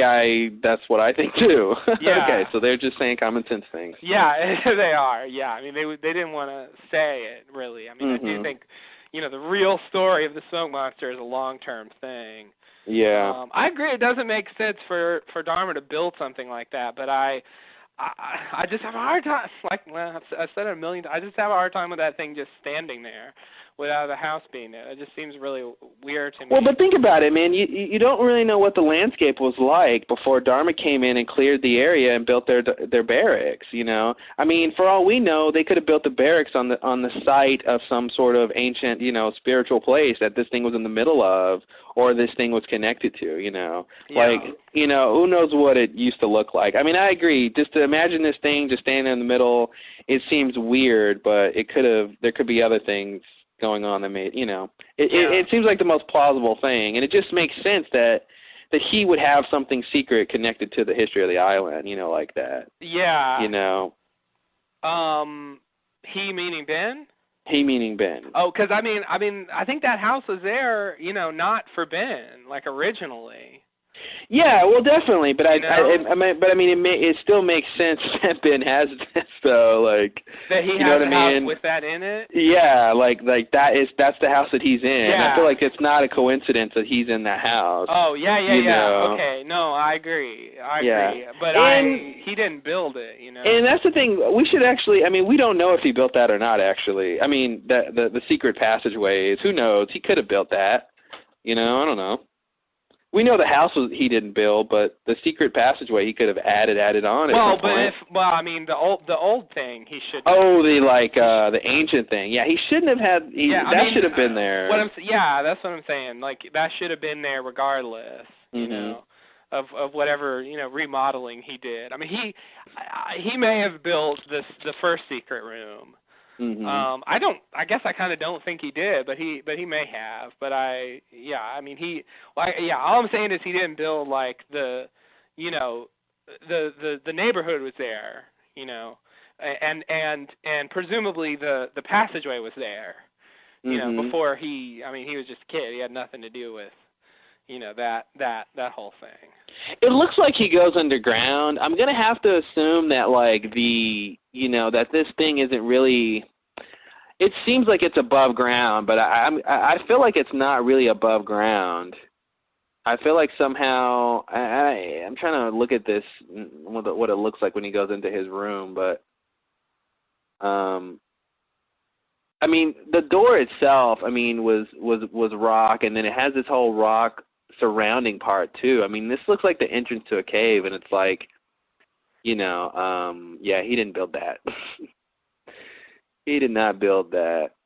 The other thing I wanted to bring up about Dharma is about the temple is they in the last episode they made it seem like on the map the temple had like a Dharma logo.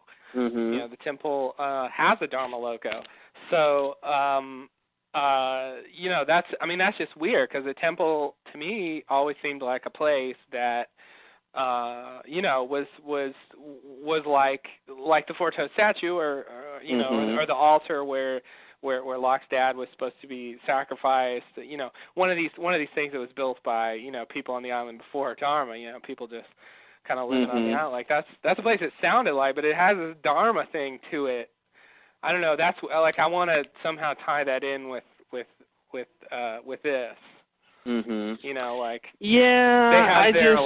They're like let's build old stone structures department. I just don't. I don't see that. I think it's easier to say it's a continuity error that they have a Dharma logo on the paper than to say that Dharma is like building these ancient things, and that just seems weird to me. But we'll see when we get to the tempest. Yeah.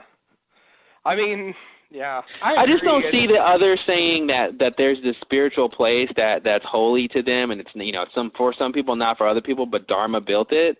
Yeah. Like that just seems weird. Because Ben doesn't. He's not Dharma. He's not ascribing to the Dharma principles. Like it's, and why would he,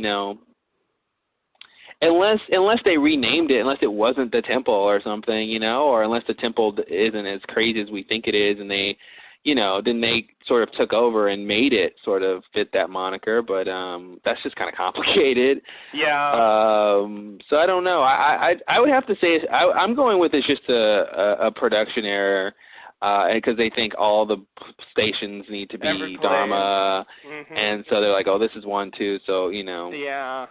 I wouldn't doubt that, but I'm going to stick with my theory for now. Unless the temple is really just some sort of kind of church place, some sort of religious place that Dharma had built because, they wanted to provide that kind of thing for their people, Yeah. I could buy that, but it's still a Dharma place that but they took over all the other Dharma places too, so. Yeah. That's the thing, they take them over and then act like they own the places. Like they inhabit them like they're theirs. Yeah. But yeah, we'll see. We'll see when we get to the tempest. To the temple, what it looks like. Oh, the tempest. That's a whole other thing. But yeah, I don't know. But this is, for Smokey, this is a big thing. Yeah, so anyway, I don't think, Ben goes, it looks like I said, I think he goes into some sort of tunnel or cave thing. I don't know how far he goes. I don't even know if he's, he doesn't seem like he's really gone that long. But here's the other thing. I don't think that the key and the controls to Smokey is in some little room somewhere underneath Ben's house. That's crazy, especially since there's no, from what we saw, there's no special code to get down there, maybe to use the system there is or something. If it's like some sort of mechanical thing that controls Smokey, which I don't think it is, which is my point.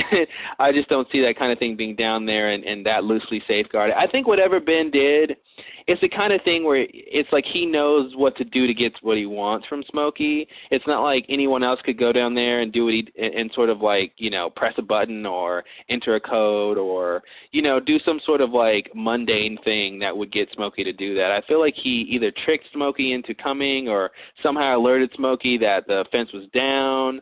But I don't think anything too much more than that happened. Because he wasn't gone that long. He didn't seem like he went that far. Now, we know that Smokey sort of maybe lives underground or something. He retreats to those holes sometimes.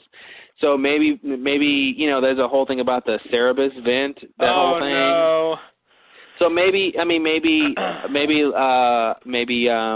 Ben went down to where a junction in the vents or something, some place where he could, I don't know, communicate with Smokey or say something or do something or, I don't know how much control or interaction he has with them. Before he said he didn't know what it was, and obviously he does.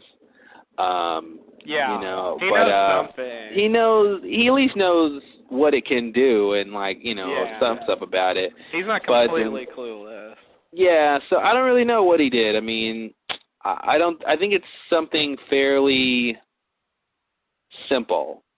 Like, hey, the fence is down, and there's some people to eat over here or something. Mm-hmm. And I don't know. I feel like whatever it is, it's analogous to throwing a bone, and Smokey just came to chase the bone. Yeah. No, I agree. And on the podcast, they made clear that that Ben wasn't in full control. That he, if he went over there, he probably would have been killed too. Yeah. It's Smokey's. Smokey's his own man, if you will. Yes. He's not necessarily going to take orders, but yeah, he was sort of called there or enticed to go there somehow. And it seemed like he was riled up too. Like he was. Yeah. It wasn't like he was prowling. Like he was checking things out. He wasn't going to judge them for their sins. No. He knew what was going on. Or at least knew where to go. And I got to say, Smokey was really big, too. He was huge.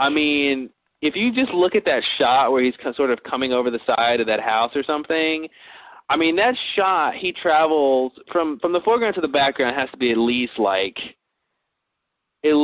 75 or 100 feet or something. Yeah. And you see him traverse that for 5 seconds. It's like he's hundreds of feet long, you know what I mean? We never seen him that long before, and he looked like he was really pissed. Yeah, I agree. He was kind of big in the Echo episode, but it was kind of massive, not really long. Yeah, that's the thing. Yeah. And when he chased Juliet and Kate, he kind of got big when he ran into the fence. Kind of split. Mm-hmm. But yeah, normally they don't depict him as being 100 feet long. It would be ridiculous. And he was more than 100 feet long. He was at least 5 times that. At least 5 times that. Just from looking at that shot, because he just keeps going and going and going and going and going, and then finally the trail end of him comes. Mm-hmm. So it's dang, this thing's half a mile long or something, a quarter mile long. I don't know. Yeah. I want to mess with that. But he had a lot of guys to kill, so he needed to, all that. So, anything else about this scene? Did we talk enough about Smokey? Because this is huge, someone using Smokey like this. It is huge, but it's, that's, I think we about covered it. This scene convinced. I was half thinking Alex wasn't really dead until this scene happened, where Ben goes over there. And I thought about that too. I'm like, is there anything? Was the gun some sort of fake gun or some sort of stun gun, or did she? I don't know. I'm like, yeah, I was trying to think of that too when he shot her. I'm like, because you didn't see the shot, you just saw it right after the shot. Yeah. So but this scene puts that to rest. Yeah, this scene was very convincing that she is quite dead. So what episode do you think we'll see Alex again as a ghost? Oh God. that's a good bet. Yeah, how long before she shows up again? I'm just gonna be safe and say, well, I don't know if this, whatever. I'm gonna be what I think is safe and say we'll see her in the finale at the earliest. Okay, I would buy that. I would totally buy she could be in the finale. She's still on contract for the season. Yeah, I can buy that. Yeah, they like to pull things like that in finales. So, have her kind of come back and do something. It could be before that, but that's. What do you have a guess? Nah. Okay. I mean, I think that's the earliest. I would expect maybe next season because how long before Boone came back? It wasn't that long. It was like he was in season 2, right? Oh no, that was season. Was it season 3? Was he in season 2? Oh, that was season 3. The conference is scheduled to be broken down automatically in 5 minutes. To extend the time by 60 minutes, press star 8. That guy doesn't enunciate that well. No. Where did he get that? He's got a weird little accent. He doesn't enunciate that well. I'm like, this is the guy I'm supposed to listen to all the time? Yeah, it's a bad track. They really should redo that. Yeah. He's like, he doesn't sound professional at all. It sounds like, it sounds like me. Like I just took a microphone. Like some guy just like, hey guys, you guys done talking? All right, hurry up, press star 8 if you want to talk some more. Yeah. It's not a good like movie phone voice kind of thing. Yeah, or like you call your bank and you get that automated like. Nice, clear diction and yeah, it was very amateur hour. Sorry, talk to you. Sorry, talk to you. You are free, so. Oh, I guess true. The Pro Live version is free. I don't know about the the other version that's also free but doesn't say it's free. All right, what's the next scene, buddy? I'm not gonna push its freeness. Yeah. Okay. All right. Let's see. Yeah. I think Boone didn't reappear until season 3, but Ana Lucia appeared like the episode after she was killed. Oh yeah. Echo. So, and obviously Libby took a while. But and Charlie appeared in the season premiere after he died in the season finale. So, I don't know. Seems like it could be a really long time or really short. It's either the next episode or the season after this one. Yeah. Okay, so let's see. In the next scene, we are back at the beach. Remember the beach? Remember the beach guys? Dan has prepared a Morse code transmitting device using the sat phone and his other supplies he requested earlier. He uses the thing to ask in code what happened to the doctor. They get a message back, also in Morse code. Dan says that the message is Dan says they didn't say what happened to the helicopter, but your friends are fine. To the doctor? Oh, I wrote the helicopter. you transposed the two. Yeah, I wrote. They didn't say on the helicopter, but the doctor is coming back in the morning. He's gonna fly over. Hop on, boys. We're going to the island. Go gadget copter, and he a helicopter comes out of his hat. Oh, God. Oh, I was just thinking helicopter. Okay. Yeah. And I'm clearly not thinking when I spoke because that sounded fine to me. Okay, so Dan says they didn't say what happened to the doctor, but your friends are fine and the helicopter's coming back in the morning. Oh, I love Dan. That's what they said. That's what they said. And after a bit, Bernard says he's lying. Apparently, the actual message was, "What are you talking about? The doctor is fine." Sounds like Regina's still on board. Sounds like something she would say. It really does. Regina's nothing if not pithy. Yeah. So, okay, thanks, guys. Great message. So Jack gets in Dan's face and says, Jack's mad. Jack's mad. Jack's like getting back to his early season 3 place where he's just like mad all the time. Yeah. And so he says, "Were you ever going to take us off this island?" And Dan, after a bit, finally says, "No." So we get that, and Jack has a moment to ponder this, and then he gets a pain in his abdomen, I guess, and he's struggling with this pain as the scene ends. So that's the scene. So there's something going on here with the time thing, because obviously the doctor's body has washed up, and they're saying the doctor's fine, which should mean that they're talking I know what it should mean. And that's the problem. It should mean that they are talking to the boat at a time period, before the doctor is killed. So it should mean that somehow they're talking to the boat in the past, or at least the past, like relative to the island somehow, but I mean, I don't really know how this time thing works, but I thought the boat was supposed to be.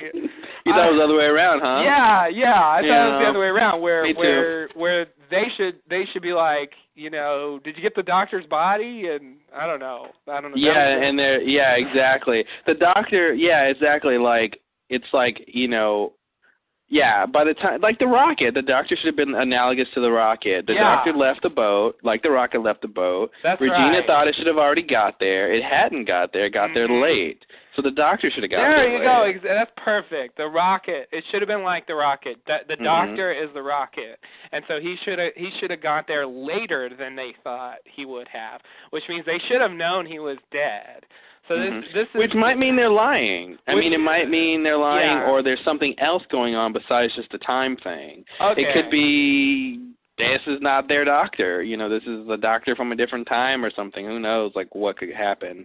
And it could be that they're trying to show us that, they said the effects are random, and it could be, to extend that crappy excuse, it could be to a whole theory. Yeah, I mean, to use it under that umbrella, I would say that maybe that some things can't, like, for instance, if depending on how it crosses the barrier, it can presumably be like the doctor and come sort of from the past. Whereas the rocket, I guess, it didn't come from the future, but I don't even know how to. Yeah, I mean the rocket. I don't know. It seemed to me like it traveled to the future. And then they had to catch up with it. Then that means that the doctor traveled to the future too? Oh, maybe that's what it is. Maybe that's what it is. Oh wait, that doesn't make sense. That almost makes sense. It doesn't, because like they'll realize the doctor is dead soon. Yeah, because assuming that the phone works the way it used to, where like Regina, he's talking.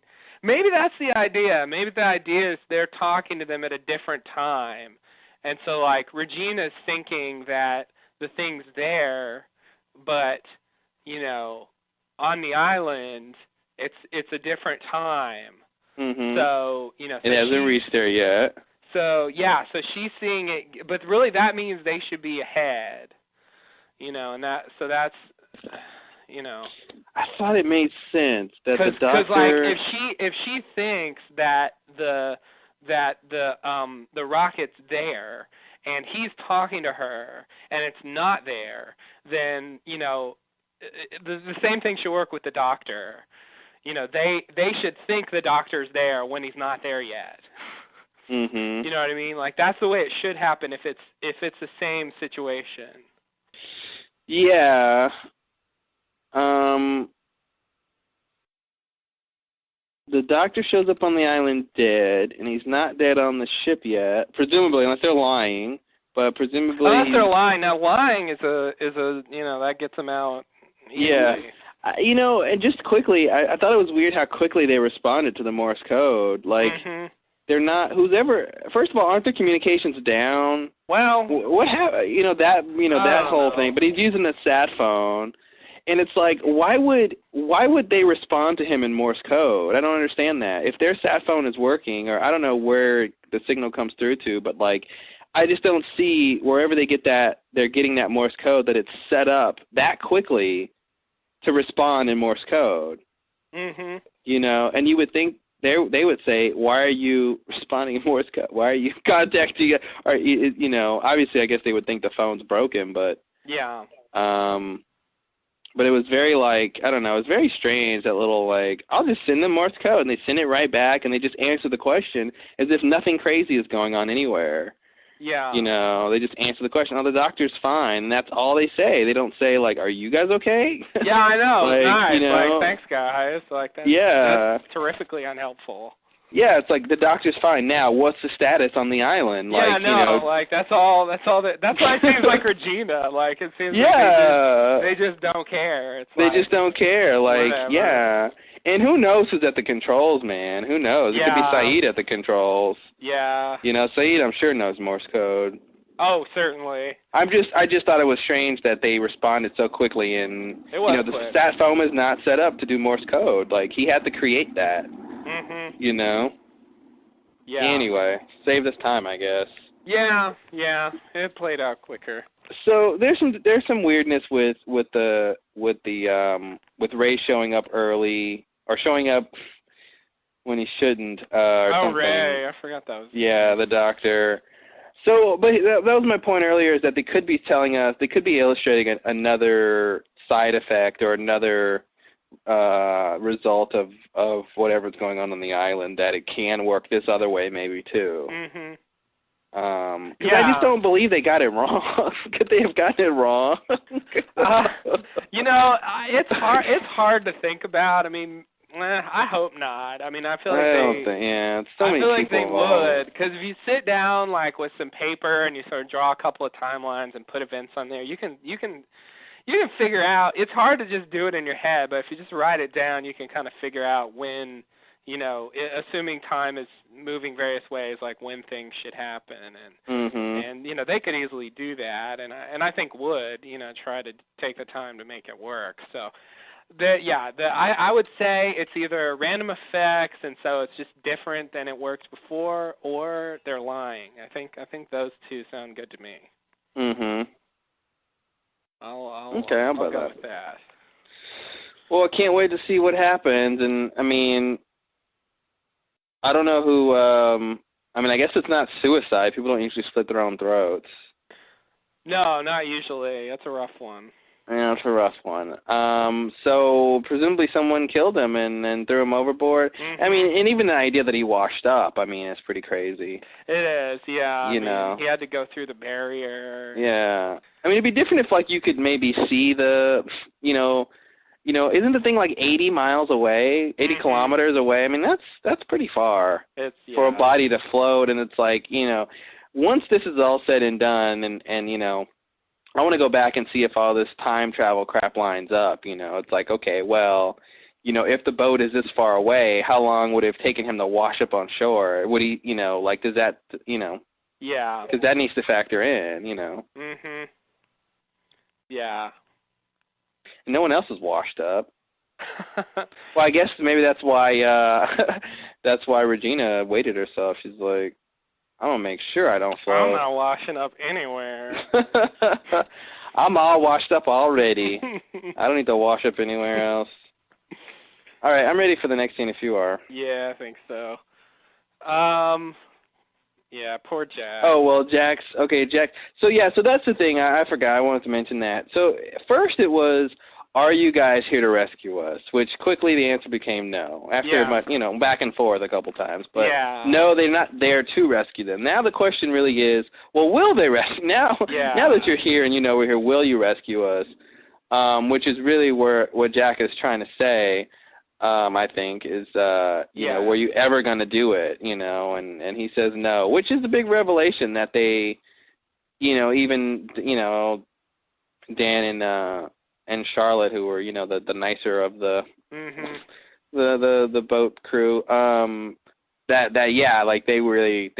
just knew that there was no way they were going to be rescued. Which is strange because we know 6 people get off the island. I know, that's the weird part. We're trying to put this together, and whatever. There's a thing at the end that makes me think that that however they get off the island, it's not the boat people that do it. Yeah, is the thing at the end the thing Widmore says? Yeah. Yeah, exactly. I feel like this boat... Although, do you know what the next episode is titled by any chance? No, I don't. Oh, okay. I happened to see it, and I'm like, okay. I did read it, but I forget what it was. I read it, though. It was something weird. It was something like, it's nice to be... What was it? It's good to... Well, I don't want to spoil people who don't want to know. Okay, all right. But I think... Well, let's just say it's ironic that, that thing you're talking about that Widmore says that makes it seem like they don't get off with this. It's ironic what the next episode's called. Okay. All right. Which you can all go look at Lostpedia or anywhere else that has episodes. Many other places, yeah. They said the name of the podcast. I mean, I heard it. I don't know. It was unmemorable for some reason. So Jack's thing, it really seems to, it just appears to me to be trumped up drama, but I just can't imagine that they're doing anything with that, for real. What did he get addicted to? What? What does he get addicted to in the future? Oh, do you remember? I think it was, wasn't it OxyContin? Is it OxyContin? Because is that a painkiller? I thought that's what it was. Yeah, I think. Okay, because they might just be setting up. He's got pain ailments. And that's he's gonna I feel like he's got a fucking stomach ulcer or something. Because it flared up right after he heard that there was no way that they were going to rescue them. That's pretty, as for, the beginning of this scene, he said, my gut tells me they're going to, he's putting all his faith and everything he's done to sort of believe this whole season, to believe these people and everything that's happened, and he's wrong. And I think the physical stress is starting to take, the emotional stress is starting to take its toll physically. Yeah. On him, and I think that's kind of what that is. So he probably knows too. I bet he has a good idea what's wrong with him. Yeah. He should. I'm surprised they're just sort of making him sick. It's just, I don't know. Mm-hmm. It just doesn't seem like it can really go anywhere. Maybe it's just setting up that he's got some pain problem. And it seems like a little bit of extra drama. And I see what you're saying. I don't really know if it's going to go anywhere long term. It seems like, because ordinarily it would just play any other scene and he just wouldn't have the pain, Mm-hmm. So it seems like something they might just be adding just to add it. But we'll see. He might end up getting sick, and that might play into other things, and maybe that's why, they decide to take him, off the island because he's really sick or something, and so that could be a possibility. Maybe that's why he's one of the people who gets to go. Yeah, Jack's really been not that, involved in stuff this season. He's really kind of he spent most of the season just kind of sitting at the beach. I think he would disagree with that, of his assessment of how this season has gone.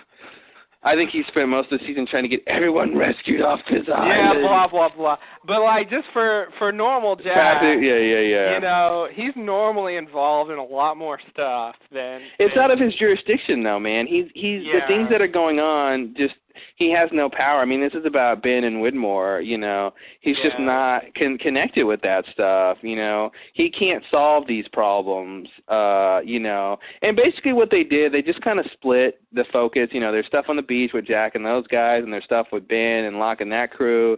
You know, and we know Hurley eventually rejoins Jack's group, so, you know, at some point they're going to reconvene, you know. It's going to become... The two parties are going to merge again, you know, in their game plan. They always do that. They always split, and you go do this, and I'll go do this, and then they come back together. And they stay that way forever. And then they stay that way forever, exactly. Yeah. All right. So shall we go to the next scene? Yes. Okay. So in the next scene, we've got Sawyer and Miles and Locke and Claire, and we're lighting torches in the jungle. Miles says that after, I guess Sawyer suggests that he go join his people, Miles says he'll stay with you guys for now. Ben emerges. Locke says, sorry about your daughter. But Ben lied when he said he didn't know what the smoke monster was. Ben says, you can ask Jacob all about it when we go to the cabin. And then Sawyer's like, Jacob? Ben says, he's the man who's gonna tell us what to do next. Sawyer says, you guys are crazy. I'm going back to the beach. That's a quote. Yeah. I've got it. Is that not what he said? I guess no, but for Sawyer it sounds right. Yeah. So he's just gonna go back to the beach, join Jack. I shouldn't have come with you. Blah blah blah. And he wants Claire to come too. And he wants Claire to come, and also eventually Hurley. Miles wants to go as well. He decides to go with them instead of Locke and Ben. So they're all about to leave, everyone but Locke and Ben, when Locke pulls a gun and says, Hugo stays with us. Sawyer pulls his gun as well, so we have a little standoff. They're pointing their guns at each other. Locke says they need Hurley to find the cabin. Sawyer is not going to allow Hurley to go with Locke, but Hurley, to defuse the situation, offers to go with Locke. So he says this, and then they both put their guns down. Sawyer threatens to kill Locke if Hurley is hurt. And so then Sawyer, Claire, and Miles walk away. And Aaron. And and Aaron. No, just kidding. You said Claire. Oh. Ooh, they're the same. So true. All right. And then Locke asks Ben which way, and Ben says, "Follow me." And so follow me, Hurley will show you. Yeah, follow me, Hurley will show you, exactly. So I talked about that earlier. You know, I don't really know. Let me think. I don't really have much to say about this scene. Sawyer is being very altruistic lately.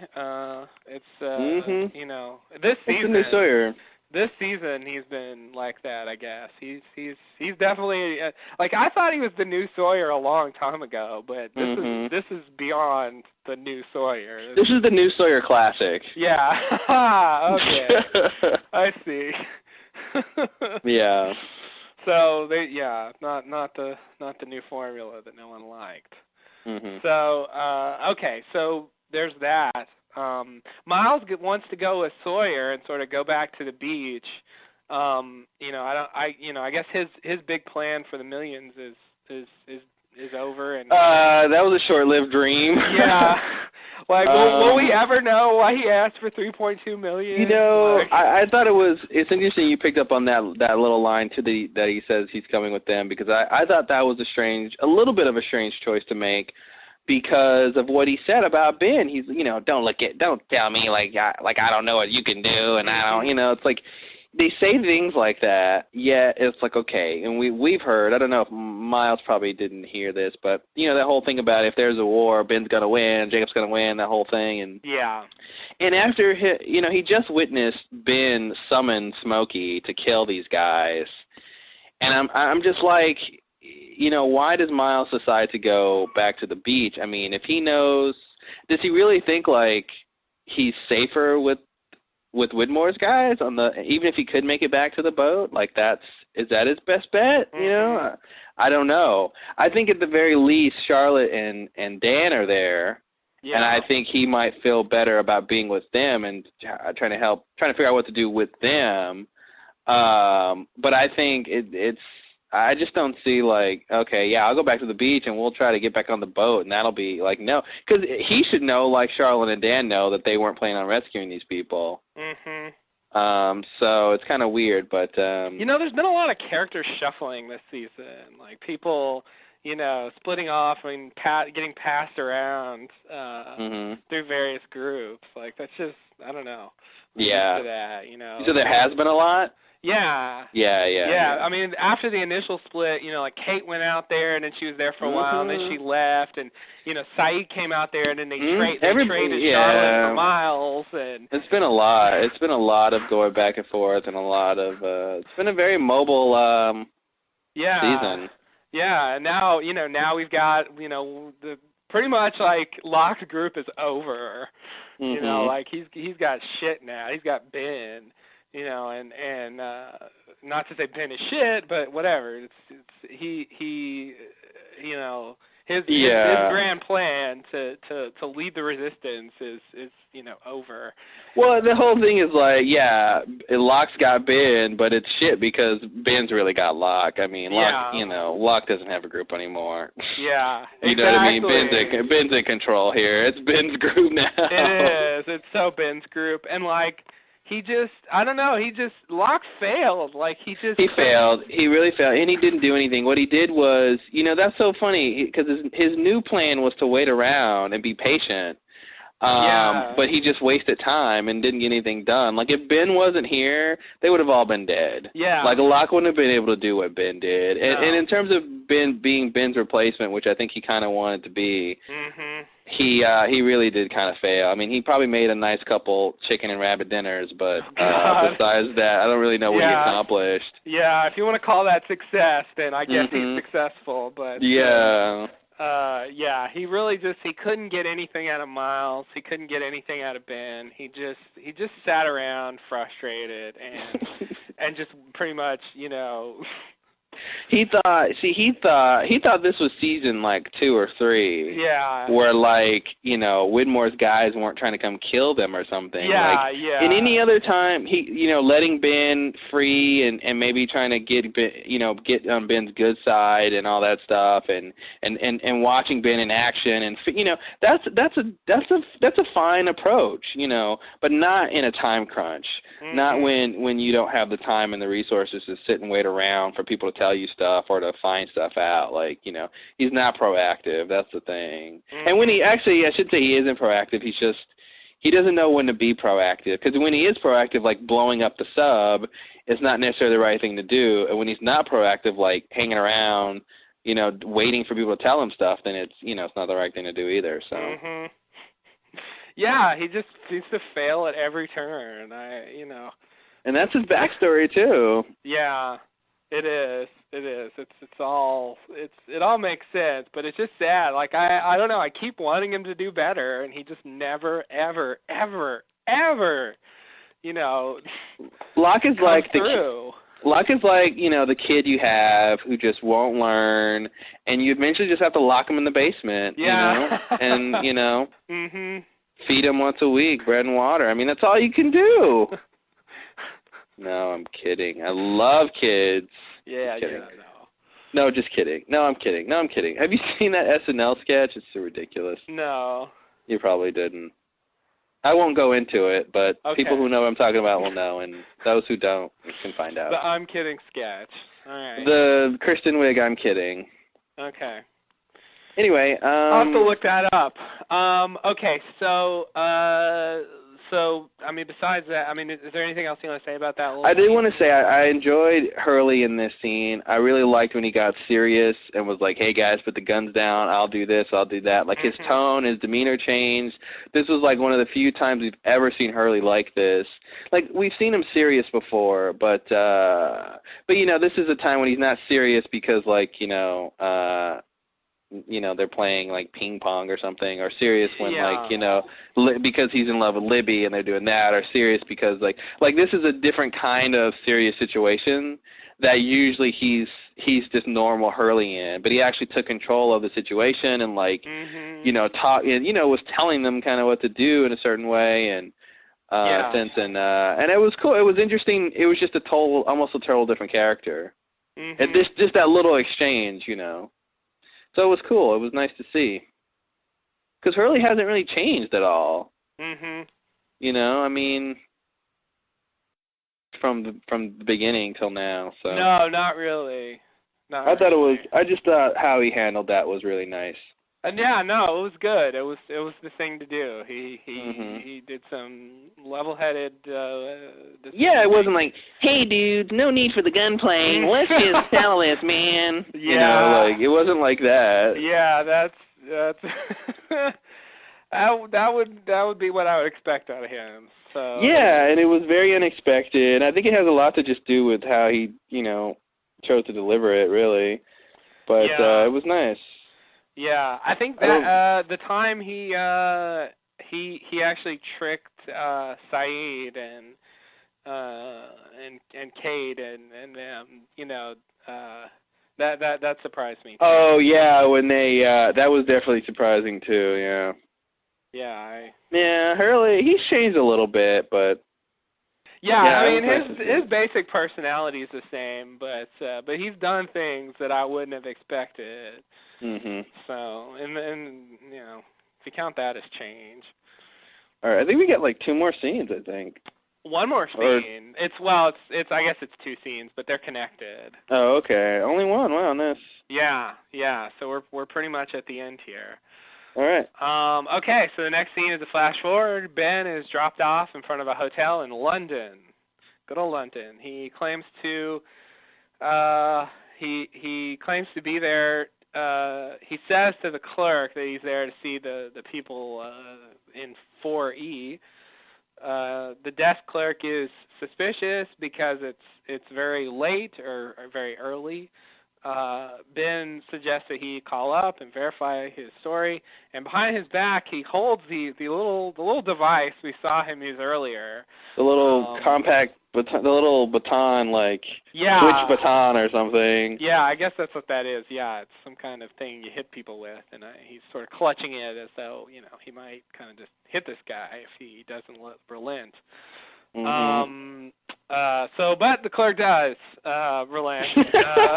Lucky for him. Yeah. I just thought it was very well. Maybe I should call up. Yeah, you want to call up? Nah, that's all right. Yeah. It's fine. Nah, it's fine. I'm sure. It's that kind of thing where, like, if Ben would have protested about him calling, he would have wanted to call. But since he didn't care about him calling, it's like, I don't need to call. Yeah.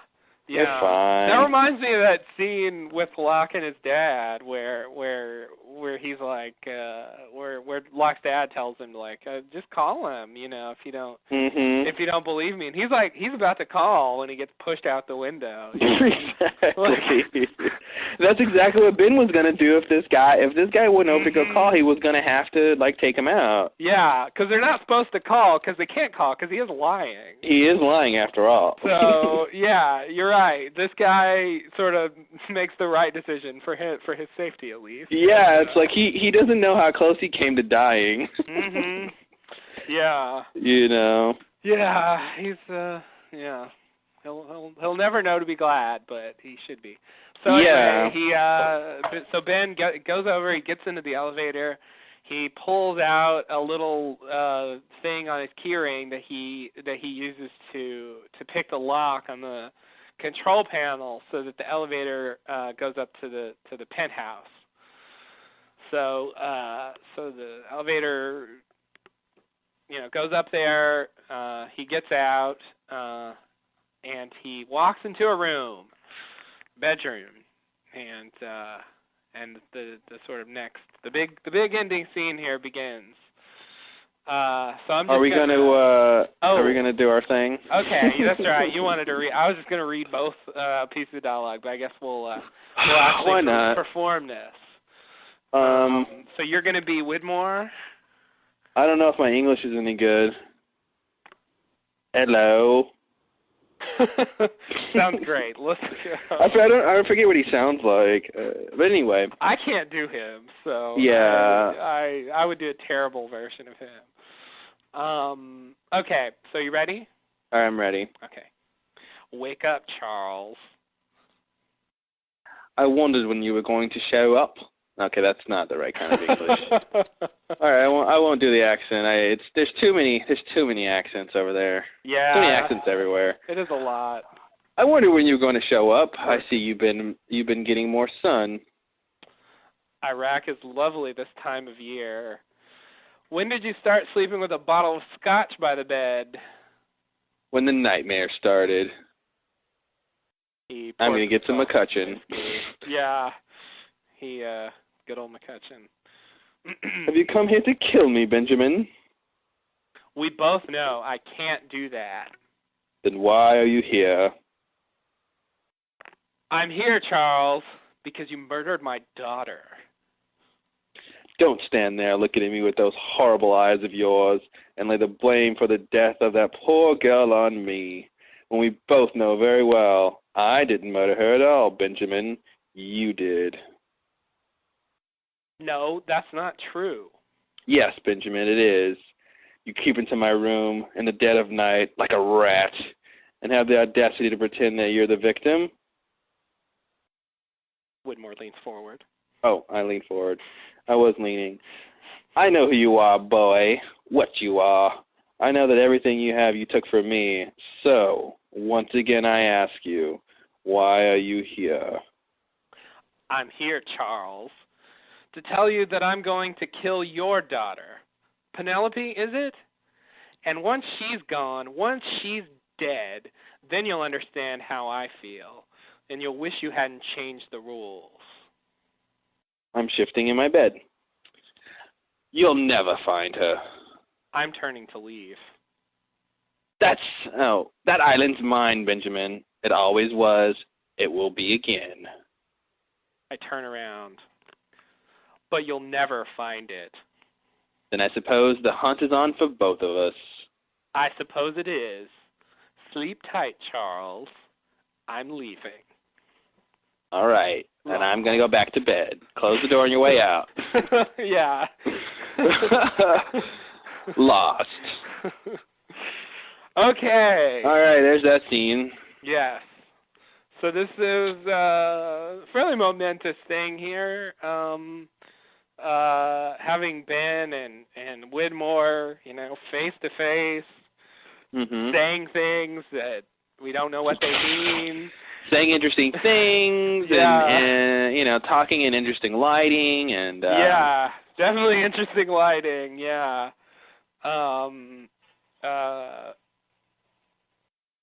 Just as a bit of trivia, I found that they actually shot this in London. The Alan Dale was doing like some kind of play there, and he just could not go to Hawaii, so they just flew to London and shot this there. Yeah. They didn't take the whole crew. No, not the whole crew. Yeah, I think it was the director and Michael Emerson, and they probably got a local film crew to shoot it or something. Yeah. That's right. Well, can I tell you my crazy theory? Okay. I've got a crazy theory that I think really ties everything together, and this scene really sort of makes this seem plausible. You ready? I'm ready. I think that Ben is a younger version of Widmore.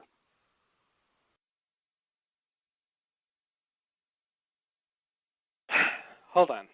Literally? Literally, yes. Am I serious? No. Okay, so he's like, they're really the same person. But No, I'm joking. That was all a joke. Oh, shit, I thought you were serious. Yeah, remember when I just said... Am I serious? No. No, I'm joking. Well, but I thought you meant like. I mean, literally. Am I literally? Like you said, literally, and I'm like, well, for my joke, yes, literally. But am I serious? No. I understand, but I thought no. Okay, yeah. Sorry, it took a while to sink in because I really thought you had a theory. Mhm. I was not ready to abandon it yet. Like I thought you were joking about it, but it was a real theory. Yeah. No, I don't think that makes any sense. Okay. I just made it up because he said, he says everything you have, everything you have is from me, and then he says like, he calls him boy, and he's not that much younger than him. I mean, I don't know how old they're really supposed to be playing, but like, I don't think they're that much younger in age, difference in age. So with the time travel stuff, I just thought, hey, throw it out there. Yeah, I think they're probably like 10 years apart, something like that. Yeah, he calls him boy, like. Yeah, it's a bit much. I mean, he could have done that when Ben was like 10. Mhm. That would be sort of legitimate. But at this point, it is kind of silly to call him boy.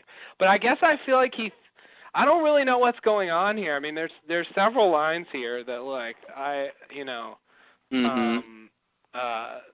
let's see. I mean, why we both know I can't do that. Like, what's that about? Okay, there's a lot to talk about here. We both know I can't do that when he says, did you come here to kill me? Okay, so, I mean, obviously, there's a lot going on with just that one question, and one of the first things is that Widmore knows that he can't kill him. Mm-hmm. Widmore knows that he's not supposed to kill him is really what's going on here. He could kill him, because if he physically couldn't do it, he wouldn't need to ask that question, and then Ben wouldn't need to say what he says about we both know I can't do that. Mm-hmm. So I don't think it's that he can't physically kill him. I think in terms of the rules, he's not supposed to kill him. Okay. Which answer one question and leads to a bigger question. All right, which yeah. is, what are the rules and why are they agreeing to rules and that whole thing about the rules is pretty crazy. When do they agree to rules? Why are there rules? That was what was weird about this is that not only did this scene tell us that they have sort of known about each other or have some sort of relationship that we didn't know they had. Not only that, but there's like other stuff going on we don't even know. Like more than just what we thought was going on. This whole thing with the rules, this whole thing with what was the next big crazy thing? Widmore says, I know who you are, boy, what you are. Like, what does that mean, what you are? Everything. I know that everything you have, you took from me. So, I mean, I don't know what, I feel like when he says what you are, I don't think he means that Ben is something else but human. I don't think he's implying that he's not human or anything. I agree. I think he means in terms of his affiliation or something, or his ideology or something, the same way as if, someone was a spy or something and you could say, I know what you are. You know what I mean? Like that kind of sense of what he is. Not like, I know you're a ghost, or I know you're from the future, or I know you're Jacob, or, like some Ben is just like crazy or something, Mm-hmm. I don't think that's going on. Wait, did I answer your question about we both know I can't do that? Yeah, you said it was the rules. I think that just has to do with the rules. Do you want to talk about the rules? I don't have anything to say except I don't know what they are and why they have rules. Okay, yeah. I was going to bring them up. The rules are weird to me because, and I also kind of, when Kimi shoots Alex, Ben says, he changed the rules. Mm-hmm. I feel like he should say he broke the rules. Like, I don't really understand why, if you break the rules, that means you changed the rules. Well, I think it only has to do with the fact that I think it has to do with the fact of when the rule was changed. I think you can only break the rule if the rule is currently something else. But I feel like basically Widmore gave Kimi the order to kill Alex if he needed to. I think that's the idea, and that's when he changed the rule, because now the rule is it's okay to kill Alex, Kimi, you see what I'm saying? So basically, he changed the rule in that family is now game, And that's what he means. If Keamy had done it on his own accord, like if it didn't come from Widmore, if Widmore didn't tell Keamy to do that, if for all intents and purposes Widmore is keeping to the rules, then it would have been Keamy broke the rules or Widmore broke the rules. But if he gave him an order before to do that, then he is changing the rule. I mean, yeah, it's kind of almost the same because, yeah, he broke the rules in terms of what Ben's version of what the rules are, what they agreed upon. Yeah, but I feel like that should be the rules. Like, are you saying Widmore can just arbitrarily make the rules whatever he wants? I'm saying that could be possible, but what I'm saying is, for this particular instance, to me it's more about the fact that Keamy was giving the order, to kill Alex if he needed to, which is, to me, changing the rules, because he's saying, before you go into this situation, here are the rules. The rules are now, you can kill Alex if you need to. If he didn't tell Keamy to do that, and Keamy did it, then Keamy would be breaking the rules. Or if we find out, if we find out that Keamy wasn't given that order or something, then it really should have been, Widmore broke the rules. If they had a rule that was something like, don't kill Alex or don't kill family members, maybe. Mm-hmm. Or children, or whatever it was, first daughters. The moment that first daughters, sure, adopted daughters, whatever. So then the moment Widmore tells Keamy, kill her if you have to. I feel like he's breaking the rules, not changing them. He's violating them. Well, but here's the thing: the rule isn't don't change the rules. The rule is don't kill. Like, for instance, don't kill Alex. Okay, that's the rule. When Widmore says you can kill Alex, he's changing he's not breaking the rule. He didn't kill Alex. You know what I'm saying? I feel like that. To me, it's a very semantic thing. It's just like, if Widmore was the one who killed Alex, like right then and there, like if at the time before he shoots Alex, this is Widmore's going to shoot Alex, and Ben, if you don't come out here, Ben, I'm going to shoot Alex, and the rules were what they were, and then he shoots her, then I think he is breaking the rules, and then you could even really get really crazy and say he changed the rule, then he broke it or something, but I feel like the fact that he basically, if it's that he gave an order. Because basically he's changing the scope of what's allowed, I feel like, I feel like that's basically what they're saying is, like, he's changed the scope of what we're allowed to do. To me, that's like saying, it's against the law to murder someone, so you tell someone to murder someone for you, and then you say, oh, he changed the law. Like, that doesn't make, like, that's a weird situation, because you can't... I see what you're saying, but like, I just don't think he changed the rule. I think he broke it. That's it. He violated it. Mhm. The rule. I mean, I feel like he broke it too, but I feel like the idea that he changed it means that, the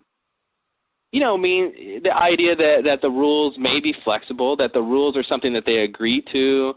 I think that's that kind of thing. And that maybe the original rule was like, anything goes, and they changed it to no family members, and now, he's changing it back or something. Maybe it's something like that where it's changed in that sense, Mhm. Some other, like, something we don't know about yet in terms of how they, did the rules. But I agree. I mean, if you have a set of rules and then you don't follow it, you are sort of breaking that rule. But I feel like if you decide to break the rule, if you decide the rule can be broken, and you're in the position to change the rules, to decide what the rules are. So that's the thing. Someone who commits a murder is not in any way able to change what the rules are. And I feel like Widmore and Ben maybe are, because they're the ones who decide the rules. It's like if a politician, like if a senator comes through and does some bill that says, you can't do this, and then later, he gets caught on it, and then like, then you go back and you realize, like, he redid the law or something before he did it, then he didn't really break the law. He just changed what the law was. Yeah. Well, you know? yeah, I guess I want the rules to be agreed upon, for them to agree to. If Widmore can just sort of say whatever he wants is the rules, then I mean it seems like they're useless. Well, no, I mean it could be specifically an instance where Widmore is in control like that, where Ben agreed that Widmore could set the rules. And I mean, that's what, that's what's interesting about the end is when he says, now I'm going to kill your daughter. It's almost like tit for tat. Like, okay, if the rule is we can kill family members or we can kill daughters, whatever the rule has now quote, changed to be, then he's going to do that too. I feel like that's in keeping with the idea that the rules were changed, not necessarily that the rule is still. See, that's the difference. If you break the rule, then the rule is still the same. Whereas now it's like, yeah, he broke the rule, but the rule has changed now because now Ben can go kill Penelope, and I think that's the crux of the idea. There is that they've changed the scope of what's allowed. Not necessarily that, yeah, he killed Alex, he wasn't supposed to, but they've changed the scope of what's allowed, and that's what's surprising to him, I think. Is that he changed the scope. Because, Ben was thinking Alex was fine, that he could just sort of get out of that situation and talk himself out of it. And he wasn't able to because the guy changed what was allowed. He broke the rules by changing what was allowed, I guess. I don't know. Like, it's a weird thing, but I think it's just a weird kind of concept, Yeah, I mean, the part of the problem is we don't really know how the rules work. Who agreed to them and who has the power to decide what they are. Yeah, it's like if we're playing a board game, and it's like when we pass go, let's decide. We're making up our own game. When we pass go, we get $1,000, And when I pass go, I'm going to give myself $1,500. Well, I just changed the rule, but now when you go, you get to get $1,500. You know what I mean? It's like you sort of break the rule in sort of one sense, but you're really you're not breaking it so much as you're changing it and then going along with that, You're breaking the old rule, but the new rule, the old rule has become something new, so it's like you changed it, really. It's a little difference, I think. Yeah, all right. Anyway, all right. So it is really curious to me. I mean, I never thought that Ben and Widmore's conflict was on that level where... I didn't even think I thought they barely knew about each other, like they had done, like, espionage and research on each other, and that's about it, but, like, they seem to have some sort of long-standing history, and, like, I mean, this line, I know that everything you took from me, like, and obviously I feel like he's exaggerating, or he's being, metaphorical or something, or hyperbolic, but I don't know. Yeah, and what about the island's mine? It always was. It will be again. Like, that's crazy. If Widmore was like older, I could come up with something, like some idea of maybe he was involved with Dharma, he was involved with the island before Dharma, he was like, I just feel like he's too young to really. I mean, if in the 70s he would be what, like in his 30s maybe at the least, and the youngest. Yeah. So I just don't see him having any power or control necessarily, to do with this island at that time, and like in the 60s or something before Ben even gets there. Like, do you think Widmore is really controlling the island? Like, I don't know what he means by that. I feel like he means something. Yeah, I have no idea what he means by that. All I have to offer that I can think of is that, according to the internet thing after season 2, I want to call it an RPG. It's a ARG. What's ARG stand for? Alternate reality game. Oh yeah, alternate reality game. You want to say role playing game? Yeah, I do. Yeah. That's what I want to call it. It just sounds right to me. Anyway. Within that, they revealed that Widmore Industries, such as it was, which I would imagine maybe his dad or something was in charge at the time, but they were in charge of construction on the island. Oh, that's right. I totally forgot about that. So I totally forgot about that. So they do have a history with the beginning of the island. I forgot. Wow, I forgot about that. Yeah, I mean, since it's in the ARG, I'm slightly hesitant to really like put too much weight in it, but you know, whatever, it's there, it's something. I thought we knew that a long time ago. Didn't we know that a long time ago that Widmore built the stations or something? That well, I mean, the ARG was from after season 2, so if you mean if you mean that, then yeah, it was a long time ago. I guess I thought you were talking about the recent thing, the lost. No. Find A15, no, not that. Isn't that an ARG too? That is an ARG. I'm talking about. Okay, but you were talking about the other one. The post season 2, the Rachel Blake and. That's the one I didn't really follow that well, but okay. It is an ARG thing, but but it makes sense. They do construction stuff, you know. Yeah. I don't know. I guess that's the only connection really that he has to the history of the island, but the idea that it was, what did he say? It always was mine. They certainly didn't put him front and center. I mean, he's not Hanzo. Yeah, he's definitely not Hanzo. And so it's like, if the island's yours, then, you know, what about these other people, you know, like, you know, what about Hanzo? What about the people, you know, the people on the island, like Richard or whatever? Maybe it's some sort of thing where, like, where, you know, back in whenever they were getting, you know, the island, they first found it, whoever found it, whatever happened, you know, they find the island, Dharma wants to get in on it, and Hanzo and all that crap, you know. They get in on it, they start, you know, maybe Widmore comes in for the construction, maybe he's got a bigger deal or, you know, who knows.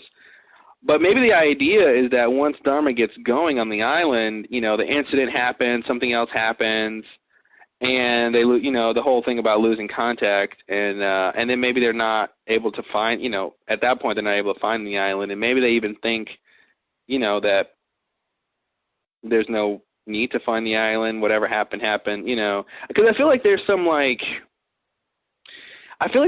period of time here where like Widmore wasn't interested in the island or something, you know, like some period of time where he thought like everyone on it was dead or that Dharma, you know, I just have this sense that he's got newfound interest in the island basically.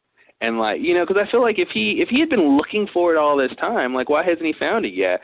Sending a freighter to it, like, took all this time. You know, I just don't want to buy that, you know. And obviously it has to do with the island being hidden and cloaked or whatever. And, you know, but I think it may be the idea that, you know, Widmore was maybe involved in what was going on the island. Maybe he helped fund Dharma, you know, at least maybe in the building of the stuff. And he knew some of the stuff maybe that was going on. And then after the purge, that's probably when he lost contact with the island, and then basically Ben took over. Yeah. So is that everything you ever had you took from me? Like, is that what he's referring to? I think he's referring to that, but I feel like there's more. I feel like resource-wise, money-wise, I feel like I don't know where Ben gets his money and things he needs like that. I feel like he might be talking about something like that, too, some sort of like, you know, you found my money or you got money from me or I don't know. And with this whole rules thing, man, I don't know. Maybe Jacob was like, hey, Widmore, you want to come here? Ben, you want to come here? Here are the rules, you know, and like you guys fight it out. I don't know what's going on, man.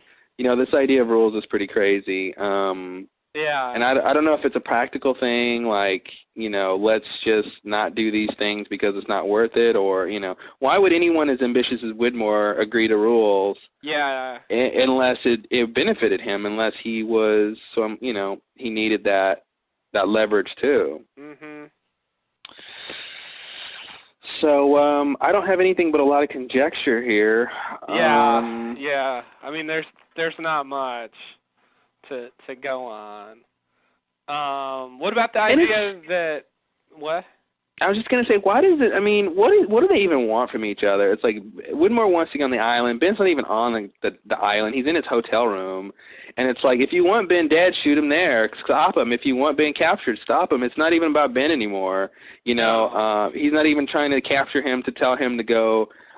You know, to torture him and to tell him where the island is or how to get to the island. Like, that is even come into play here, which is, I think, really interesting, that you know, Widmore's got this guy that he wants in his room and he doesn't do anything but shift in his bed and drink some whiskey. Yeah, the guy that he seemingly sent, a whole freighter to go get. To go get it. So it's like, what happened between, the present and this part of the future that has changed things? And he's letting this guy go. Ben just promised to kill his daughter, and he just lets him go. Yeah. I mean, he obviously says, you'll never find her, which is another thing I thought was interesting. Where could Penny be that she's so hidden? Yeah, I mean, I thought she was just in her house. Like, I didn't think she was anywhere special. Yeah, yeah. Like last we saw Penny, she was just, hanging out at her house, talking to Charlie. Having some tea and crumpets. Yeah, like she didn't look like she was in some super secret location. Yeah, I mean, it's been a little bit of time, since this point, so maybe something happens and he put her in hiding or something, but it's still like... Yeah. Why? Comments like that on a show like this are weird to me. Like you're saying this to Ben. I mean, you know what Ben's about. You know what he's seen and what he can do, and it's just like, where could she be that? I think for normal people maybe you could say that too, but like, come on, this is Ben. He just teleported to Tunisia. Like, does Widmore really not? Does he know about Jacob? Does he know what Jacob is potentially able to do? Like, I don't know. I don't know what to do about that line, but yeah, that's the thing. He lets Ben leave after Ben promises to kill his daughter, and it's like, well, even if you think she's in a safe place, why do that? Why keep Ben alive? But that's my question. Why is Ben still alive? Why does Widmore not want? Is Widmore not allowed to kill Ben? Like. Oh, maybe that's what it is. Maybe that's part of the rule. They can't kill each other. That's probably it. Yeah, that makes sense. Yeah. I was gonna say, why is he still alive? All right, see you later. Turn the light off when you leave. Yeah. So basically, it's like we can't kill each other, because that's what I was gonna say too. It's like, why can't Ben just tie up Widmore and put him in a closet somewhere? Yeah. And that way he won't get any. He can't order anyone to go try to find the island if he's in a locked up somewhere. And it's like. It's almost like these rules are sort of like, the rules of war or something, or... The conference is scheduled to be broken down automatically in 5 minutes. To extend the time by 60 minutes, press star 8. I did. Like I was saying before, so rudely interrupted. Yeah. What was I saying? Ben can't get... Widmore can't give orders if he's locked in a room. What... I think you were getting at something about the rules of war, and they're kind of. Oh yeah. It's almost like they're trying to be gentlemanly, and we're gonna engage in battle on with these rules and stuff. But it's odd though. It's very odd. I wouldn't imagine they had a relationship like this.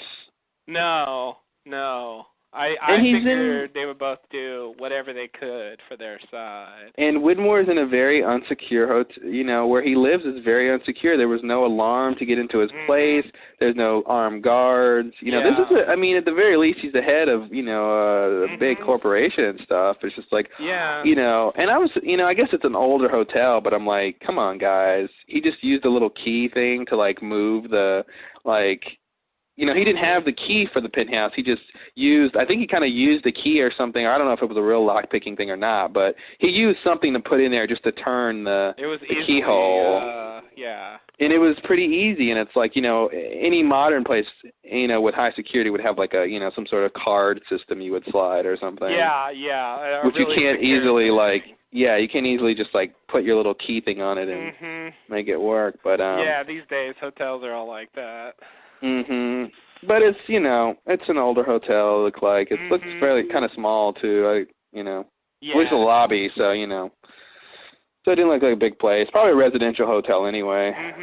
Yeah, presumably, because as far as I knew, he lived there. I was surprised he was in a hotel. Me too. I thought that was kind of odd. So what about this idea? What do you think about this idea that Ben killed Alex?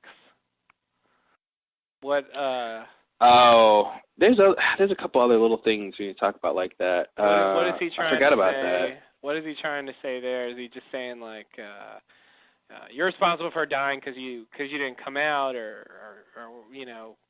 Is it something like that, or what is it? Yeah, I don't really know. It could be anything. I mean, I guess I'm thinking. Let me read it again. I love that he said he had those horrible eyes. That was a nice line. Yeah, it was. I always think about how it must be weird for the writers to write lines that are kind of attacking character, traits of the actor, really, Yeah. Telling a character they're really fat or something. It's like, why did you guys write that line?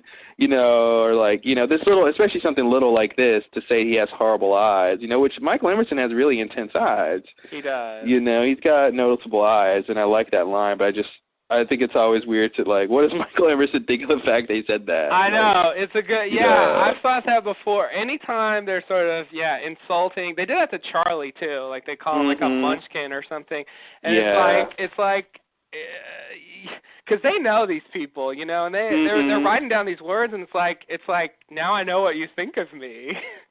I mean, part of it's like, if I was a different actor, you wouldn't write that line. Yeah. And so it's obviously not a character thing, it's a me thing, which is good. I mean, that's part of what actors bring to the table is their physicality, Yeah. And I'm sure they just roll with it as long as it's not terribly insulting, Yeah. But horrible eyes of yours, like, it was pretty crazy. It is. And I've definitely thought that about Hurley too. And if I were them, like, I don't know, I'd be kind of afraid to write some of that stuff, And that's the other side of the coin is, with Charlie being short and Hurley being overweight. I mean, those are things that they know is true, and it's almost like, well, you might be faulted for saying it, but at least it's true. Whereas, Michael Emerson having horrible eyes is really, that's an opinion. You know what I mean? Like, that's the other thing, too. It's like they're kind of giving an opinion, not like saying, oh, Charlie, you're short, and we're just making fun of that. Well, we know the actor's short, and he knows that, and, he played a hobbit. He's heard it before. Yeah. But in terms of Alex, let me see. We both know very well I didn't murder her at all, Benjamin. You did. I mean, he could be talking about the fact that maybe Ben did something that kind of changed the rules or broke the rules first. And he's like, I only did this because you did this, and that's what he's implying. But I don't like that idea because they didn't really say that. Mm-hmm. The other thing I can think of is that, he didn't come out, or he didn't give Widmore the island earlier, or he didn't do whatever else that would have prevented her death. That's kind of what I had in mind. Yeah. But it was, I don't know, it seemed curious. Because it's just like, whatever. He could say, I didn't murder her, that could, Kimi did. Mm-hmm. That would be sort of accurate if, kind of bullshit, because it's, if you send somebody to kill somebody, you gotta take some of that blame. Oh yeah. But still at least like, but when he says you did, I mean, Ben, we saw him. He just watched her get shot. Like it's a bit of a stretch to say that he was directly involved with her being killed. But that's the thing. Ben says it's not true, and then Widmore says, yeah, it is true. So you got to wonder, like, what, how literal is he being, Yeah. I mean, does Ben have some sort of power? Did he, put something in Kimi's mind that made him shoot, like something weird and crazy like that? Or is it just... You know what I mean? Like, I don't know what's going on. He says, I know what you are, and things like that. And then other lines, and Miles says stuff like that, too. Don't look at me and say that, like, I don't know what you can do. They're saying that a lot these days, and all I can say is, I read 7 Harry Potter books where they talked about how amazing Harry Potter was. And, it's amazing how little he does, considering how great he was supposed to be and all the prophecies and stuff like that. Yeah. You sort of step back and you're like, wow, that was the great chosen one. Like, what? I don't know. With all this buildup they're giving Ben, like, I feel like... Hey, he saved the thing from the thing with the thing spell. Oh, I forgot about that. Yeah, that happens every book. God. Yeah, he didn't do a lot. He really didn't do a lot, that Harry Potter. No. He's no Gandalf. No. I mean, Gandalf never did enough for me either, but I mean, Gandalf has the fight with the Balrog, which of course is one of the best things ever. Mm-hmm. And so that was, that was good. And then I think in Return of the King, he does some big magic thing where he wards off something with some light spell. But I always, a lot of movies with wizards and stuff never do enough for me. I really want, as much as people use guns in movies, I want them to use their magic like that, Yeah. But most movies are never like that, and Harry Potter's like that too. It's just like, yeah, you guys are doing a lot of stuff but magic. Yeah. Yeah, he just, I don't know. I really thought he was just kind of, the prophecy would be fulfilled, and he would just bust out something amazing. But and even other people did some impressive things, but him, He did a couple spells that he shouldn't have been able to pull off, right? Yeah, that's true. That's true. He showed some power and ingenuity. Enough for the build up, but it really seemed to me that his best skill was his problem solving abilities. Yeah. And his ability to get out of sticky situations. A lot of times, it wasn't the magic that got him out of it, or the big thing was the magic. It was something else, And I just saw part of, I guess the third or fourth movie when, the one with Gary Oldman, and he finds out, I guess that's his uncle or something, or his family friend, or, that whole thing. It's his dad's friend. His dad's friend, and all that, and then, the, what are those things? The Wraiths, or, no, they're Lord of the Rings, they're Wraiths. The Dementors? Harry Potter, they're the Mentors, yeah. And they're kind of the same thing. And I'm just kidding. Anyway, when they're attacking both of them really at the lake, and then he's saved by the moose thing. Yeah. Whatever that was, but that was supposed to be Harry Potter, right? In the future. Wasn't it him in the future or something? What was that whole thing? It's it was him in the future. You're right. Yeah, so I thought that I chalked that up to him, because that was a pretty big magic spell. I mean, he vanquished all those things. So. I was a Patronus. It was good. He shouldn't have been able to do it, but he taught other people to do it. It wasn't an insane. Every adult could do that spell. Is Patronus the one that he teaches them all to do, and the next one with the? Yeah. Okay. So and they all have the animals and stuff. Mm-hmm. Oh, that's right. That's why it was a moose, huh? Yeah. Well, it's a horse. But, it's a horse? Yeah. I swear it had antlers. It's not supposed to be a moose. If they made it a moose, they're wrong. I swear that thing had antlers. Oh, wait. Yeah, no. I think it's a horse. Maybe in the movie. Are you sure in the movie it's a horse? Maybe they changed it. I'm pretty sure it's a horse. I could have sworn that thing had antlers. I always thought it was a deer or a moose. Which was weird. Oh no, it's not a horse. Sorry, it's a stag. Which is like a male deer. That's what it is. I thought a stag was a horse. That's my. Yeah, no, I think it's a male deer, right? Yeah, it is. It is. I went through 7 books envisioning it as a horse. I think you're thinking of a stud. A stud is a male horse. Maybe that's what happened. Yeah, a stud is a adult male horse, I think, okay. And a stag is the same, but it's a. That's probably it's a deer. what happened. I got those confused. I thought that thing had antlers, man, because I'm I made it a horse. You made it a horse. I didn't care what the movie showed. It was a horse. Okay. Is today the 40th anniversary of 2001? I hope not. I think of 2001, the movie. Sorry. Sorry, 2001, the movie. Okay, right. That's a weird question. If I meant the year 2001. Yeah, it was 68, right? Yeah. Yeah. I just saw a news article about it, but let's get back to Lost. Yeah, please. We promise, guys. That was the last tangent for the evening, because we're almost done. Yeah, good movie. Recommend it to everyone. Let's see. Oh, what about the nightmares? What about Widmore's nightmares? See, yeah, I think a lot of what's going on here, we just don't know yet. I really think, I don't know why he's having nightmares of what, Yeah, I don't really have any ideas of what the nightmares could be about. Okay. So sorry. All right. Well, I had to ask. It was one of those things that, Widmore strikes me as the kind of guy who wouldn't have nightmares, who doesn't regret his actions. But which is why he's got a bottle of whiskey next to him, because he's not the kind of guy who usually has those. I guess so. Okay. Well, I'm surprised he's affected by that. I mean, maybe it's something that's affecting him, and it's not just his psychology. But you know. Well, I think the idea is something that we haven't seen yet happen, something really big, and I think that's what it is. Like it's big enough to cause him nightmares. Yeah. We just haven't seen it yet, you know. Okay. All right. So that's the problem with that. Let me see. What else do we have here?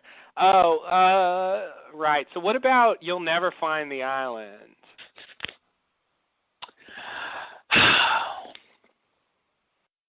You know, I don't know. The flip side of You'll Never Find Penny, like, you know, his people were on the island. Mm-hmm. You know, I mean, I think something happened. I think something, and see, Widmore doesn't protest that. I think something happened and the island got cloaked again, or it got moved, or it got whatever. I don't know. Something I think fairly crazy and probably, you know, season finale worthy. Okay.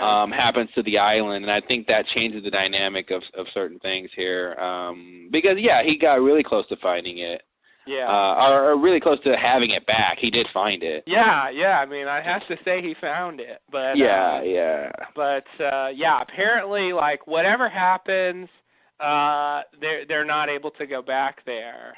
Mhm. And the fact that he apparently kills Nadia, like, I don't know. I get the sense that they're not responsible for the Oceanic Six, but I really don't know how else they're going to get off. So I don't know how to make that theory work. But But I just find it odd that they would bring them back and then kill them. Like that's just weird. Or kill their loved ones. Like Well, I don't think. I think, however they get off the island, I don't necessarily think Widmore is going to be the guy who says, let these people get off the island. I think because I don't think he wants them to. Obviously, he gave them the orders to not rescue them. Really, I think, however they get off is going to be more of a force thing, or more of a who's ever in charge at that point will agree to do it. You know, I don't think it's going to be. Widmore's will. Yeah, I don't think Widmore is even going to know about it at the time. Okay. Yeah. So you think some of his people might defect or something? Some of his people might defect. Some of the Losties. I mean, obviously, some of the Losties. I mean, if the freighter is how they get off, then some particular people need to get on that boat. But they could most of the crew could die and kill themselves, and so the Losties could stage a coup. The captain could just be cool and be like, hey, I don't know, So anything can really happen in that front, but I think there's we're missing a lot of time here, and I think whatever happens with the freighter and however they get off, I think is obviously should be very important things, and I think this scene is so weird because they're referencing things that are important that have already happened. Yeah, that we don't know about. Seen yet. It's sort of the problem with most flash forwards. So this is the scene we got to come back to when we get more answers and see if it makes sense. Yeah, that's a good idea. This season has a lot of those. It's really it's going to be tough. I bet they don't succeed on every front. No. We'll see, but they should get closer. I mean, since they're writing this, it's sort of in a sort of closed environment almost. Like they should. Barring any sort of errors on their part. Yeah, they should do better than usual. They should do better than usual because they've got better circumstances to write with. So. Yeah, I agree. Less episodes, a finite season, the rest of the season. So. Yeah. So do you think this is just wild speculation? Do you think Ben is gonna really kill Penny? And the other thing I wonder is what happened to Desmond? Yeah, where's Desmond in this picture? Yeah, she was looking for him, and these people come back from the Oceanic Six, and she knows that plane was there, where Desmond was. So you know what I think? I think in a wild speculation, I would love it if somehow Penny's on the island. you know, Penny's on the island. Like, Ben, Widmore can't find Penny. I mean, oh, now I'm all confused. Ben can't find Penny because she's on the island, and Widmore can't find the island, where Penny is. Because she's on Penny, yeah. Okay. Yeah, I don't know. I just feel like the fact that they're both unable to be found means they could be in the same place. I see. Okay. All right. So Ben, that would mean Ben can't find the island either. Yeah, which I'm not willing to rule that out. I feel like he's cut. It just seems like he's cut off from the island, and this whole thing about helping, Saeed and them, you want to help your friends, don't you, and all this stuff, but it's like it just seems so apart from what's going on the island, and it's like if you had stuff to do there, you should be there, Yeah. But it does seem like they're living in a post-island kind of mind state. It's just not about the island anymore. Yeah, Lost. It's not about the island anymore. That's really what their new campaign should be if it ever becomes Lost. I mean, at least Widmore cares about the island, but it does seem like most people, it seems like everyone's moved on. The island. What is this? 2004. Everyone's trying to get off that thing. Yeah. Nobody wants to go there. Everyone wants to get off now. So I don't really know, man. I think we could probably talk more about what these things could be, but this is just so much of just like new stuff, I think. I don't really think we could piece anything together. So I don't know where Penny could be. That she's so safe, but I don't think it's any place conventional. I just don't think he has her hiding out somewhere. That just seems really boring. I feel like it's got to be some other way he couldn't find her. Which if she's on the island, he really wouldn't think to look there. I don't think. But then it's like, well, how could Widmore send his daughter to the island if he can't find her? He doesn't know where the island is. Yeah, that's but he could know that Penny got to the island, and is just not able to know how she did it. And and as long as Ben isn't on the island, maybe she's safe. Yeah. Because he wouldn't look. That's the last place he would look. Yeah, no, I would never look there. Especially if the guy who whose daughter you're killing doesn't even know where the place is. Yeah. And does I mean, how much does Ben know about Desmond and Penny? Yeah, that's true. Obviously he can pull up research and stuff like that, but I don't know. I mean, obviously he should have read Desmond's file, right? Yeah, I wonder if he knows anything about Desmond. I mean, I assume that he does, but I don't know for a fact that he does. Yeah, I don't know for a fact. I mean, I'm assuming he knows something about Penny, and I feel like, depending on how their records are, whatever information they get, they seem to get crazy stuff. Yeah, they do. But it could say something about Desmond in there or something, or Yeah. She got a weird phone call on Christmas Eve 2004. Or whatever that was. What was it? Christmas Eve 96 or something? Yeah, no, oh no, it was later. It was 2006. It was 2000. No. It was, he was on the freighter. It was present time. It was 2004. Yeah. Woo!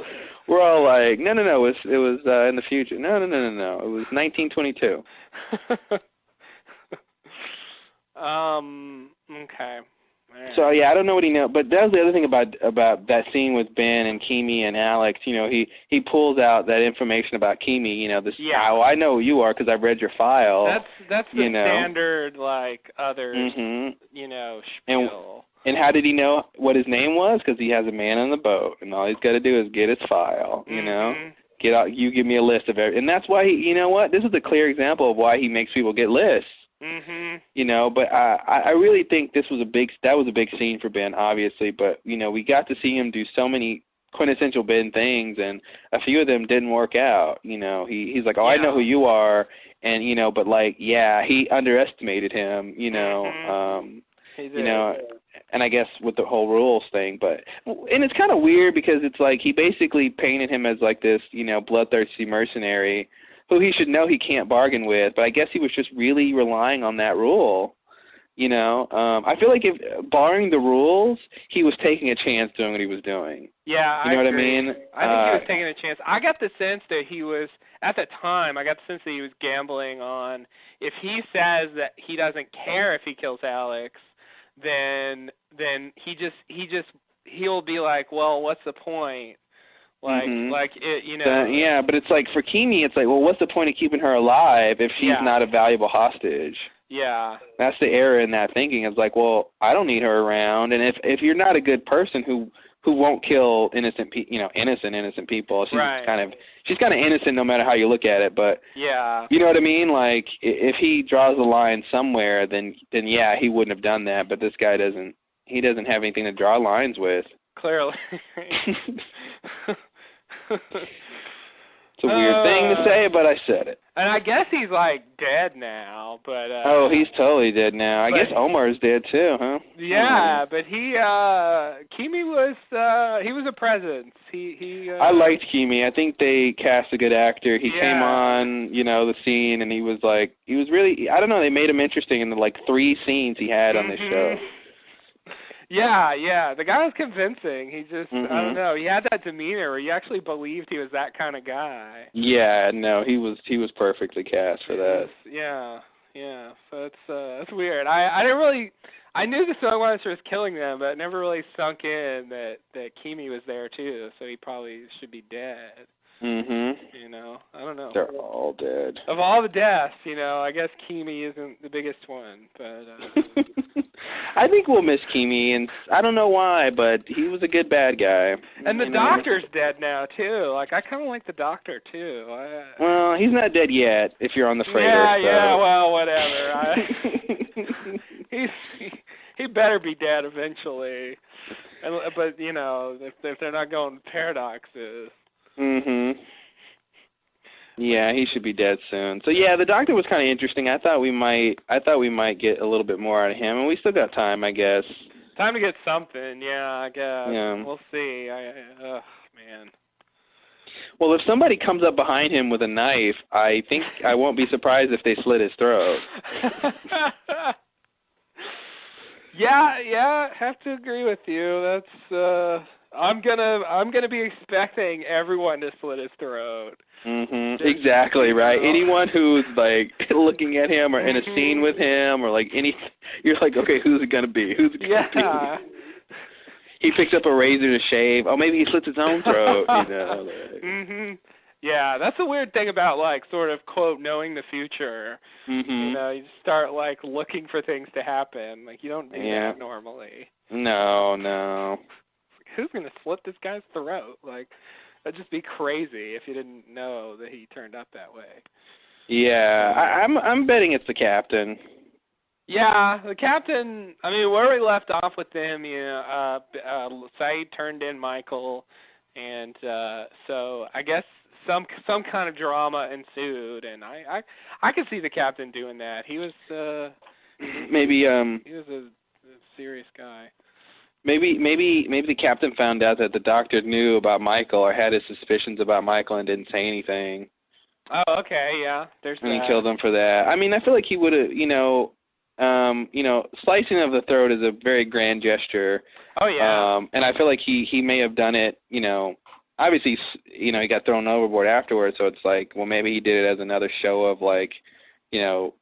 you guys better do what I say or this will happen to you kind of thing. But coupled with maybe some sort of other thing. Right.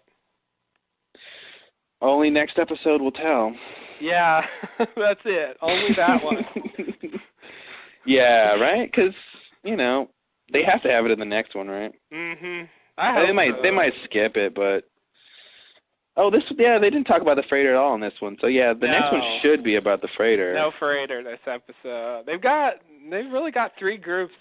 Well, they did. Now it's I guess it's dwindling. One of the groups is dwindling, but Did you know it was going to be a Ben episode? Ben flashback? I had no idea. Flash forward? I was completely surprised by that. Yeah, me too. I did not expect it to be Ben at all. And for a while I thought it was a flashback. Oh, really? I just assumed, I forgot they were doing flash forwards, and I just assumed oh, this is a flashback, and he's, like, doing something crazy. Oh, I see. Yeah, no, I immediately, like, assumed it was a flash forward, but I'm in that mindset. I mean, this season has been, almost all flash forward. Yeah, I just forgot because of the break, Well, when they talked about, it'll be a mix of flashbacks and flash forwards, like, that was... I think they were talking about Ji-Yuan as well as, I think that's why they said that. Yeah, there's that, and the boat people got flashbacks, and, like, Desmond's thing, which was, sort of a flashback. Like, besides that, everything else is a flash forward. I mean, that's, Yeah. Well, that's technically a mix.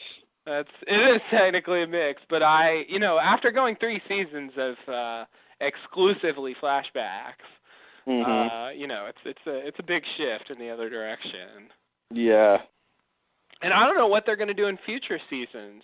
They can't do these flash forwards forever. No, they're going to have to catch up with themselves at some point. I mean, I think all the stuff we've seen in the future has been around the same time. And I think they're setting the stage for what people are doing in that sort of 2005, 2006 era. And then I think we're going to have to catch up to that at some point, and then we'll be dealing with getting back to the island. Okay. And so do you think flashes will just disappear, or will they go back to flashbacks or some kind of thing like that? I guess we talked about that before, maybe they have a flashback to missing time. It doesn't seem like there's going to be as much missing time as I originally thought. It really depends on when did they get back to the island. Did they get back in the series finale, or did they get back in the beginning of season 5? Did they, or season 6 or something? Or when does Jack get back to the island is the question, because that leads you to how much time do they have on what are they going to be doing when they get there? If they get back to the island, and the drama on the island, has something to do with the missing stuff, flashbacks we haven't seen, then I could see that happening. But I can't even imagine what the drama on the island would be besides, getting back and, okay, now we're back, and some of you are here, and some people died, and I don't even know what to do when they get back to the island. I don't think Jack knows what to do either. No, he just wants to go back. He just thinks he needs to go back for some reason. I think Curly's that way too. It's just like, I know I got to go there, and then you go there, and I really feel like, and I know this is crappy, but I really feel like somehow they're going to be able to fix things. I don't want to make it where it never happened, but usually in other movies and stories, like when there's some big thing and you got to go back, a lot of times it's to sort of, repair some wrong that was done, and like we said before, they've all, the people who are dead basically have crappy lives to their death almost, and then the people who are still alive are, not doing that hot either. And it's like, it would be interesting if they could find a satisfying way to sort of just make it where everyone was okay at the end, without making it where the plane never crashed or something, But, dude, I don't know, man. I don't know. I could almost see them doing that. I don't want them to take back stuff. If they've shown things happening, I don't want them to change that. I mean, I can live with, they get things in a state where the people are better off in their lives, than they were. But people who are dead, I want them to be dead. Yeah, that's the thing. I just don't see how they can have, from most of them, how their lives post-island can be better than their lives pre-island. Simply because of what happened on the island, partially, but I don't know. I mean, I think Kate might be better off, She gets to settle, and she has a baby. And Kate doesn't really, after her trial thing, she seems to be doing pretty much okay. Yeah, she's pretty much okay. Compared to everybody else, she's doing all right. She's just kind of, she's got a little, whatever thing with Jack, but it's, small compared to what other people are dealing with. Yeah, so, I mean, I don't want them to take anything back either, but I On a lesser show, definitely. I could see a scene in the finale and, like, they do something and it's all about, not getting, making sure Desmond never leaves Penny so he's not there to press the button and all that kind of stuff. And you see the plane and, like, so, like, we're on the plane and it starts to rumble and we think it's, like, a flashback to when the plane crashes, you see everyone how they were on the plane. Anna Lucia is there, and like everyone who can, they can muster up is there. No. And then the plane, like, oh my God, turbulence, and Jack tells Rose like it's nothing to worry about, and then the turbulence stops and they fly on course to L.A. Oh no! And they never knew what drama their lives could have been. I just had a terrible flash forward to the series finale. Yeah, where you shoot yourself? Yes. Oh, God, would I be really disappointed if that's how the show ended. Yeah. Like, it sounds like, it sounds like an ending. It sounds like the way to end a story like this, and that's why I say on a lesser show, I think they would go for that. I feel like Lost, the writers know that ending. And I think they would steer clear of it just because they know it. But it's always a pull and tug between what the audience wants and what they think is satisfying versus what the writers want to do. So as much as I think they would most likely steer clear from that ending, it is a fitting type of ending. Oh God. Yeah, isn't that bad? Oh please no. If they could make a way where like somehow that happens, but it doesn't negate, like, I don't know. Then you have to come up with, like, a multiple universe thing, where that doesn't make any sense, but, I don't know. I don't know what Ben is even doing. I mean, what's killing all of Whitmore's men gonna do? Make Whitmore mad. Make him mad. He doesn't seem to care. I don't know. Yeah. Here's a quick question. What was the timeline in The Constant? What do you mean? The Constant was after this flashback, right? Flash forward, right? Because Ben and Saeed have been working together for a while. The Constant? Oh, you're talking about The Economist. Oh, I'm sorry. I meant The Economist. Okay. Yeah, I meant The Economist. I got really... Yeah, The Economist was after this. So basically, this is like a prequel for that. So they haven't... I guess they're working their way up to killing Penny or something, or, like... Yeah, I guess so. I guess he hasn't killed her yet. I mean, I don't think he has. We don't really know, but... Yeah, I mean, it's possible that he did, but presumably not. I mean, that seems to be Ben's, like, ultimate goal, at least, for now. And so, yeah, I get the sense he hasn't done that yet. He's just picking off other people. Well, maybe while he tries to find where she is. Yeah. Maybe he's like, I'll get these guys while I look for her, but, And that's the other thing, too. I don't know if Saeed will be down for killing Penny. Oh, and, does he know about Penny? I guess he does. He's got to know about Penny. That was the whole thing with Desmond. If at the end of The Economist, he tells Saeed that he has another name for him, like, I don't think this, but, could that be, maybe that's Penny, like maybe he's found her, maybe that's what that indicates. Oh, like he says the next person on the list and you think it might be Penny? Yeah, since, he didn't say, I mean, I don't actually think that, but whatever. Oh, because he didn't say what the name was. Yeah, exactly. Oh, I see. I guess that's possible. Yeah, that's definitely possible. I mean, at the time, and still today, I kind of just thought he didn't say it because it might be like Mr. Avelino, like it won't really mean anything to us. Yeah, and I need to watch that scene again and see what Saeed's reaction to it was, because he definitely knows Penny. He knows that name, Penny Whitmore. Yeah, well, in the scene, he doesn't tell Saeed, Oh, that's right. He doesn't tell him what it is. And okay. So we don't get to see Saeed have a chance to react. Oh, okay. Because that's why I didn't remember it. I'm like, I don't remember him reacting. Yeah. Because he didn't. Okay. Yeah, he doesn't. That's my Christopher Walken. Okay, so yeah, that definitely could be Penny. Yeah, I got the next name on the list, and it's Penny. Yeah. Yeah, I mean, it seems vaguely like it could be a setup thing. Like we're supposed to ask, who is it? and then here's sort of the. Because it's like part 1 is this one when he agrees to kill Penny.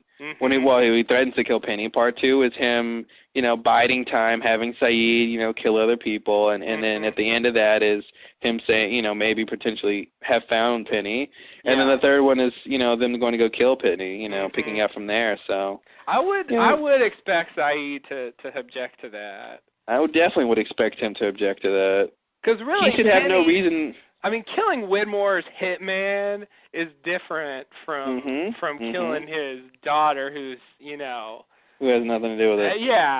She's and I would also bet that Ben wants to be the one to kill Penny. Yeah, I agree. I feel like it wouldn't be the same. Although, I mean, Widmore didn't kill Alex, Kimi did, so maybe Ben doesn't mind a middleman doing it, but I feel like he would want to do it. It does seem, out of a need for, revenge on a personal level, it does seem like he would want to be the one to do it. I could see that. Yeah. Well, I think all of our other questions will be answered next episode. Oh, okay. Wow, the next episode is going to be a doozy. I think it will be a doozy. Can't wait. All of our questions will be answered. That's wow. They should really be hyping that up. Next on Lost, all your questions answered, and 20 people die. Oh God! Do you remember that season 2 episode where they were like, "We're going to answer 5 of the island's mysteries next week"? That was weird. That was a weird time. Did they even do that? I remember it didn't quite work out as it seemed. I remember. Yeah.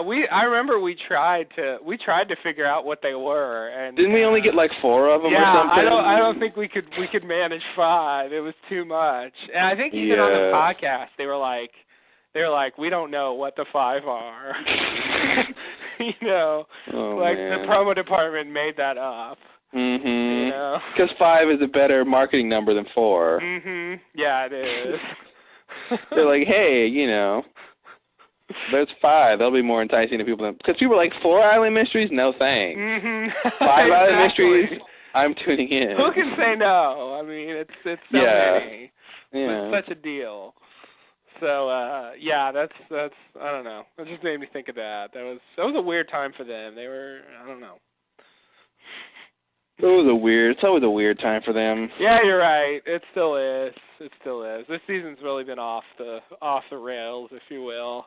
They're going in all kinds of directions, and whatever. I'm still on board, but it's the show. The train has changed tracks, and now you just gotta hang on and see where the train is going. That's my new philosophy with Lost. It's just like, hey, wherever the train takes me, I'll watch it till it gets crazy. But I mean, the old Lost was getting stale, so it probably is good that they made a change. But but it still feels weird because it's just so unfamiliar, the stuff we're seeing these days. Like it's just off. Definitely crazy. Anyone who starts watching Lost this season and tries to go back to season 1, oh, I'm so sorry. Yeah, they're gonna be really surprised at what bullshit they have to sit through in those early days. Yeah. Because the show, oh man. Yeah. And what's that in the jungle? Oh God. Oh, the innocent. Hey guys, listen guys, our biggest priorities are food and water. We need to get those together now, all right guys?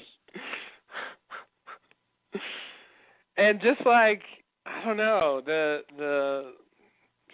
pay and the fact that the season's short has changed things. Like it's making condensing the drama. Yeah, and it's making the pace happen. It's making it faster and increasing the pace. Yeah. Yeah, and it seems like the story is shorter, because they don't draw it out as much. Yeah. When you look at the season, it's like you can really sort of pinpoint what's happened, more easily. It isn't this long, twisty road that it normally is. is. Where they take a whole episode to do golf or to go do whatever else or to do like this thing. Yeah, they're going to fix a van and, go for a drive. Yeah. Claire's going to send a little pigeon and... Yeah, they're going to do the bottle on the raft and... Yeah, so it's, I don't know. Felt the need to reflect a bit.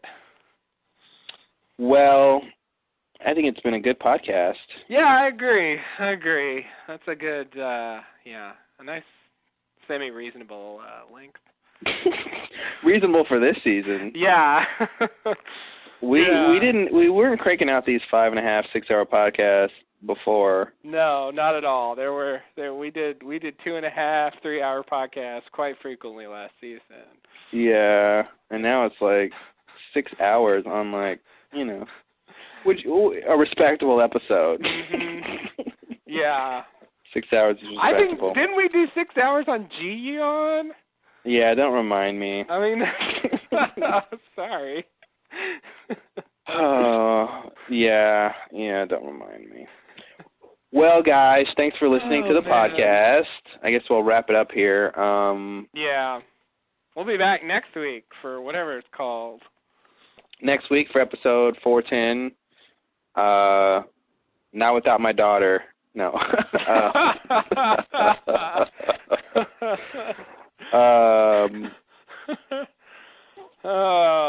You guys know the drill. What a title. TLLD.net is the forum. Go join. We need some people to join. I mean, we've got, 49 members, I think? Yeah, we seem to be stuck there. If you haven't joined yet, use this as your... Who wants to be lucky number 50? Yeah, exactly. Exactly. Yeah, it's always good. I mean, there's a good amount of activity. It's definitely... Oh, yeah, it's great. It's great. But, thanks again to Steven for helping us set that up. Yeah. Or I should say, setting that up for us.